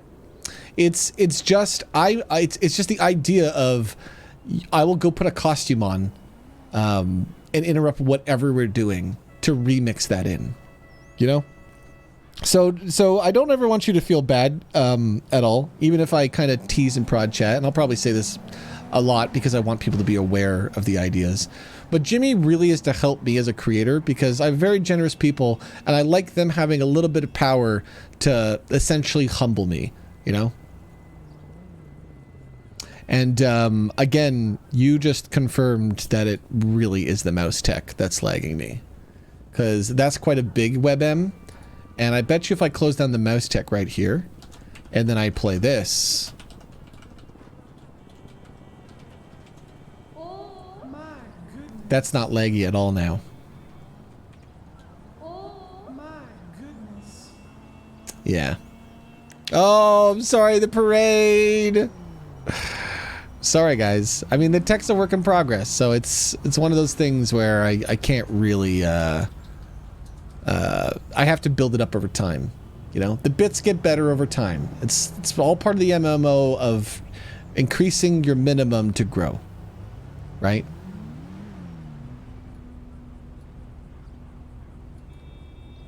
You know what's neat too, and this is another point I'll make about making these mistakes publicly.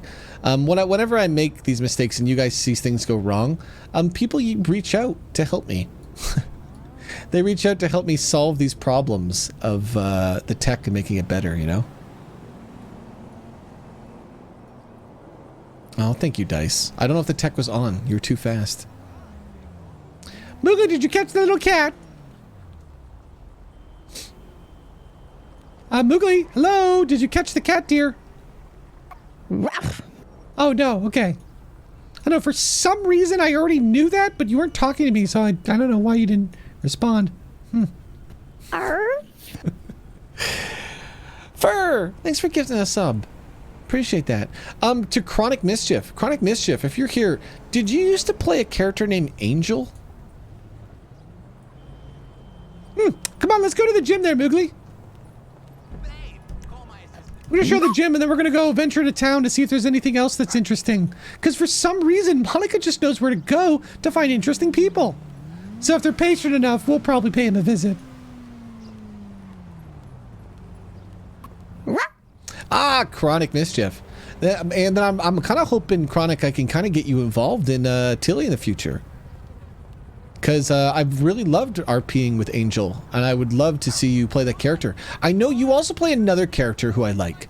He's like a fun character. You play, he wears a garbage bag, and he just drives around town. He's like a lovable goof, right? I think you play him too. I don't remember his name. I don't remember his name, Moogly. And you're not going to be very good with actually telling names to people, because, yeah, you can't really say people's names, huh? Kevin. Yes, Kevin. Yeah, just everyone be patient. It's one of those things where I'm going to slowly start bringing more and more people in the project. This is why we want to get the Minecraft roleplay, because the Minecraft roleplay really just allows me to kind of do the same thing and same vibe. And again, I'm going to keep saying this because I keep having people tell me that other people are saying otherwise. I don't plan on not playing on the crew, okay? I'm going to bring Cheeto on the crew and Billy on the crew and help support your bits. And like I tell all my community, if ever you want my help for your stories, if you're trying to create a big important day, you just let me know. Because like if you want me to come help, I just need to be able to make the time, and I will come support, you know. Noddle, thank you for gifting a sub. Noddle, you cutie pie.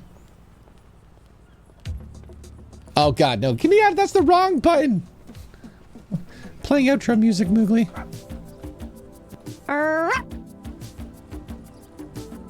By the way, Moogly, when I'm playing music to people, you should probably tell me, you know? I don't know what sound you would make, probably just yell a lot.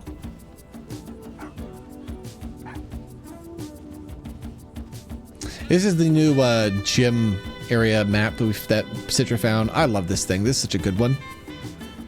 Who is this guy working out over here? Wait, is that a local? That's a local? What the fuck? How is that a local? Is just a local there? Why is there a local in the stands lifting weights? That's so hilarious. There's a local sitting over there. I didn't think there was locals over here. That's what the fuck?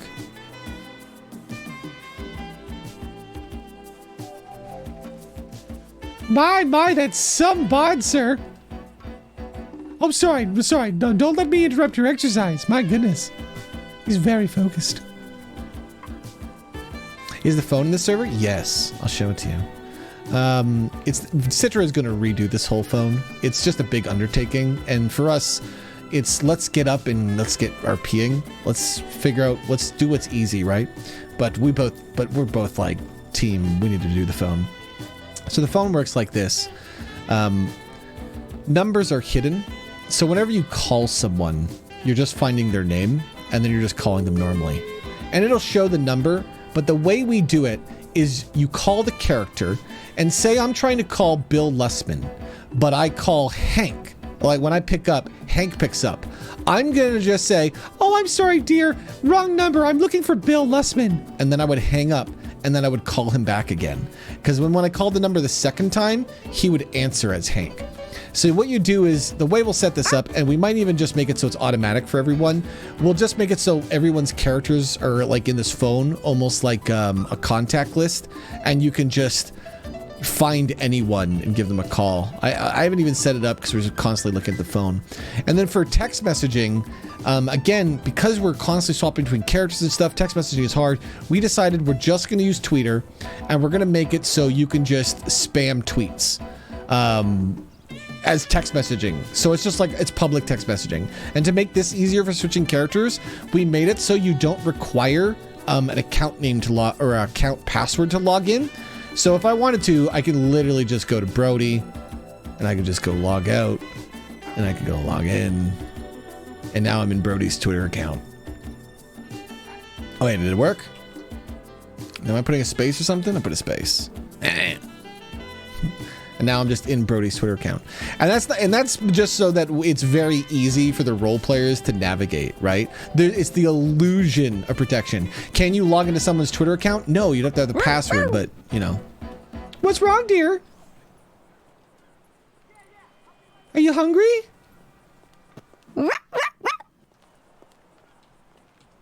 So Moogly, now normally when, you know, I have a body cam and I'm showing people things, I won't be able to see names, like, no, that man over there by the trash can is not a local. But the thing is, you can have usernames on. So what I would do, Moogly, is you should probably help me by kind of pointing out who's a real person sometimes, by just, you know, barking and walking up to them.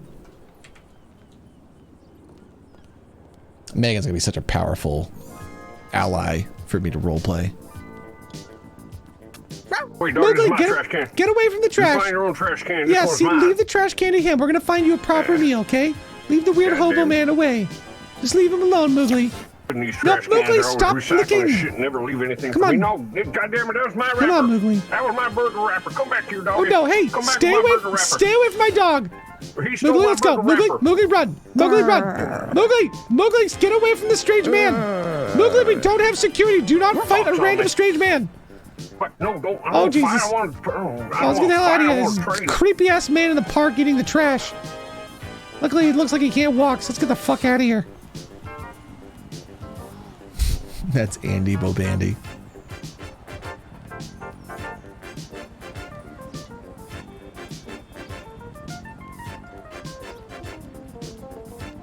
Yeah, so a big thing for me too is I am trying to teach this stuff.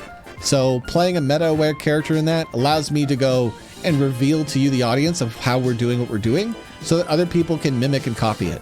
Because I've said this for a while, but if I do something and you don't even have to ask me, just go right ahead. If you want to give a nod to me, like, oh, I got this idea from Rob, that's cool of you, but I don't even expect it. Because the truth is, if I see you do something really cool, I'm going to remix it. If I see somebody do a really good bit, I'm remixing it. That's the type of artist I am. I'm not going to steal from you, but I'm definitely going to remix it. So if you see my stuff and you want to... Okay, where did we park? Maybe, yeah, I don't fucking know. I don't remember where we parked, dear. Was it over here somewhere? I know it was by the beach. I just don't know which alley we pulled into.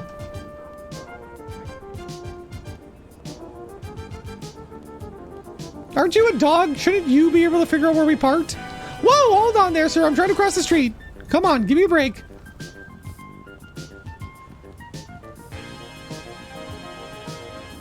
I don't think he's tried yet, Dice. Okay, this is a dead end. I don't want to. Yeah, let's turn. Let's go back to the beach and then maybe backtrack. God, we bumped into that crazy man. I hope he's not there still.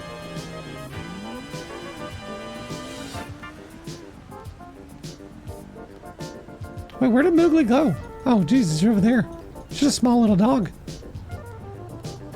That's Megan, Dice. That's her voice, too. We spent time recording an entire suite of dog sounds for different emotions and stuff. Come on there, Moogly.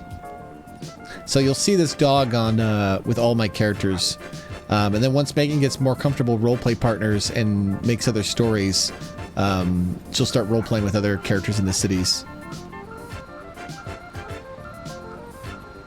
Oh, there's that smelly man, Moogly. Just try to walk by. Just pretend you're on your phone or something. Well, I guess you can't pretend you're on your phone, but pretend you're just a dog, Moogly.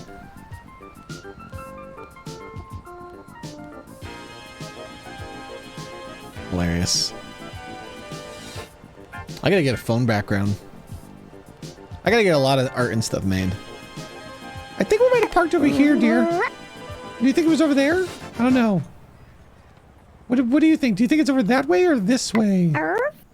Yeah, I really don't remember. Well, so Dice, I think what we're gonna do is we're gonna have some planned shows. Well, you gotta go, Dice. I'll fill you in. I'll fill you in another time. But there's gonna be a lot of fun roleplay this year. For me, it is just about making all the platforms more accessible and getting everybody just in and able to do their own thing. And we get closer and closer to doing that. And I think one of the struggles I'm having right now is making people understand that we're not really trying to create, elitist roleplay environments. It's just getting to the point when you can bring a lot of people in takes time, So a big thing is like a lot of people I bring in are just people that I have a lot of time with, a lot of roleplay time with too. And that I'm confident that they're ready to support other people too, But I'm struggling because I have so many roleplay friends, and I'm trying to make sure that they don't feel left out, because I don't want them to feel left out. That's why I'm spending so much time building a Minecraft roleplay server for us all. Moogly, I cannot find our car. We're gonna have to call a taxi. Hold on, let me get the number for a taxi, dear. Oh, jeez. I think I have it somewhere in my computer. Let's get Otto's number. What was that taxi driver from the other day? Otto, yes. Otto was the guy who was Andy Bobandy, who we just saw, so we know he's there. And Otto is one of his mains, so calling him for a taxi driver makes sense, because Otto really plays the character of lovable taxi driver. Ruff. Shh, I'm on the phone, dear. 1 second. Hello? Automobile taxi service at your service, sir. Yes, could I get a taxi on, shit, what street is this? What street is this? I'm right by the beach, by that new gym. It's like the new, Fight Club gym. Oh, the naked gym? Yeah, could you come pick me up? And by the way, is your taxi, does it allow pets? I have a dog. Oh, I love pets, yeah. Okay, I perfect. love dogs. Yes, I'm I'm down by the tennis courts, down by the beach here. Yeah, would you be able to come pick me up? I need to get a ride.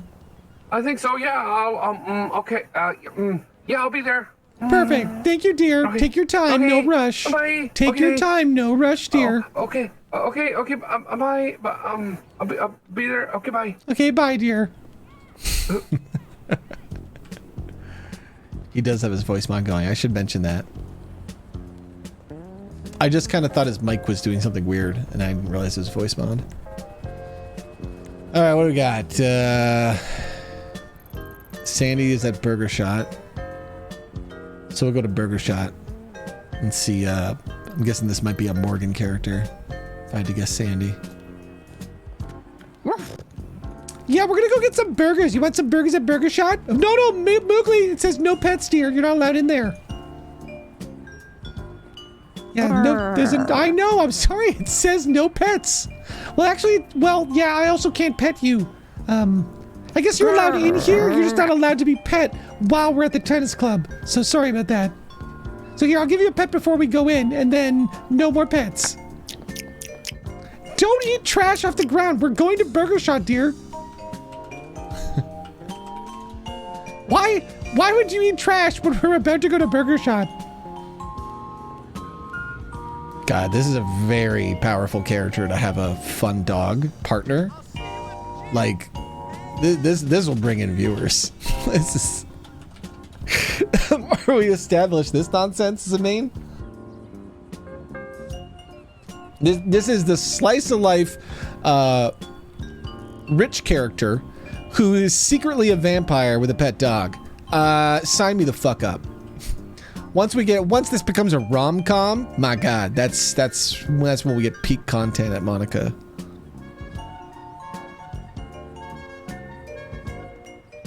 I think that's our taxi there, Moogly. Would Monica smoke? Yes, Monica will break any law at this point.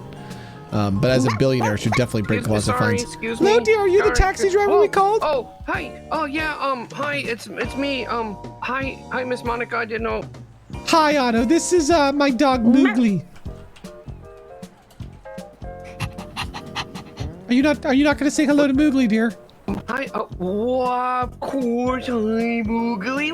Yeah, if you don't say hi to Moogly, she often poops on you, so you really want to give her attention. There you go. Okay, Otto, are you trying to break the law? What? No. Do you not see that sign over there? It says no pets. Where? Oh no, I pet the dog. Oh, yeah, I'm you in kind of trouble. broke the law, dear. Boy. Oh no. I'm gonna have to turn myself in. Police officer. No, dear, can you just take me to Burger Shot? I'm just, Jesus Christ, I'm just making, it's not even a law, dude. It's just a sign on a beach thing. But could you drive us to Burger Shot, dear? Sure. Thank you, dear. Shot? Okay, yeah, everybody in, Can you help my dog into the car? Okay, sure, I think I can, let me get the door open for you, hold on, let me, oh, jeez, let me open I can't open with the door, I can't, okay, you drive. No, Moogly doesn't know how to drive, she's a dog, dear. You don't have your license, do you have a dog license? I don't think dog license, you know what, Moogly, how about you sit on my lap, dear? That's a good idea. Why put her? Yeah, that way you can wrap the seatbelt around her, and it should be safe. And you can both be okay. Burger Shot! Yay! I know you won't be able to see a lot, Moogly. That's what it's like to be, you know, in my crotch in a cramped taxi.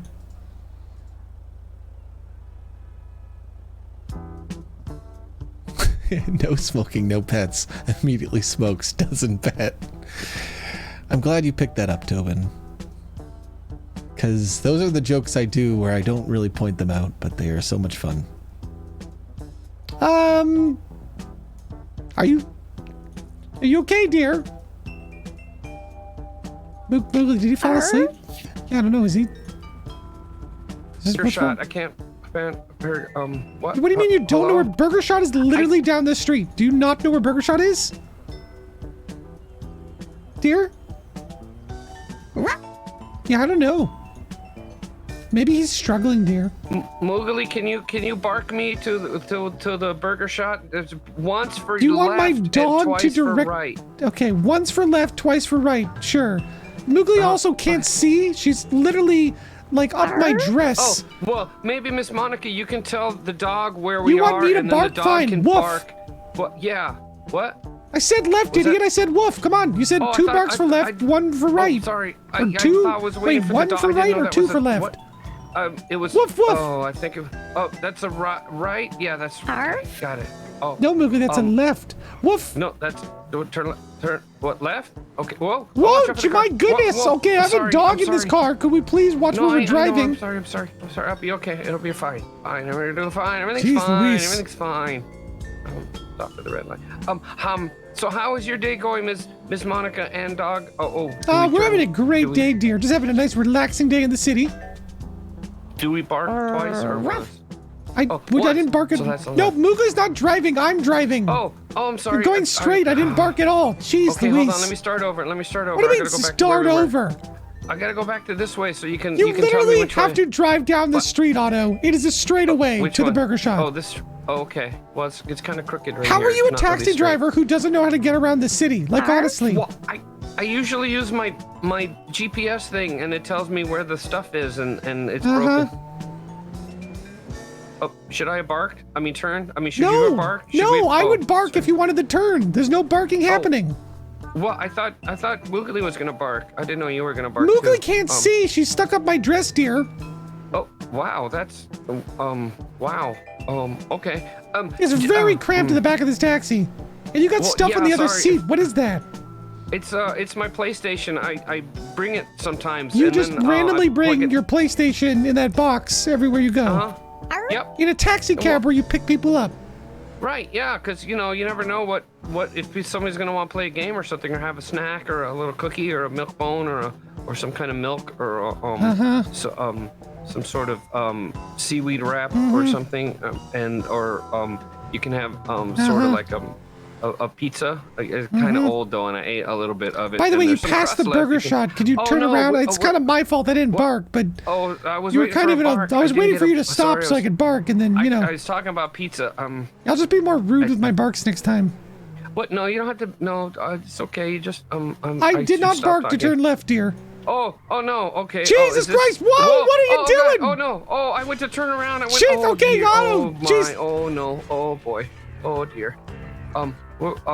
Now what? Which Well, bark do we? I'm currently being kidnapped, dear. So if you want to do a 180, we might actually get to burger shot here. Do we, wait, the light's green. I'm gonna have to go soon. Yes, do a 180, dear. A U-turn is what they call it. Oh, a left? That's okay. Oh, we're going on the pier? Is there Oh a my burger God. place on the pier? We're not going to the pier, dear. Okay.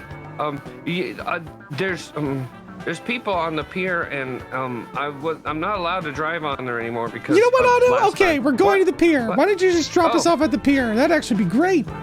Okay, here's the pier. Do you want to go all the way to the end of the No, pier? I got a new solution to all my problems. So why don't you just pull over right Oh. here, Otto? I got a business proposition for you. But there's a policeman there. I can't. I'm not Okay, supposed to- we haven't broken any laws. It's not really a Yeah, problem. but no petting. He's gonna get me for the no petting. That's I pet your dog. problem, not mine. What? No, I didn't mean to. Oh dear. Oh, I'm in trouble. Otto, how much did yeah. this taxi cab cost you? I don't remember. It was like 40,000 something. Okay, I'll pay you $100,000 right now if you sell it to me. How does that sound, dear? Okay. Perfect. Sure. Okay. I can buy like 2.5 taxis. Or something. Yeah. Okay. Why do you want this? You want me to wash it? I can drive Here you it go through there, the dear. ocean a little bit. No. Wow. Time is just more Holy valuable than smoke. whatever this is. So come on, Moogly. We just bought ourselves a Wow. brand new taxi, and now we can actually get to Burger Shot. Well, all right. Thanks. Thank can you I for get the a ride to business, Burger dear. Shot? Good luck finding a new taxi. Can Oh, I look get at this a ride license to- plate that I now own. It's called It's Auto. No, That means that's- nobody else oh, can I use it. It's forgot. mine. It's Isn't a that neat, Moogly? Wow. This actually feels like a very cheap investment. Man, imagine selling away your character for fictional money. Like, I just got his taxi. I just literally bought, and we got a PlayStation in the back. Holy shit, what a deal, Moogly. We're playing some PlayStation once we get home, dear. Putting that in my inventory. If you guys ever want to help me do this story nonsense, I could use help keeping track of what actually financial transactions and things I acquire and lose in roleplay. Maybe we could start like a Discord channel where people could like help me remember so I can write my notes at the end of the day. Oh boy. Oh, we're at Burger Shot. You're gonna have a tasty burger, dear. Here we go. That's so funny. Come on, dear. That's the fun billionaire part of the character. Wizard, you can go to hackmonica.robtv. Oh my God, Morgan! Oh, there, Monica. How are you? Good to see you, dear. What a coincidence. We were also getting burgers. Moogly is getting quite hungry, and if I don't feed her, she's gonna get kind of nippy. Yeah. I tried to call you earlier. I think I have the wrong number. Yeah, you know what? The phones might not be working. What? I don't know. I'll have to check my number. One sec. All right, Moogly, I'm lifting you up. What meal do you want? You bark 3 times when you find the right one. Do you want the torpedo meal? Okay. The meat-free meal? The money shot meal? You want a money shot? Okay, Mama will money shot you, dear. Yeah, I'll do it later when nobody's watching, though. Hi, can I get 1? I'll make it 2 money shot meals. I'll have a money shot myself. Thank you. So, Morgan. Whew. You ready to get the company back up in the air? Absolutely. It's going to be a lot of work starting up from the ground up, you know. Well, I mean, you're a powerful businesswoman. I'm an international lawyer. I think we can handle it. Yeah, it's just there's going to be so much paperwork. I'm going to go through and start getting some, much more legally binding contracts made this time. The last ones we did weren't really going to hold up in court. The 500 plus page one. Wait, which one? You had like a 500 plus page one. Yes, we still have that one. It's been merged into the effectively the MLM terms of service. Everyone has to sign that on top of contracts we sign. But I figure like the normal contracts we will have, we'll just use invisible ink. I think is that legal? Can I have invisible ink on contracts? Yeah, I don't see why not.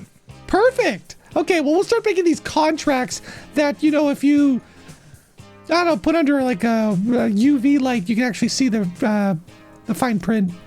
I think that'll be much funnier. Well, when I say funnier, what I basically mean is more amusing for me to fuck over people. So yes, funnier. They're making it, Moogly, okay? This isn't a fast food restaurant. It just looks like a fast food restaurant. It's actually very slow to make meals here. Yeah, I don't believe there's any laws against that as far as invisible ink fine print. Perfect. I don't think there's any laws about specific ink usage. I think what we need to do is get some general contracts, things that are like 1 to 2 pages, something somebody could legitimately read, and then we'll hide things on the contracts that they barely can't see, so that when they think they're signing into something simple, but it's much more nefarious, which is kind of the opposite of what we did last year, where it looked nefarious, but it was completely innocent.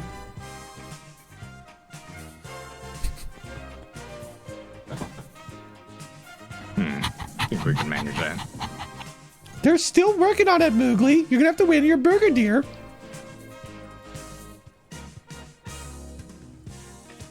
I feel kind of choppy. Does the stream look choppy there, So, chat? you have any other business scheduled for today? No. Today's a relaxing day. I figure in the next couple of weeks we'll start doing those just powered business This is days. Officer Jackson to dispatch. I'm gonna need additionals here.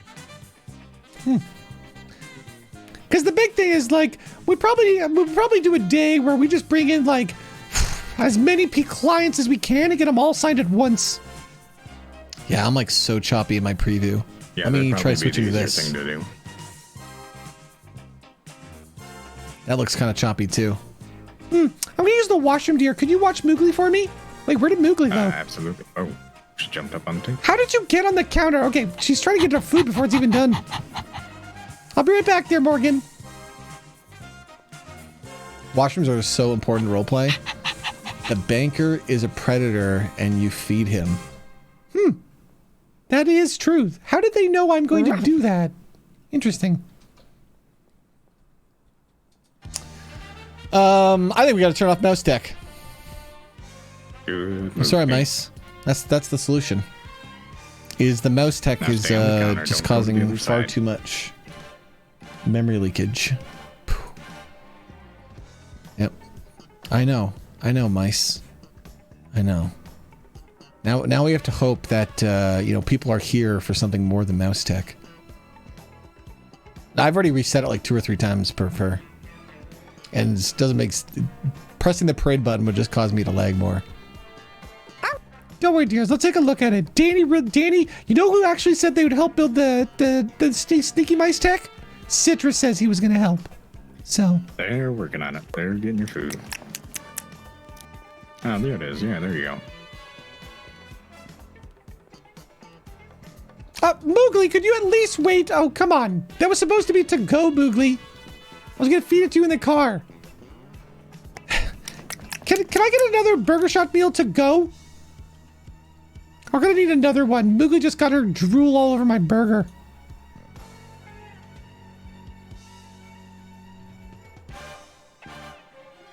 It still feels a little bit choppy though. You see what I mean? Like that does not feel like good FPS.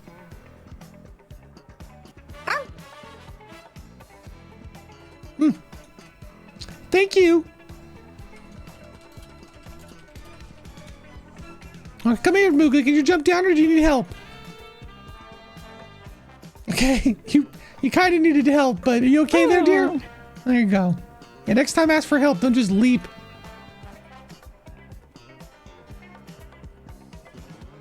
Wait, am I streaming at 30 FPS?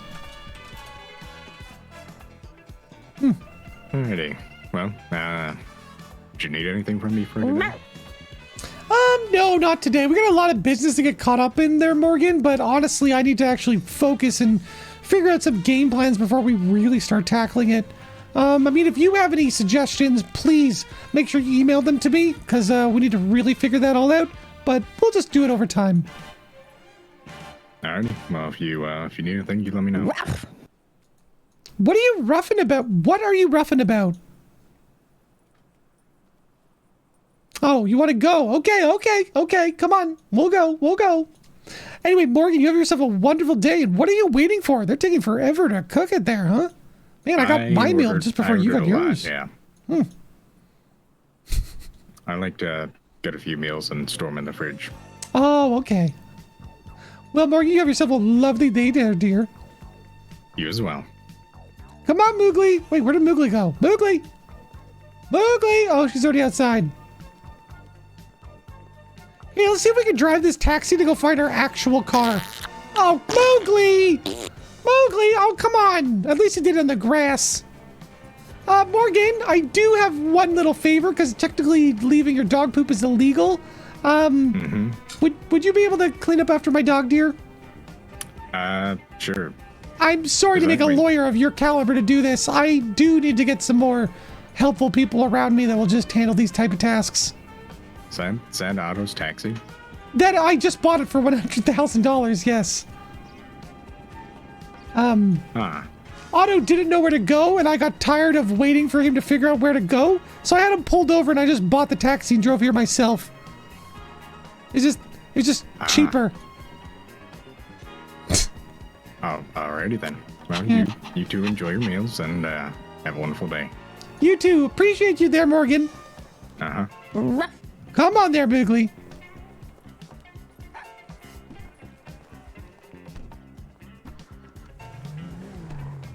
So funny. I heard Levito drive by as a cop. The fuck was that about, Levito? I love that though. You did something and I'm just like, what are you doing? He's like, you did a bit that I only saw half of.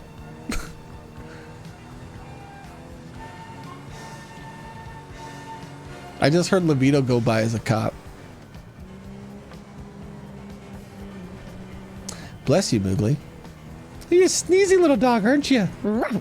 Yeah, you are. Anyway, where do we park our minivan?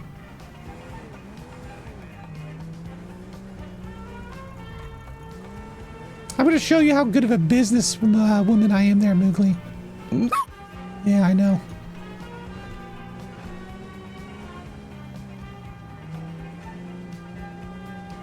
Let's see.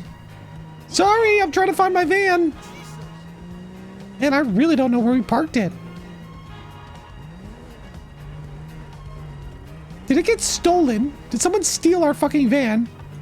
Yeah, I don't know. Shouldn't it be like down one of these alleys? Whoa, my goodness. Turn signals, please. Turn signals. I think someone stole our fucking van. That or I'm just way too stoned to remember where we parked. Oh, Van Deer! Perfect! Alright, now let's give Otto a call. And let's see if we can sell him back his taxi. At increased value.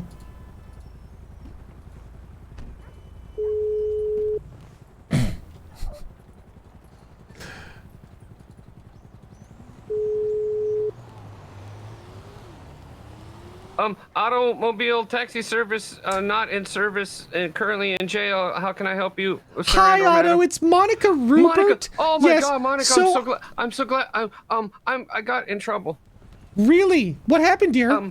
Well, after you bought my taxi, I didn't have a ride back home, so I was looking around for a car, and somebody came up to me and said, "Do you want to buy this car?" And I said, yeah, sure. It was a police car. He said, don't worry, I'm a policeman. You give me $100,000 and you can buy this police car. So I gave him your check, and he gave me, well, he didn't give me the keys. He just kind of hit it with his elbow and opened the door and said, all right, all yours. So I was like, oh, okay, I got a car to drive home with. And then as I was driving home, a police officer pulled me over, and he didn't believe my story, and he needed evidence that what I was saying was true. So you think you can come down to the police station and tell him that you bought my taxi and left me stranded, so I had to buy whatever car was there? Okay, but I'll only do that if you let me sell you the taxi back to you. Deal? Okay. Because I've been driving it and I don't really think it was worth the money, so I'd like a refund. And if you're down getting your taxi back, I'd be willing to, sell it back to you. Okay, yeah, it just takes a while to get used to the smell of bad milk. Yeah, okay, that's fine. Sure, okay. Work if you can. An extra 5% or so. That sound like a good deal? Well, okay, that's fine if you just can get me out of jail. I also would like to keep the PlayStation. Moogly is very much interested in it. Well, you remember how you left your PlayStation in the back? Well, that's the Finder Keepers laws mean I also bought the PlayStation. Oh, so that was my favorite game too. Yeah, by the way, did you see it? Like, I didn't realize you had a PlayStation 5. Like, wow, those are very rare currently. Well, what else would you have? I don't know. PlayStation 6? Well, nah, that's a waste. He's the policeman's yelling at me because I'm on the phone too long. Okay, I'm coming down to MRPD there, dear. Or I'm driving down to MRPD. Yep. All right, jump in, Moogly. Let's see. We'll just leave Otto's car here.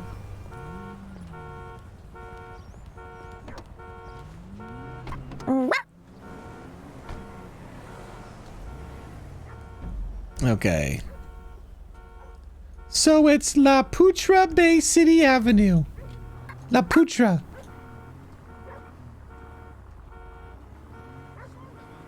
I would move the car for him, but I don't want to.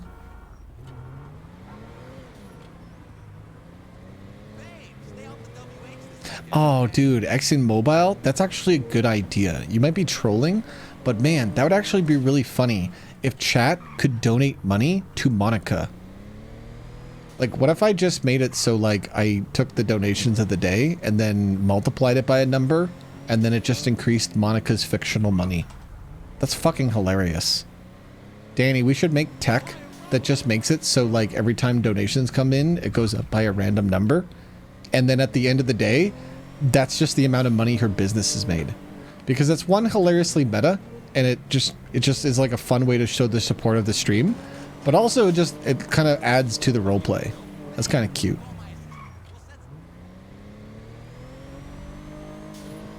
Whoa, I'm charging 5% on 100k NGS. I'm getting 5,000 bucks out of this deal. And a PlayStation. I'm getting 500 bucks in a PlayStation, upselling this taxi back to Otto. And Otto's gonna have to pay me $5,000, which is $5,000 that he could probably muster up. it's very fun to me to have a roleplay economy, right? Like, again, if you go to hackmonica.robtv, that's my spreadsheet that I'm using. When I first started that spreadsheet in 2019, it was a very kind of like, because I was very protective of the meta, because people told me to be, I wasn't sharing that with a lot of people. But now it's the type of thing where I don't even care like who sees it. You can see the meta, it's fine. Because anybody who's in this RP environment will understand how to respect it. And so the only thing they can do is use it to help storytelling. They can see they can see when I buy things in roleplay and then want to buy them, you know?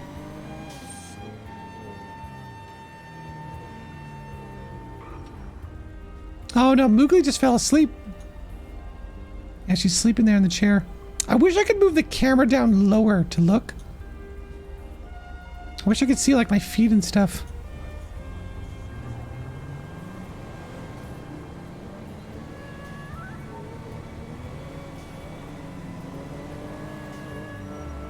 Honestly, we should make it so you can donate cheese to Monica. That might be more fun. We could just make it a combination. Watch where you're going, you maniac!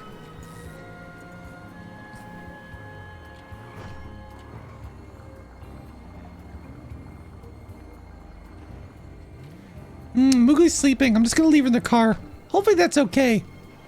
I'll just lock the doors.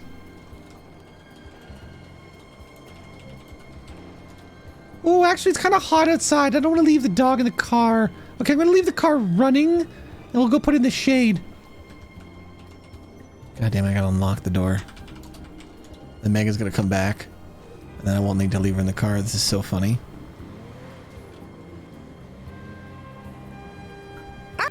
Oh, you just woke up. Oh, okay, I don't need to park you then. Okay, I was gonna put you in the garage, leave the car on, so you could have a nap. Megan just went to the washroom in real life, so I was just stalling for time. Because I didn't want to, because I thought about leaving her in the car with the car locked, and I was like, oh my god, leaving your dog in the car locked on this kind of day? No way. I was just immediately like, no, that would be awful. I'm not doing that.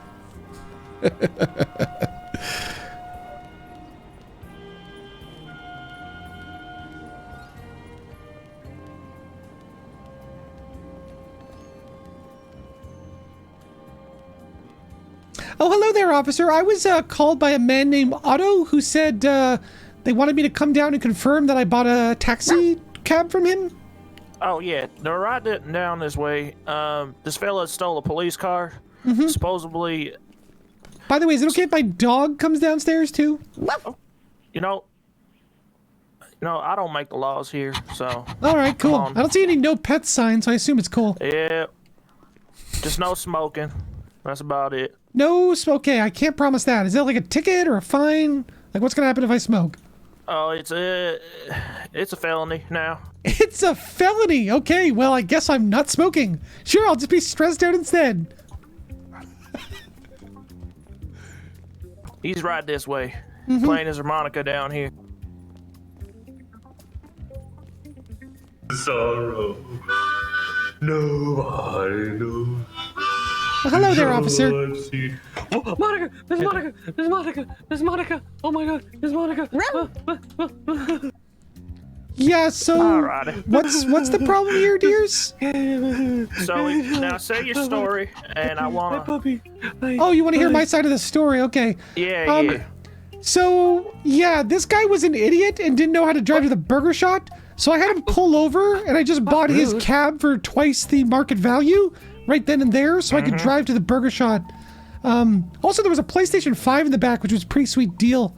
So, I mean, if that's what he said, I did actually buy his taxi cab and leave him on the docks, which is not illegal. He was a public place. He could call another taxi. He was rich. He had a lot of money.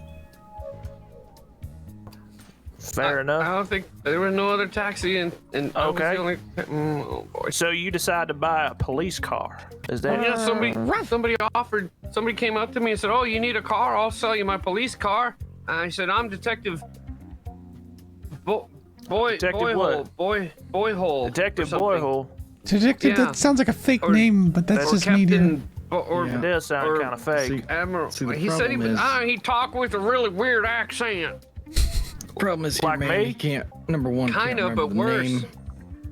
And number two, the cars aren't owned by the officers; Hey, they're owned by the Dilts. city. So Well, I didn't no know that. officer I can didn't know he wasn't a. Well, well. sell. So it sounds like someone undercover. was impersonating He's- officer Oh and sold no! this man a car illegally. I didn't know that.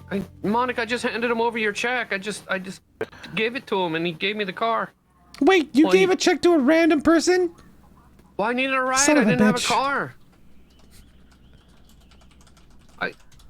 Now, I gotta make a phone call. if you can take us to this Mr. Boyhole fella. Hi.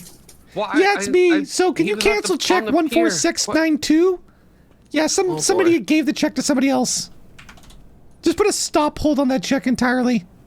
Oh dear. Now, if you can take us to this Boyhole Yes. fella. Thank you. Oh, I don't know where he is. He's on the pier. I didn't look like everybody else on the. He said he was a police officer and he'll sell me the car. And I gave him the check, and then he bashed the window up. He said, "Here, it's all yours." And I drove away. I couldn't find it. You don't have to tell that to the judge. Officers, I don't mean to be a bother, but do you actually need me? Because if this sounds like this guy stole a cop car, and I did buy his taxi from him, but he can just have it back.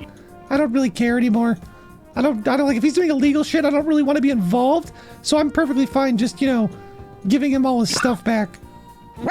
All right. By the way, Yeah, Otto, sounds like, your taxi is parked down by the docks, like in a little alley. It's on La Putra Drive or something. Okay. Hopefully you don't go to jail for stealing a cop car, though, dear. Good luck. Probably won't see it for 5 to 10. Come on, Moogly. I'm gonna be somebody's dance partner. Moogly, I think we should keep the PlayStation, though. Fuck it. Oh, he's going to big time prison. Ah, shit, we left the PlayStation in the car. Here, let's go back and get the PlayStation out of his car. I think it might technically be stealing now, but he's going to jail and that car's unlocked, so if we don't take it, somebody else is. So it's a race. Who can get there first?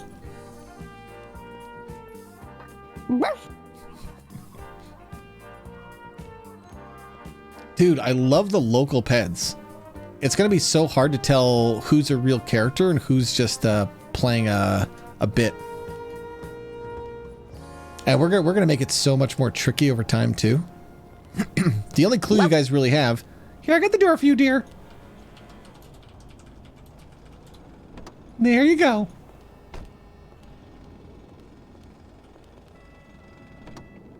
I bought 3 Money Shot meals. What do you think the price of 3 Money Shot meals is? Like $15? Oh my god, our money shot meals are getting cold, dear. Here, open up.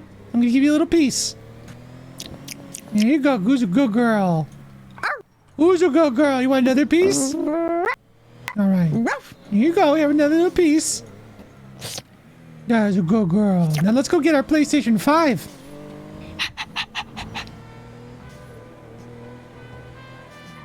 That's so funny.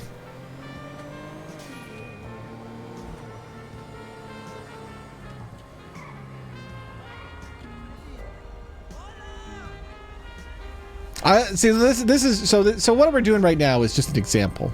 This is non-content. If you are amused, if you are having fun, we're literally just doing nothing. And what it is an environment that allows the creativity. And I find that really cool because when the environment where you're doing nothing stressful and you're just doing relaxing stuff is so engaging and entertaining, that it means when you're ready to start doing content with people, it's going to be so much more powerful. What's up with the PEDs? Are they other RPers? They can be. One of the things we want to program in Dolts is the ability for actors to go into the PEDs. So somebody could start as a local, and then one of our supporting members transforms them from local to character. We actually have that technology in Minecraft RP. You want another piece? Here you go, Moogly.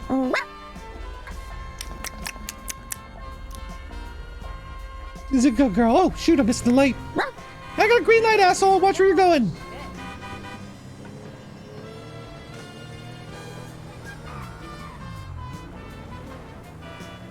Canadian Fave, this is the Tilly server. It's not really a 24/7 project server. It is, or a 24/7 roleplay server. The idea is it is a project server. So we don't do that general 24/7 everybody jumps in and we all just tell stories from our main character point of view. It is more or less one person is the main character and everyone else is a supporting party. So right now the main character would be myself.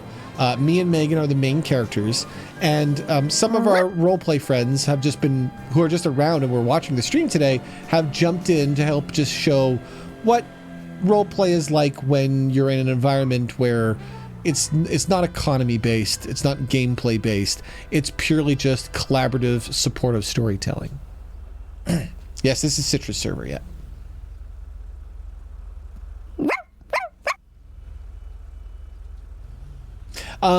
You're not likely to see me stream the Crew RP because when I log on the Crew RP, I really want to support the role players.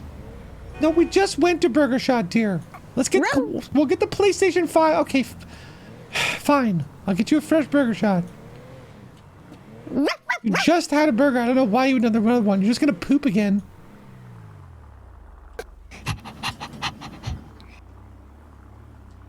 Yeah, Hive Queen's VOD has a lot of fun moments that you can watch. You can watch a Monica meeting, you can watch an action scene. There's so many cool things. You can watch earlier in this VOD, I kind of showed some of the videos and stuff we had. Like, we had this video. Wake up, Ellie. Wake up, Ellie. I don't know why that lags. It wasn't lagging last night. Yes, can I get one? Is it one enough, Moogly? Are you deciding? How many burgers do... Okay. How about 2? Is 2 enough meals? Hi, can I get 2 money shot meals? Just the burgers, honestly. She doesn't really like the fries and she doesn't drink soda, so... Alright, now be patient this time. Don't jump on the counter, dear.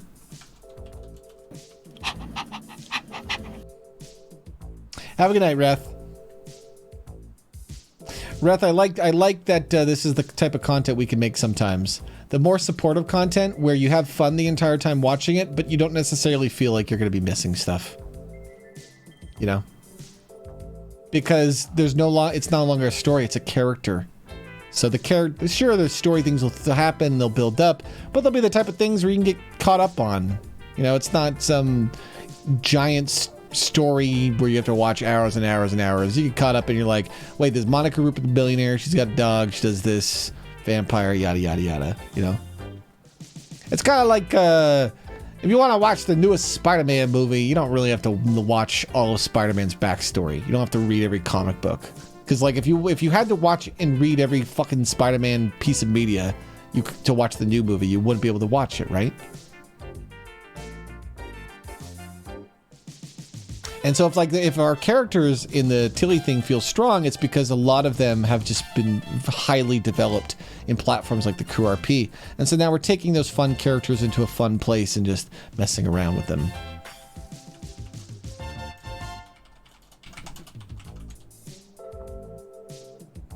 All right, come on, Moogly. Part of me wants to jump and switch characters constantly, but I'm playing the role of the main character right now, just to kind of show how it would be done. And to show what it's like to be main character with very few role players. Because when role players realize that they can do this type of content all on their own, anybody could spin up a 5M server and you could go create those that type of RP, right?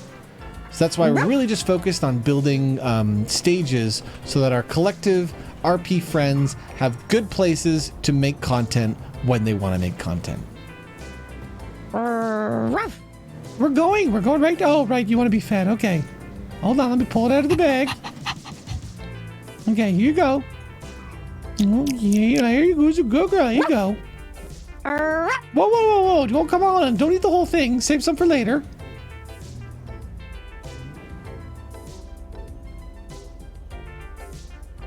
All right, you want another little piece? Okay, here you go. We have a little piece, cutie. Oh, I gotta get driving. Hold on. I'll feed you at the next lane. Bye, Nuddle. Have a good night, bud.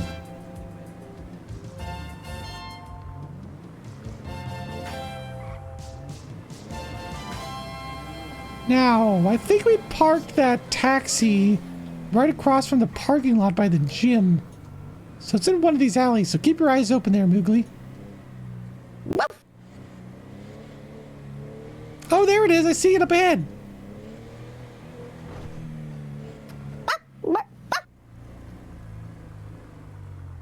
All right. Here, I'll give you the burger and you munch on this. I'm going to go grab that at PlayStation 5 at the back. Door 4? Whoopsie, wrong button. There we go.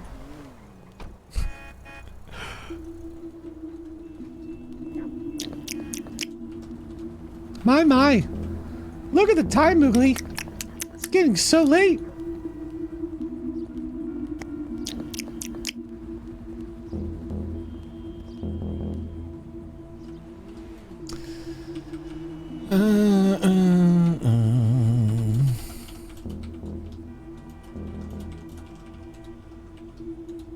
Honestly, I'm just keeping this from the hassle. So I don't have anything else in there? Oh, I'll just keep this, it's fine. I got a PlayStation 5, this is a good day. Yeah, I'm putting it in the trunk. You can, well, do you know how to set this up? I don't know, I'll call Bill Lessman. Maybe he'll come over and set up the PlayStation 5 for us.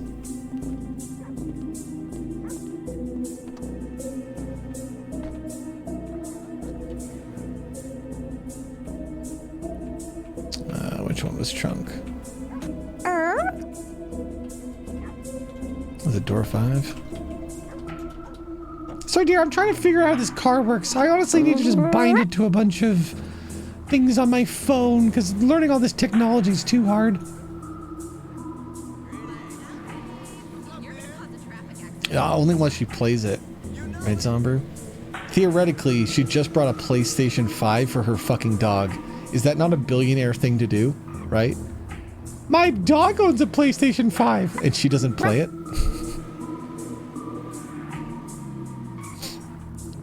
As far as I know, Monica's never played any games. Like, that's not a hobby of hers.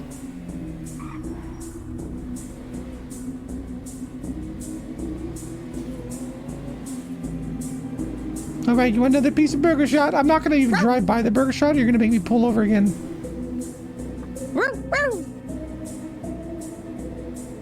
How did you think of the name Moogly?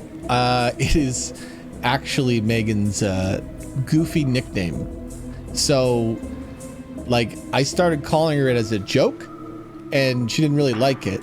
But then over time, she kind of liked it, and so we thought it was funny because it was like a bit.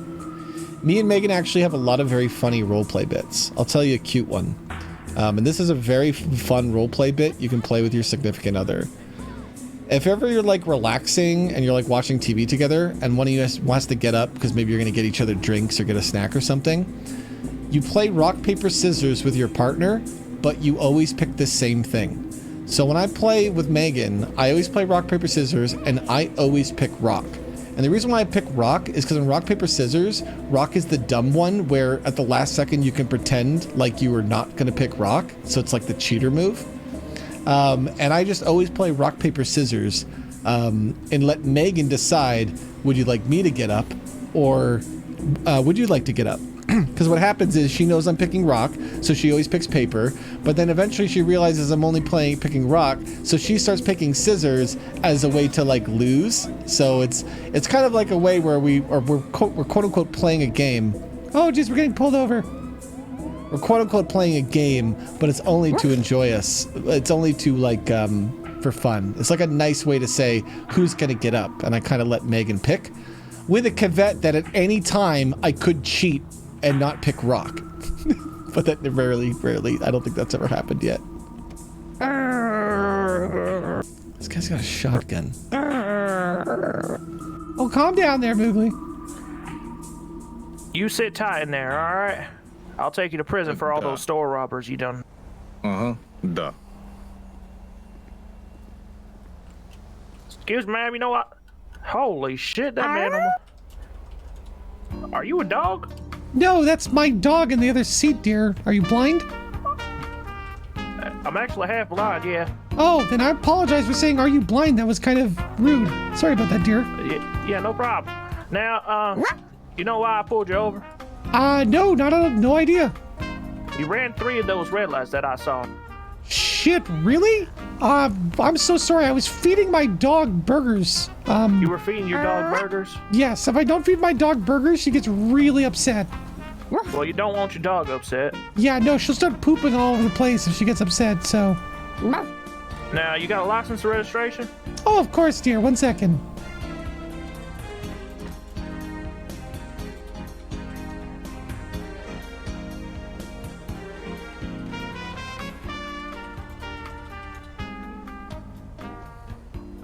There you go, dear. Alright, I'm just gonna have to send this through Yeah, absolutely, dispatch. I understand.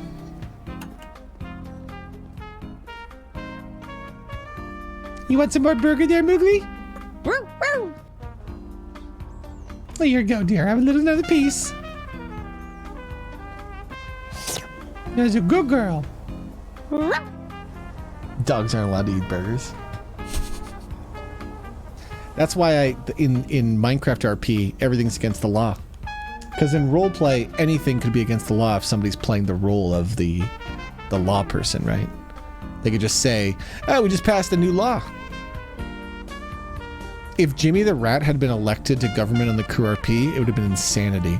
Because it would have been me pushing constantly dumb shit and saying new things are legal, and then people probably would have been upset with me.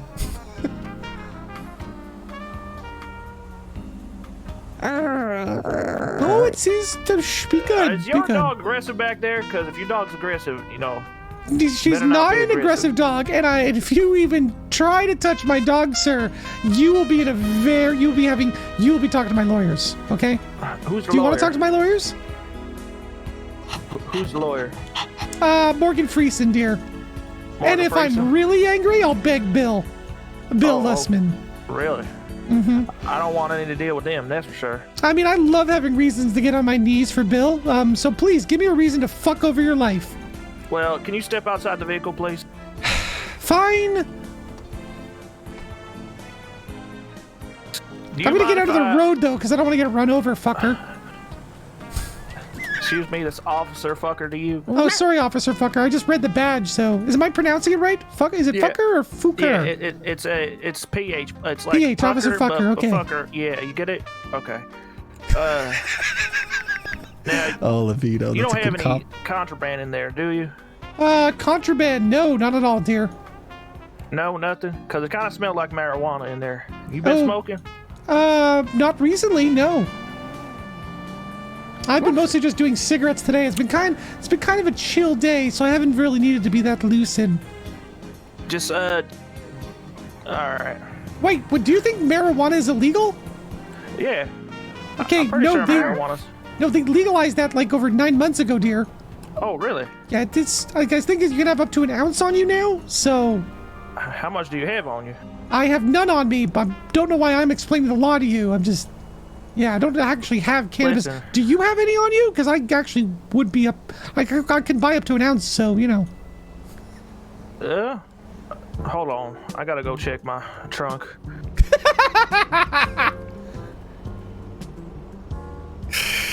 Officer Fucker. By the way, this experience tells me that Levito should clearly be a crew RP cop. Like, he knows how to do it. Am I gonna buy weed from a cop? Well, looks like I do have an ounce. Okay, are you selling me an ounce of weed? Am I selling you an ounce of weed? I don't know. You pulled me over for a traffic violation, and now it looks like I'm buying an ounce of weed. How much are you selling it for? How much are you offering? $200 American. $200 Wait, is this American dollars? I don't know. It looks like paper money to me. Can I have $400 peso? I don't do transaction rates. I only got US dollars, dear. Well, I also euros. have... Wait, I have gold, but I don't think you'd want that. Maybe you would. I'm gold. not sure. So you don't have pounds or euros? No, I don't even have the cash on me. I'd have to write you a check. Bitcoin? Bitcoin. You know, I really should get into it, but that's newfangled technology. It's for, my goodness, it's not for millennials like me. It's for the Z's. Oh, okay. Now, okay, so it's going, you said $200. Yes, $200, dear. Is $100. Okay, that's fine by me. All right. I actually have a $100 bill because I was going to pay a taxi driver, so here you go. I'll have you know that taxi driver helped us stop a big crime. By the way, are you still charging me for any of the traffic violations, or are you kind of okay just give me a warning? Oh, yeah. Shit, I completely forgot about that. Yeah, well, I don't know. You pulled me over for that, and now I'm buying weed from a cop, so... Hold on, you got contraband on you. What do you mean I have contraband on me? This weed. You haven't even given me the weed. I just gave you entrapment? It's not. Yes, it would be entrapment if you sold me something illegal. What? Officer Fucker, are you new to being a police officer? You don't seem to know the law. This dispatch to you, Officer Fucker. What's the situation on that 1038 traffic stop? Well, dispatch here. This lady is trying to sell me some marijuana. Are you stoned? I'm gonna need some backup down here. Are you stoned right now? You're selling me the weed. You're holding it in your hand. You're trying to sell me. I just gave you $100. You're holding weed and $100. I'm buying weed from you. 10-4. Are you allowed to sell? Wait, where did you get this evidence? Are you just selling evidence out of the back of your car? Yeah, I found this on a robber. Okay, Jesus fucking Christ. Wait Here's a what second, you're gonna do. My robber's gone. Hold on. Hey, give me my fucking weed. You're just walking away with my money. Am I being robbed? Give me that fucking weed right now. Mowgli, this man is stealing my weed. Give me that weed. What do I you just mean? bought that ounce, so give me that fucking ounce. You just gave me this $100 bill. You're a little scam artist. You give me that weed right now, sir. Scam artist. You give me that fucking weed right now. I don't know what you're talking about. You fucking, we got ripped off. Fuck it, let's go, Mowgli. Fuck the police. Fuck you. Fuck your organization. I hope you all burn and die. Come on, Mowgli. Fuck this guy. We got ripped off $100 from the cops. Scam artist piece of shits.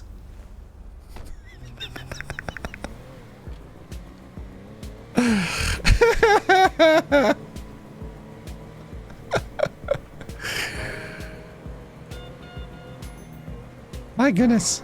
Let's go home and drop off the PlayStation 5, because, I mean, if he had looked in the back, that could have been a problem. It's kind of a stolen PlayStation 5, you know? Stolen in air quotes.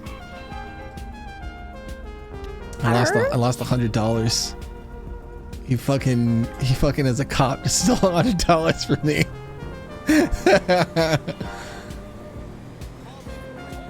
So when you joust an RP, you have to know when to take losses. And this is a guy playing a dirty cop who was trying to rip me off of money. So it just kind of made sense. Like, what am I going to do? Pull a gun on a cop? I can't escalate. He has all the power. If I want, I could bring lawyers in, right? That's how I would continue this RP. But because this is a small bit, for me, it's like, and I would need to meet Officer Fucker multiple times. If Monica keeps meeting Officer Fucker, then it builds up over time, right? That's how the bit works, is I keep getting ripped off by Officer Fucker now. And you have to understand that that might seem like I lost, right? Because I lost money. But I won in different ways. For example, I named that cop. I called him a fucker and he pretended like it was his name. That's really funny because I just named his character and I wasn't even trying to name it.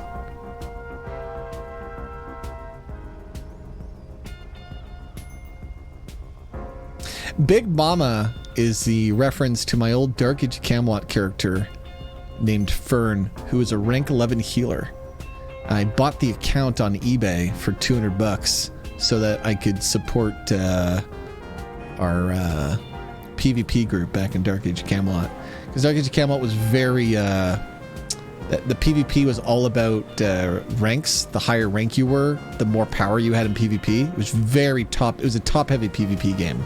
Like, the people who played the most would get more and more infinitely powerful than everyone else. Oh wait, this is where I used to live. Oh my god. Old habits die hard, Moogly. Almost drove to the old apartment.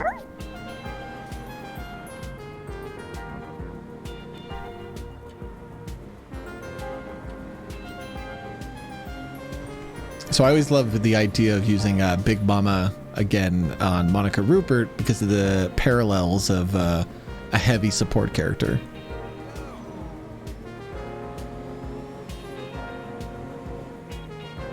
I wonder how many of these random characters will get reused. Yeah, let's just park the car right here. Look at that, we parked it right there. And I was a little high. I felt like there was 2 cars there for a second, but they definitely weren't.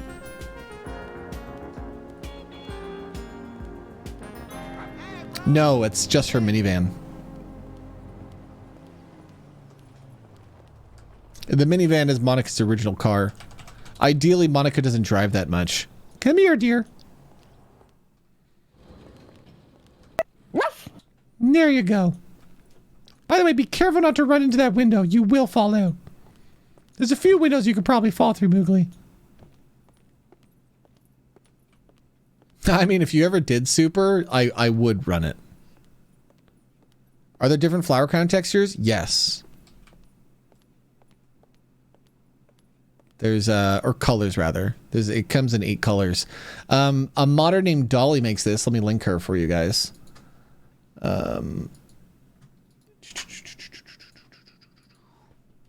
She makes the flower crown. She also makes some other cool accessory mods. I bought a few and gave them to Citra that I knew some of our players would want. Because there's a couple things you can add to cities that just add so much to people's character building. Like I know Nerdette was a huge fan of the flower crown for VU thing. Clip on. Actually, one of the things I was supposed to do when Robin met Monica, I was supposed to put a flower crown in the meeting, and I forgot to do that because I was kind of tired.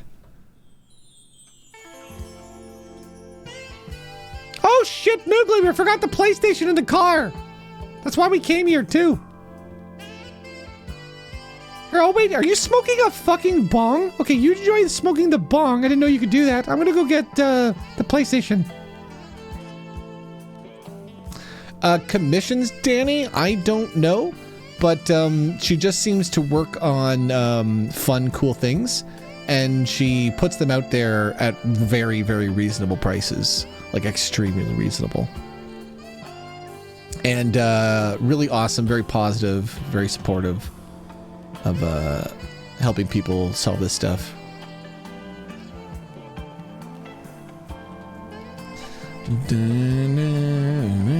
I don't feel it necessary to do the Mii's when we all know what's happening.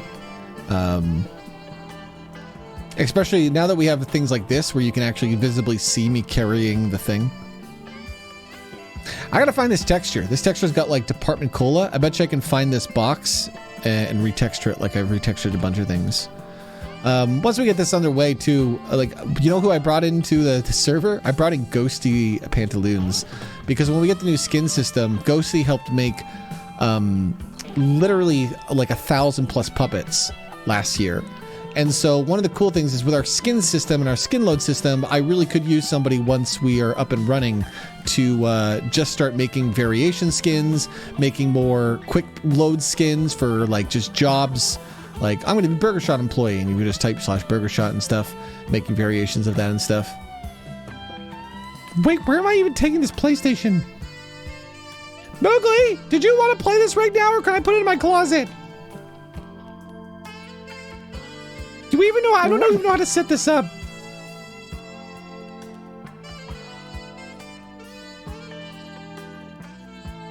Wait, where'd you go, dear? Did you want me to set this up? I mean, I kind of just want to put it in my closet and get somebody else to set it up for us later, dear. Is that okay? Like, I don't know how this stuff works. This is complicated. Look, we'll call Bill, and maybe Bill will come over and set up our PlayStation for us, dear. I don't think he's in the city. I think he's out on doing work or something today.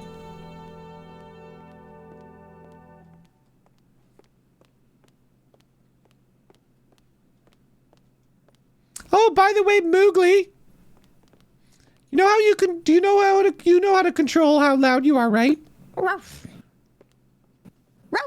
Yeah. And can you tell the different volume size? Because, you know, Wimbley's kind of changed that a bit. Okay, I was just making sure that you figured that out. Good girl. That was funny, Thirsty Levito. Officer fucker, dude. Good job. And you ripped off Monica of $100. What a fucking legend, this guy. Yo, let's go make a fucking note of what I got today.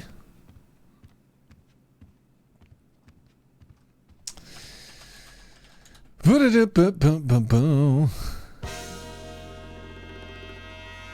that spreadsheet?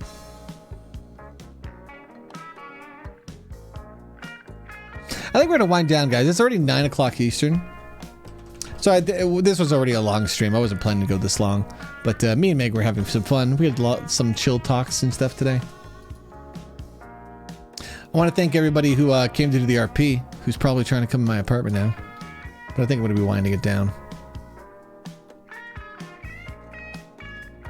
And I'll let them know in the Discord.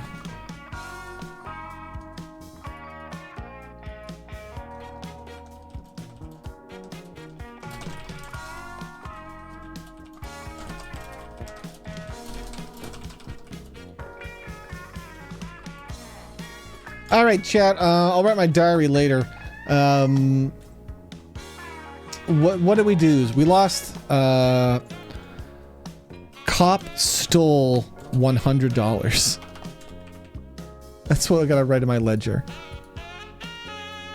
An officer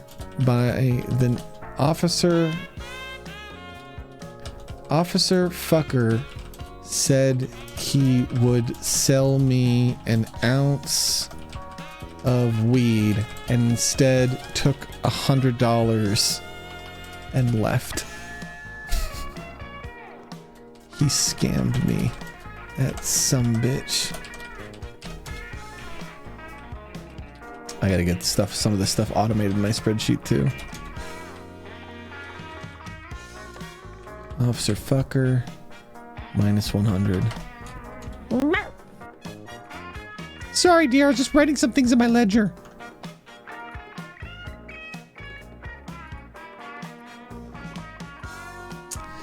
In our inventory, we now have a PlayStation 5.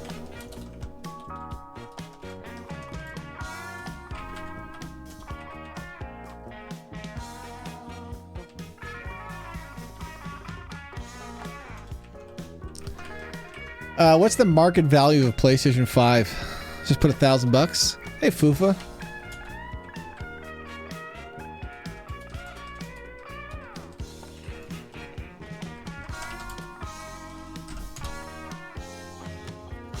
Did I acquire anything else or lose anything? Did we do anything else there, Moogly? We got a PlayStation. Put $500 for the PlayStation. I think that's it. Yeah, burgers they go away. Right? Burgers are not tangible. I like to write down things that won't degrade. A burger, you can't really keep it. Only lasts a week. So in roleplay terms, you don't really store burgers because it wouldn't make sense to write down you bought burgers. Are you fucking kidding me? Did you just shit on my bed? Oh my god. You know what? Fuck it. Fine. We're gonna go to the airport. Hopefully there's still a pilot around and we can get a flight to the island. Come on, Moogly. We're going home. I'm not staying in this bedroom. I'll just call the cleaning lady and get this whole place fucking cleaned.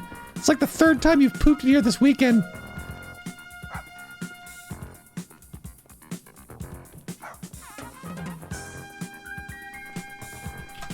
Now come here. What are we waiting for there? For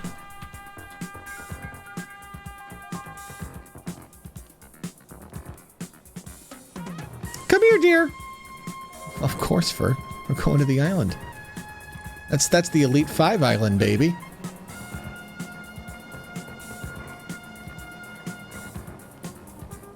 Excuse me. Hey, how's it going? Good. Is there any reason? Do you work for the building? Are you maintaining my car or something? Yeah, that's what I'm Shit. doing. That's unfortunate you're doing this. I needed a ride to the airport.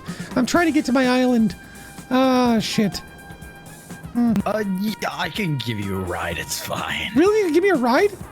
Perfect. Yeah. Hop in. Yeah, you can totally. Hey, Mowgli, let's drive you with said this the nice airport, man. right? Yeah, we're going to the airport. Oh, okay. Yeah. Hey, Mowgli, I'll sit in the front with the weird man. You can sit in the back.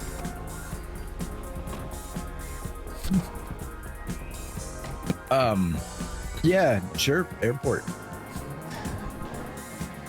So, do you? Yeah, Jake's alive, right? Because how this is are a different universe. What do you mean? How am I? I'm good. Oh my God! Do you not know how to drive? Oh my God! No, I'm. Why are you so stressed? What is wrong with you? Nothing. Oh, I fine. get it. This is your first time meeting a billionaire. Well, don't worry, dear. It's not like we're like bloodsuckers or anything. We're just normal people. We just have way more power and see you as peasants. That's that right, Mowgli? Noted. My dog is more valuable than you. Noted. I am sure they are. Mm-hmm. Yeah. So what's your name? Jonathan Jackson. Well, Jonathan Jackson, it's great to see you, or great to meet you. How long have you been working at the building doing vehicle maintenance? Because honestly, a lot of the guys who used to work there weren't really good at keeping my oil pressure low. Like, I was having a lot of problems with my engine overheating. It really felt like every time I drive my car, it's just like it would stop working. You won't have those problems. Fantastic. I've been working there for a while. Oh, well, that's fantastic there, dear. Yep. You said you were going to an island?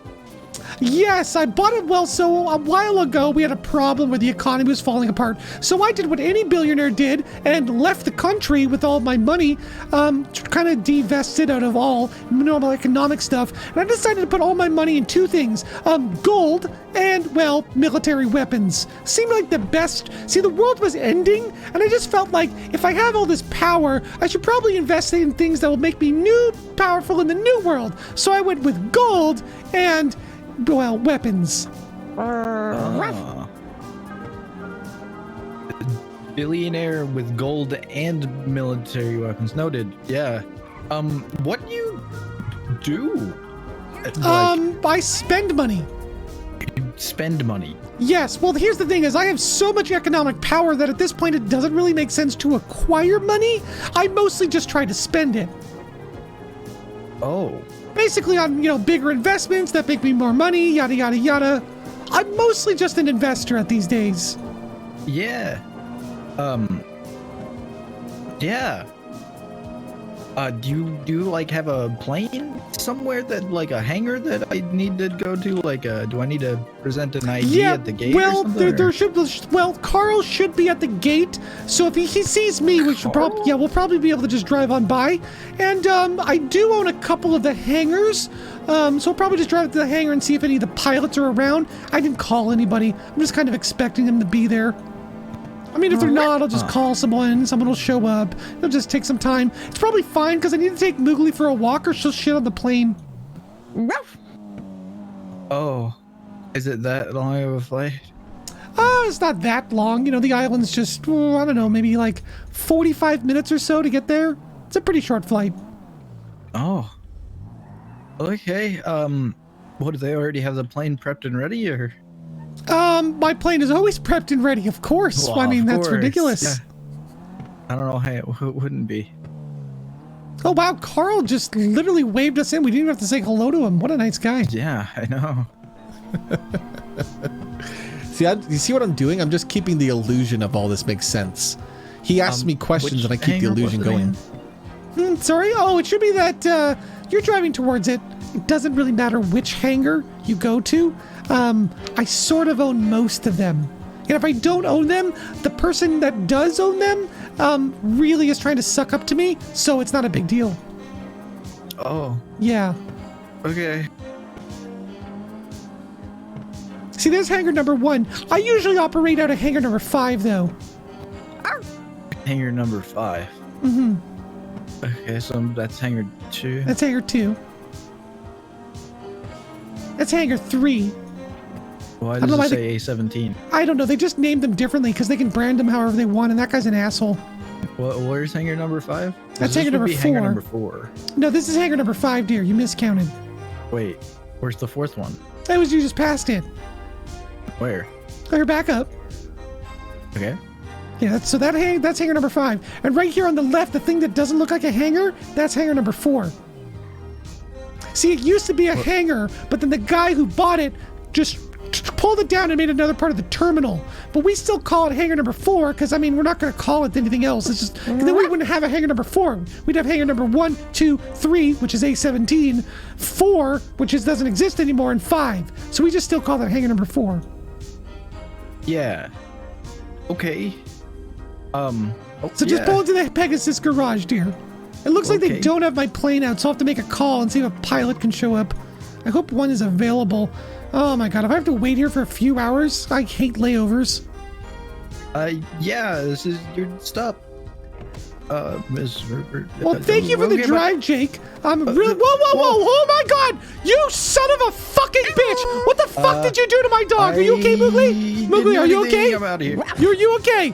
Hey, where are you going? Fucking son of. What was that guy's name?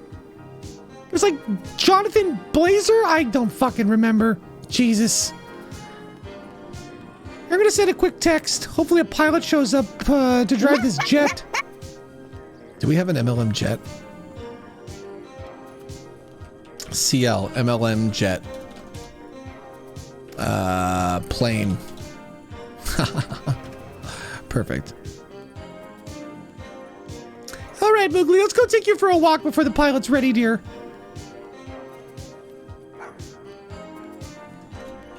SL Monica.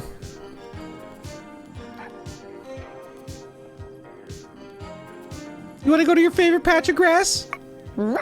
Yeah, okay. Well, let's not go where the planes are, dear. Come on, let's go around back. Don't want you to get run over at the airport. The idea that a billionaire just walks around the airport is hilarious. Jonathan Jackson, that's what it was. That was Jake Trevino's fake name.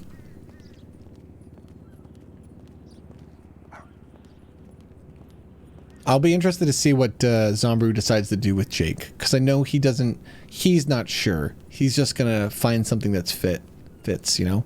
So there's like he's kind of leaning towards ripping off Monica, but I might end up bringing him into the company, because that ends up happening a lot. Because you end up ripping off Monica, and then you end up like getting involved in Monica's nonsense, and then you end up working for her. But the thing is, I like both avenues, because if Zombrew goes down the antagonist route, it just gives me another antagonist for Monica, and that's the thing in role plays. They're both beneficial. You either have people that help you in the role play by supporting you directly, or you have people that help you in the role play by supporting indirectly by creating those secondary stories. There you go, dear. Take your time. Oh my goodness.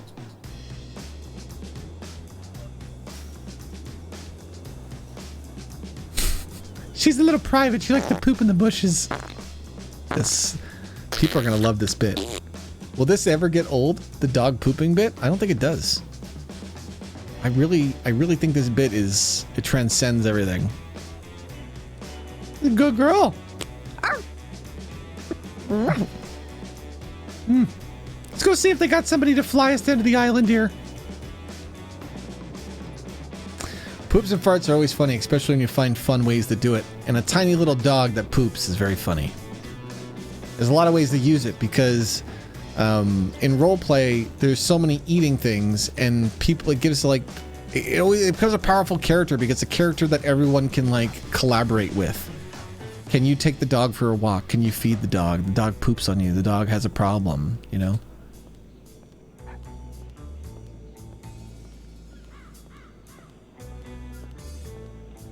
Moogly will be a target to be captured a lot and kidnapped. Megan, we were going to wind down this stream, and now we're going to fly to an island. This, Megan, by the way, is why roleplay goes on and on and on. Because we were winding down, and you pooped in my bed. Then my character refused to sleep in this bed, so she decided to go home.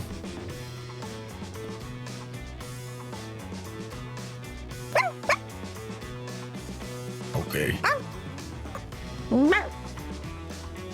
Yeah, we should be good to go. Oh, Hey, Miss Wallace. Monica. Good to see you, how dear. doing? Oh, I'm doing all right, Monica. What, you back to the island again? Yeah, I just need to get back to the island. Sorry, just Moogly pooped in the bed, and honestly, there's a lot of work to be done, so I gotta get back there and, start getting everybody ready so we can make our big move into the city. All right, well, hop on in. Come on, Moogly.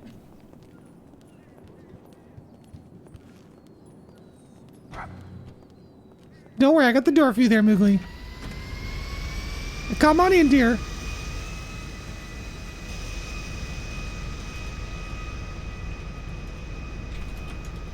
Wait, can I sit in the back in this? I think I can, right? Yeah, you should be able to just... Yeah, I wonder why I can't do that. I have to talk to Winley about that. Hey, Moogly, you enjoy the back. I'm just going to sit with the pilot up front. I've never been up front of a plane. It's kind of fun. Oh, yeah. This is me dealing with a little quick Make little sure bug, you right? don't touch anything. Absolutely. Forgive your pilot's license, Monica. No! Can I hit random buttons and then you have to solve problems? I wouldn't recommend it. I wouldn't recommend taxiing over the grass, but I mean, you're the pilot, so you know best. The tower asked us to, I understand. I don't know, very weird traffic today. Well, good luck on not blowing us up, dear.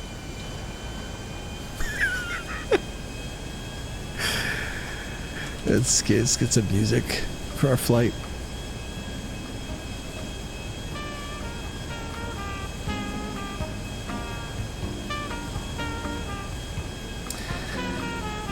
So this is a little preview, chat, because this is just a few of us and showing what the environment is like. So if you enjoy this is what we're going to be trying to do more and more this year. And truly, you're not going to see, you're going to see a lot of it on stream, but you're going to see a lot of it on other people's streams. So if you enjoy my characters and all the characters of our collective community members, get involved in our community, follow their streams. We're with Zombie right now, so you know what? Give him a follow if you haven't done it already. Because anytime this guy wants to stream, it is worth your time watching, because he's very, very talented.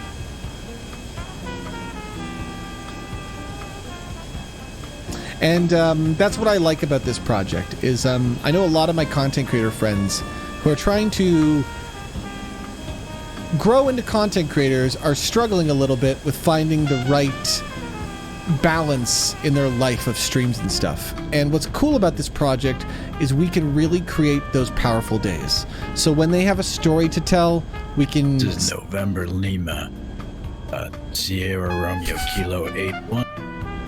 Ooh. To tower coming in for a landing. Wallace, you're so sexy when you're saying all those pilot terms. You're still married though, aren't you? Happily for 13 years. Well, I mean, if she ever doesn't treat you right, Wallace, you know Mama will treat you right. Yes, I do.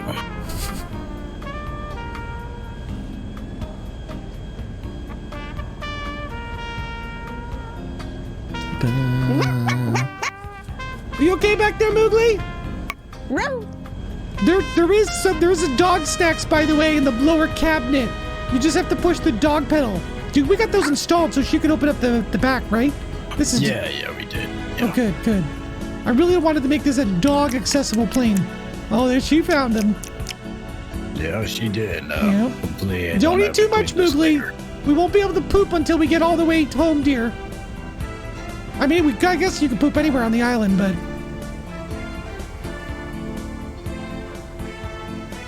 You want me to just leave the plane here, or you're just gonna call me whenever you need me? Oh, no, we'll call and we'll schedule a flight back. I'm not going to rush back into the city.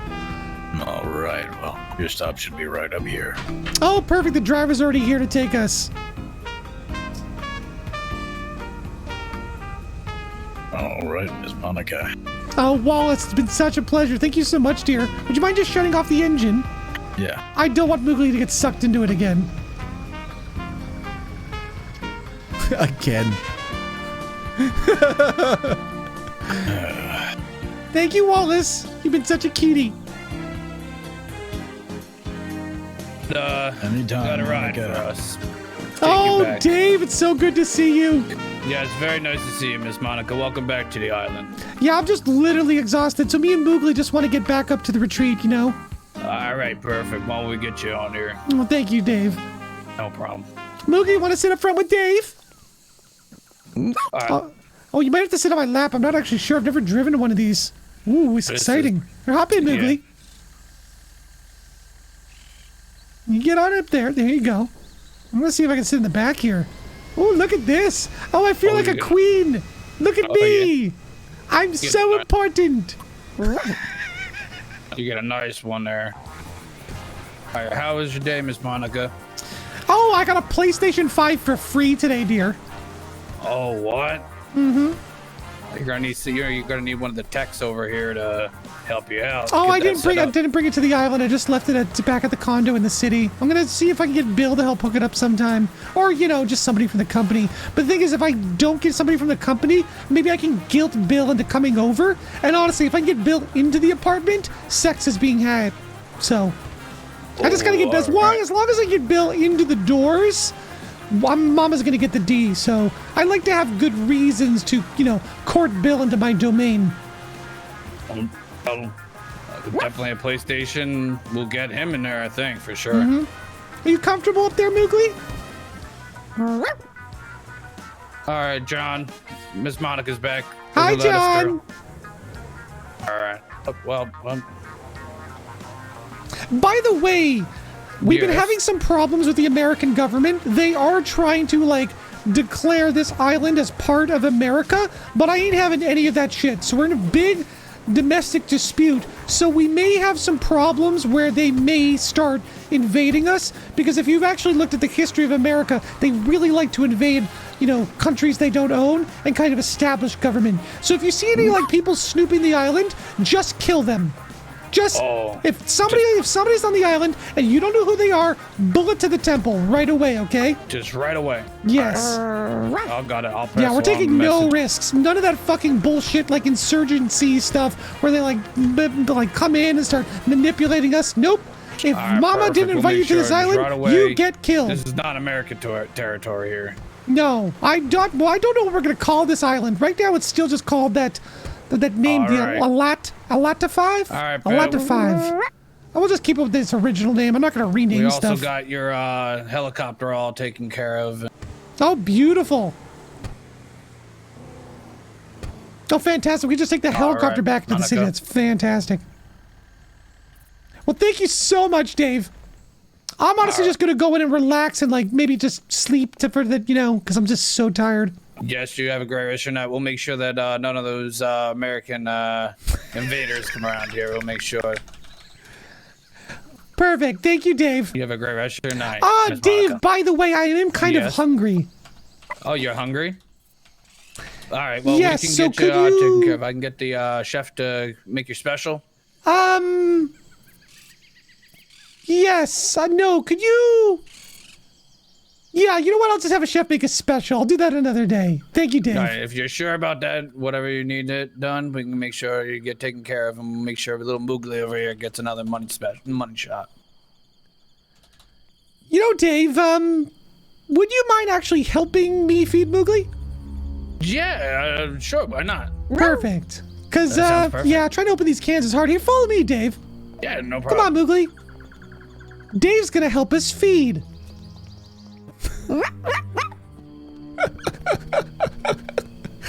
All right, Moogly has trouble with doors. Hold on. Oh man. Oh, stay Oh, back whoa. there, Dave. I do want to feed, Oh. but not just yet.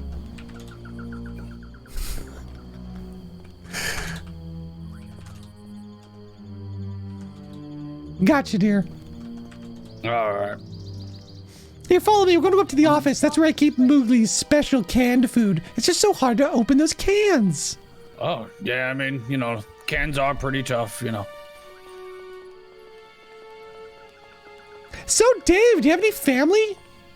No, I'm pretty, you know, pretty much living that bachelor life, you know. Yeah, That's why most this of the job's people so I hire on the island, they don't really have a lot of family, kind of loners.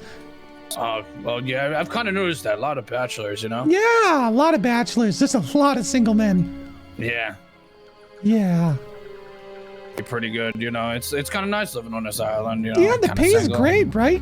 Oh, yeah. I mean, you've been taking real good care of us. A few years working for me, and you'll be able to retire at a very nice place. Oh, man, I can't wait to get myself an own island itself. So I think Moogly's food is just in the cabinet there if you want to go get it, dear. Oh, yeah, I'll make sure. I'll get this all taken care of. All right.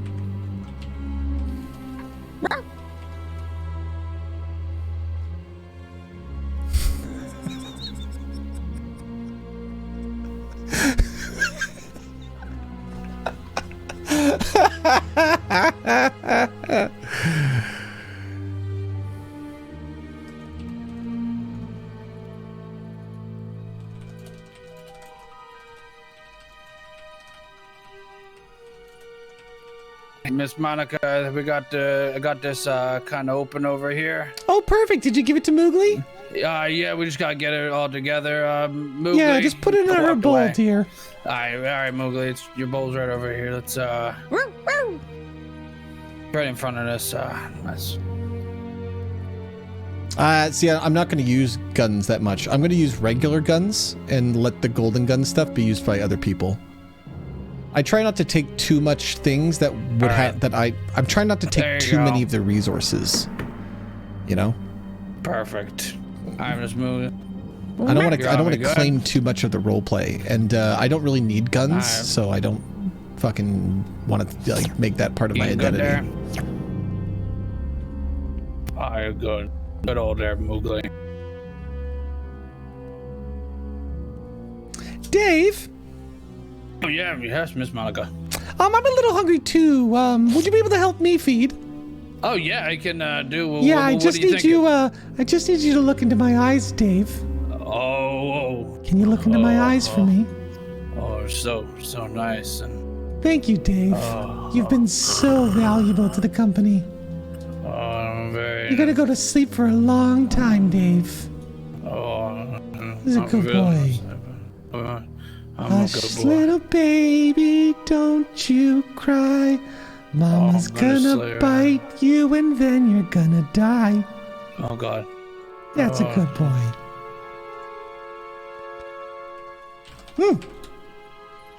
We got another one there, Moogly. Can I carry them? There we go. Woo, he's a big boy. Let's go downstairs there, Moogly. Actually, Moogly, you wait here. I don't want you to get stuck in the elevator, dear. I'm just gonna put him down in the cellar with the rest of them.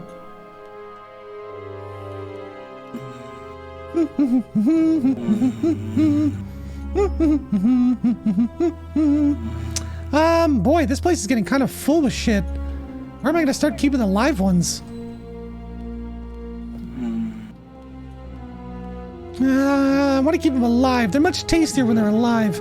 I'll put them in here with the wine. Let's see.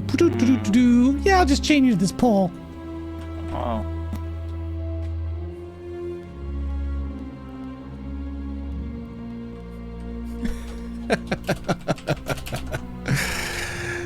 Grabs the chain.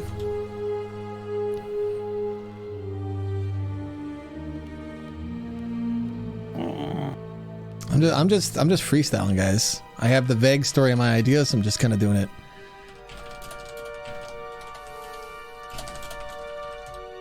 All right.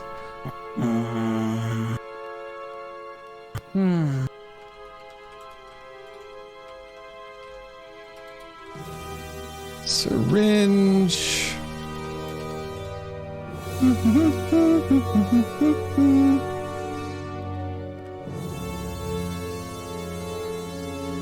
right, we're gonna inject the man. All right.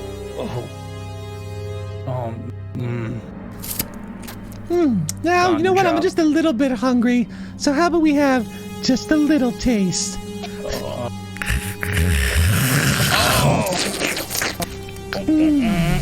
My goodness. I'm gonna go check on Moogly and make sure she had her meal. That's Kyle. That's Kyle going full support. That's the cool thing. When I know somebody's full support, I can really do fun stories.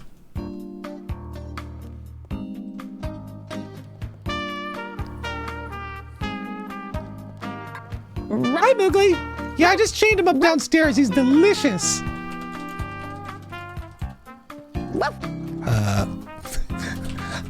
Moogly, calm down. Look, I'll feed you in a second. Jeez, you knocked my flower crown off. Blood dripping down face. Moogly, you caused my glasses and my flower crown to fall off. Oh. Did you get enough to eat, dear? All right. I understand. See, she's a vampire dog. People don't realize that Moogly is a vampire dog. Hey, you know what? I only took a bite from him. If you can smell the blood, you can eat the rest of him, dear. I'm gonna go relax upstairs. You go eat the man. I'll see you later there, Moogly. We're winding down, so. The idea of sending a dog to go eat them fucking help. Sending that dog? All right. And we look at the window and we're gonna call it a day. And this is the nonsense I would like to do this year. This is the role play I'd like to evolve our storytelling into.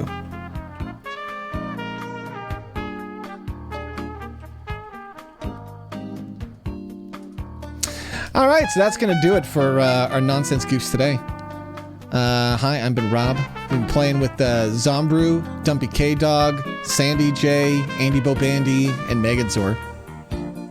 And this is just kind of this was improvised. This is just what we're doing with all of the skill sets and relationships we've built up. Now that we have a cool little platform, so we're gonna do a lot more of these type of days. But that's gonna do it for me. Thank you everybody for coming to the stream today. We're gonna go give a little raid into a friend here. Let me go find someone to raid here.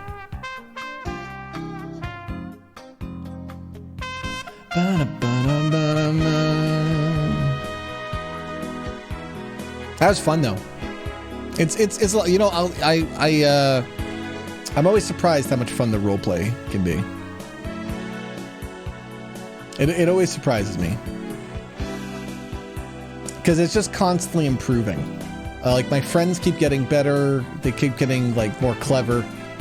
It's just such a neat thing. The collaborative art form is the storytelling. Anyway, we're gonna go raid into a community member. I love this guy. His name is Rorman. I'm hoping Rorman will come back and play Dan Lawman. So if you don't know who Dan Lawman is, Rorman's just hanging out. He's playing some Dota 2. So come say hello to Rorman and maybe ask him about Dan Lawman because he was a character who I used to roleplay with, and I would love to have him come back into the stories as well. You know, bringing back them dead fun characters we all loved because we're nostalgic for them. See, that's why I gotta be a vampire, because then it canonically makes sense to bring back dead characters. Anyway, thank you everybody for watching. You guys have been amazing. Please enjoy the rest of your weekend, and I'll be back next Wednesday for another fun roleplay stream. And yeah, enjoy your weekend. Love you guys. See you next time.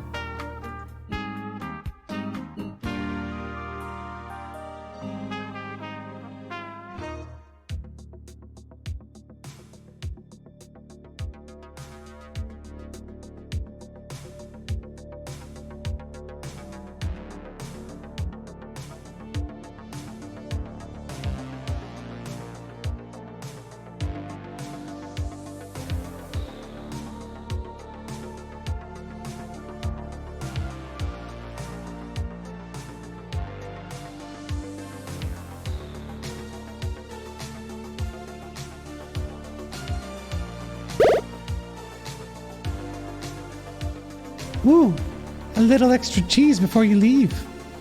Be quick.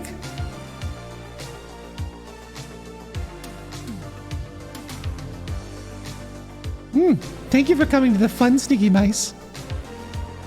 Watch the VOD if you want to hear some more behind the scenes stuff. See you guys next time.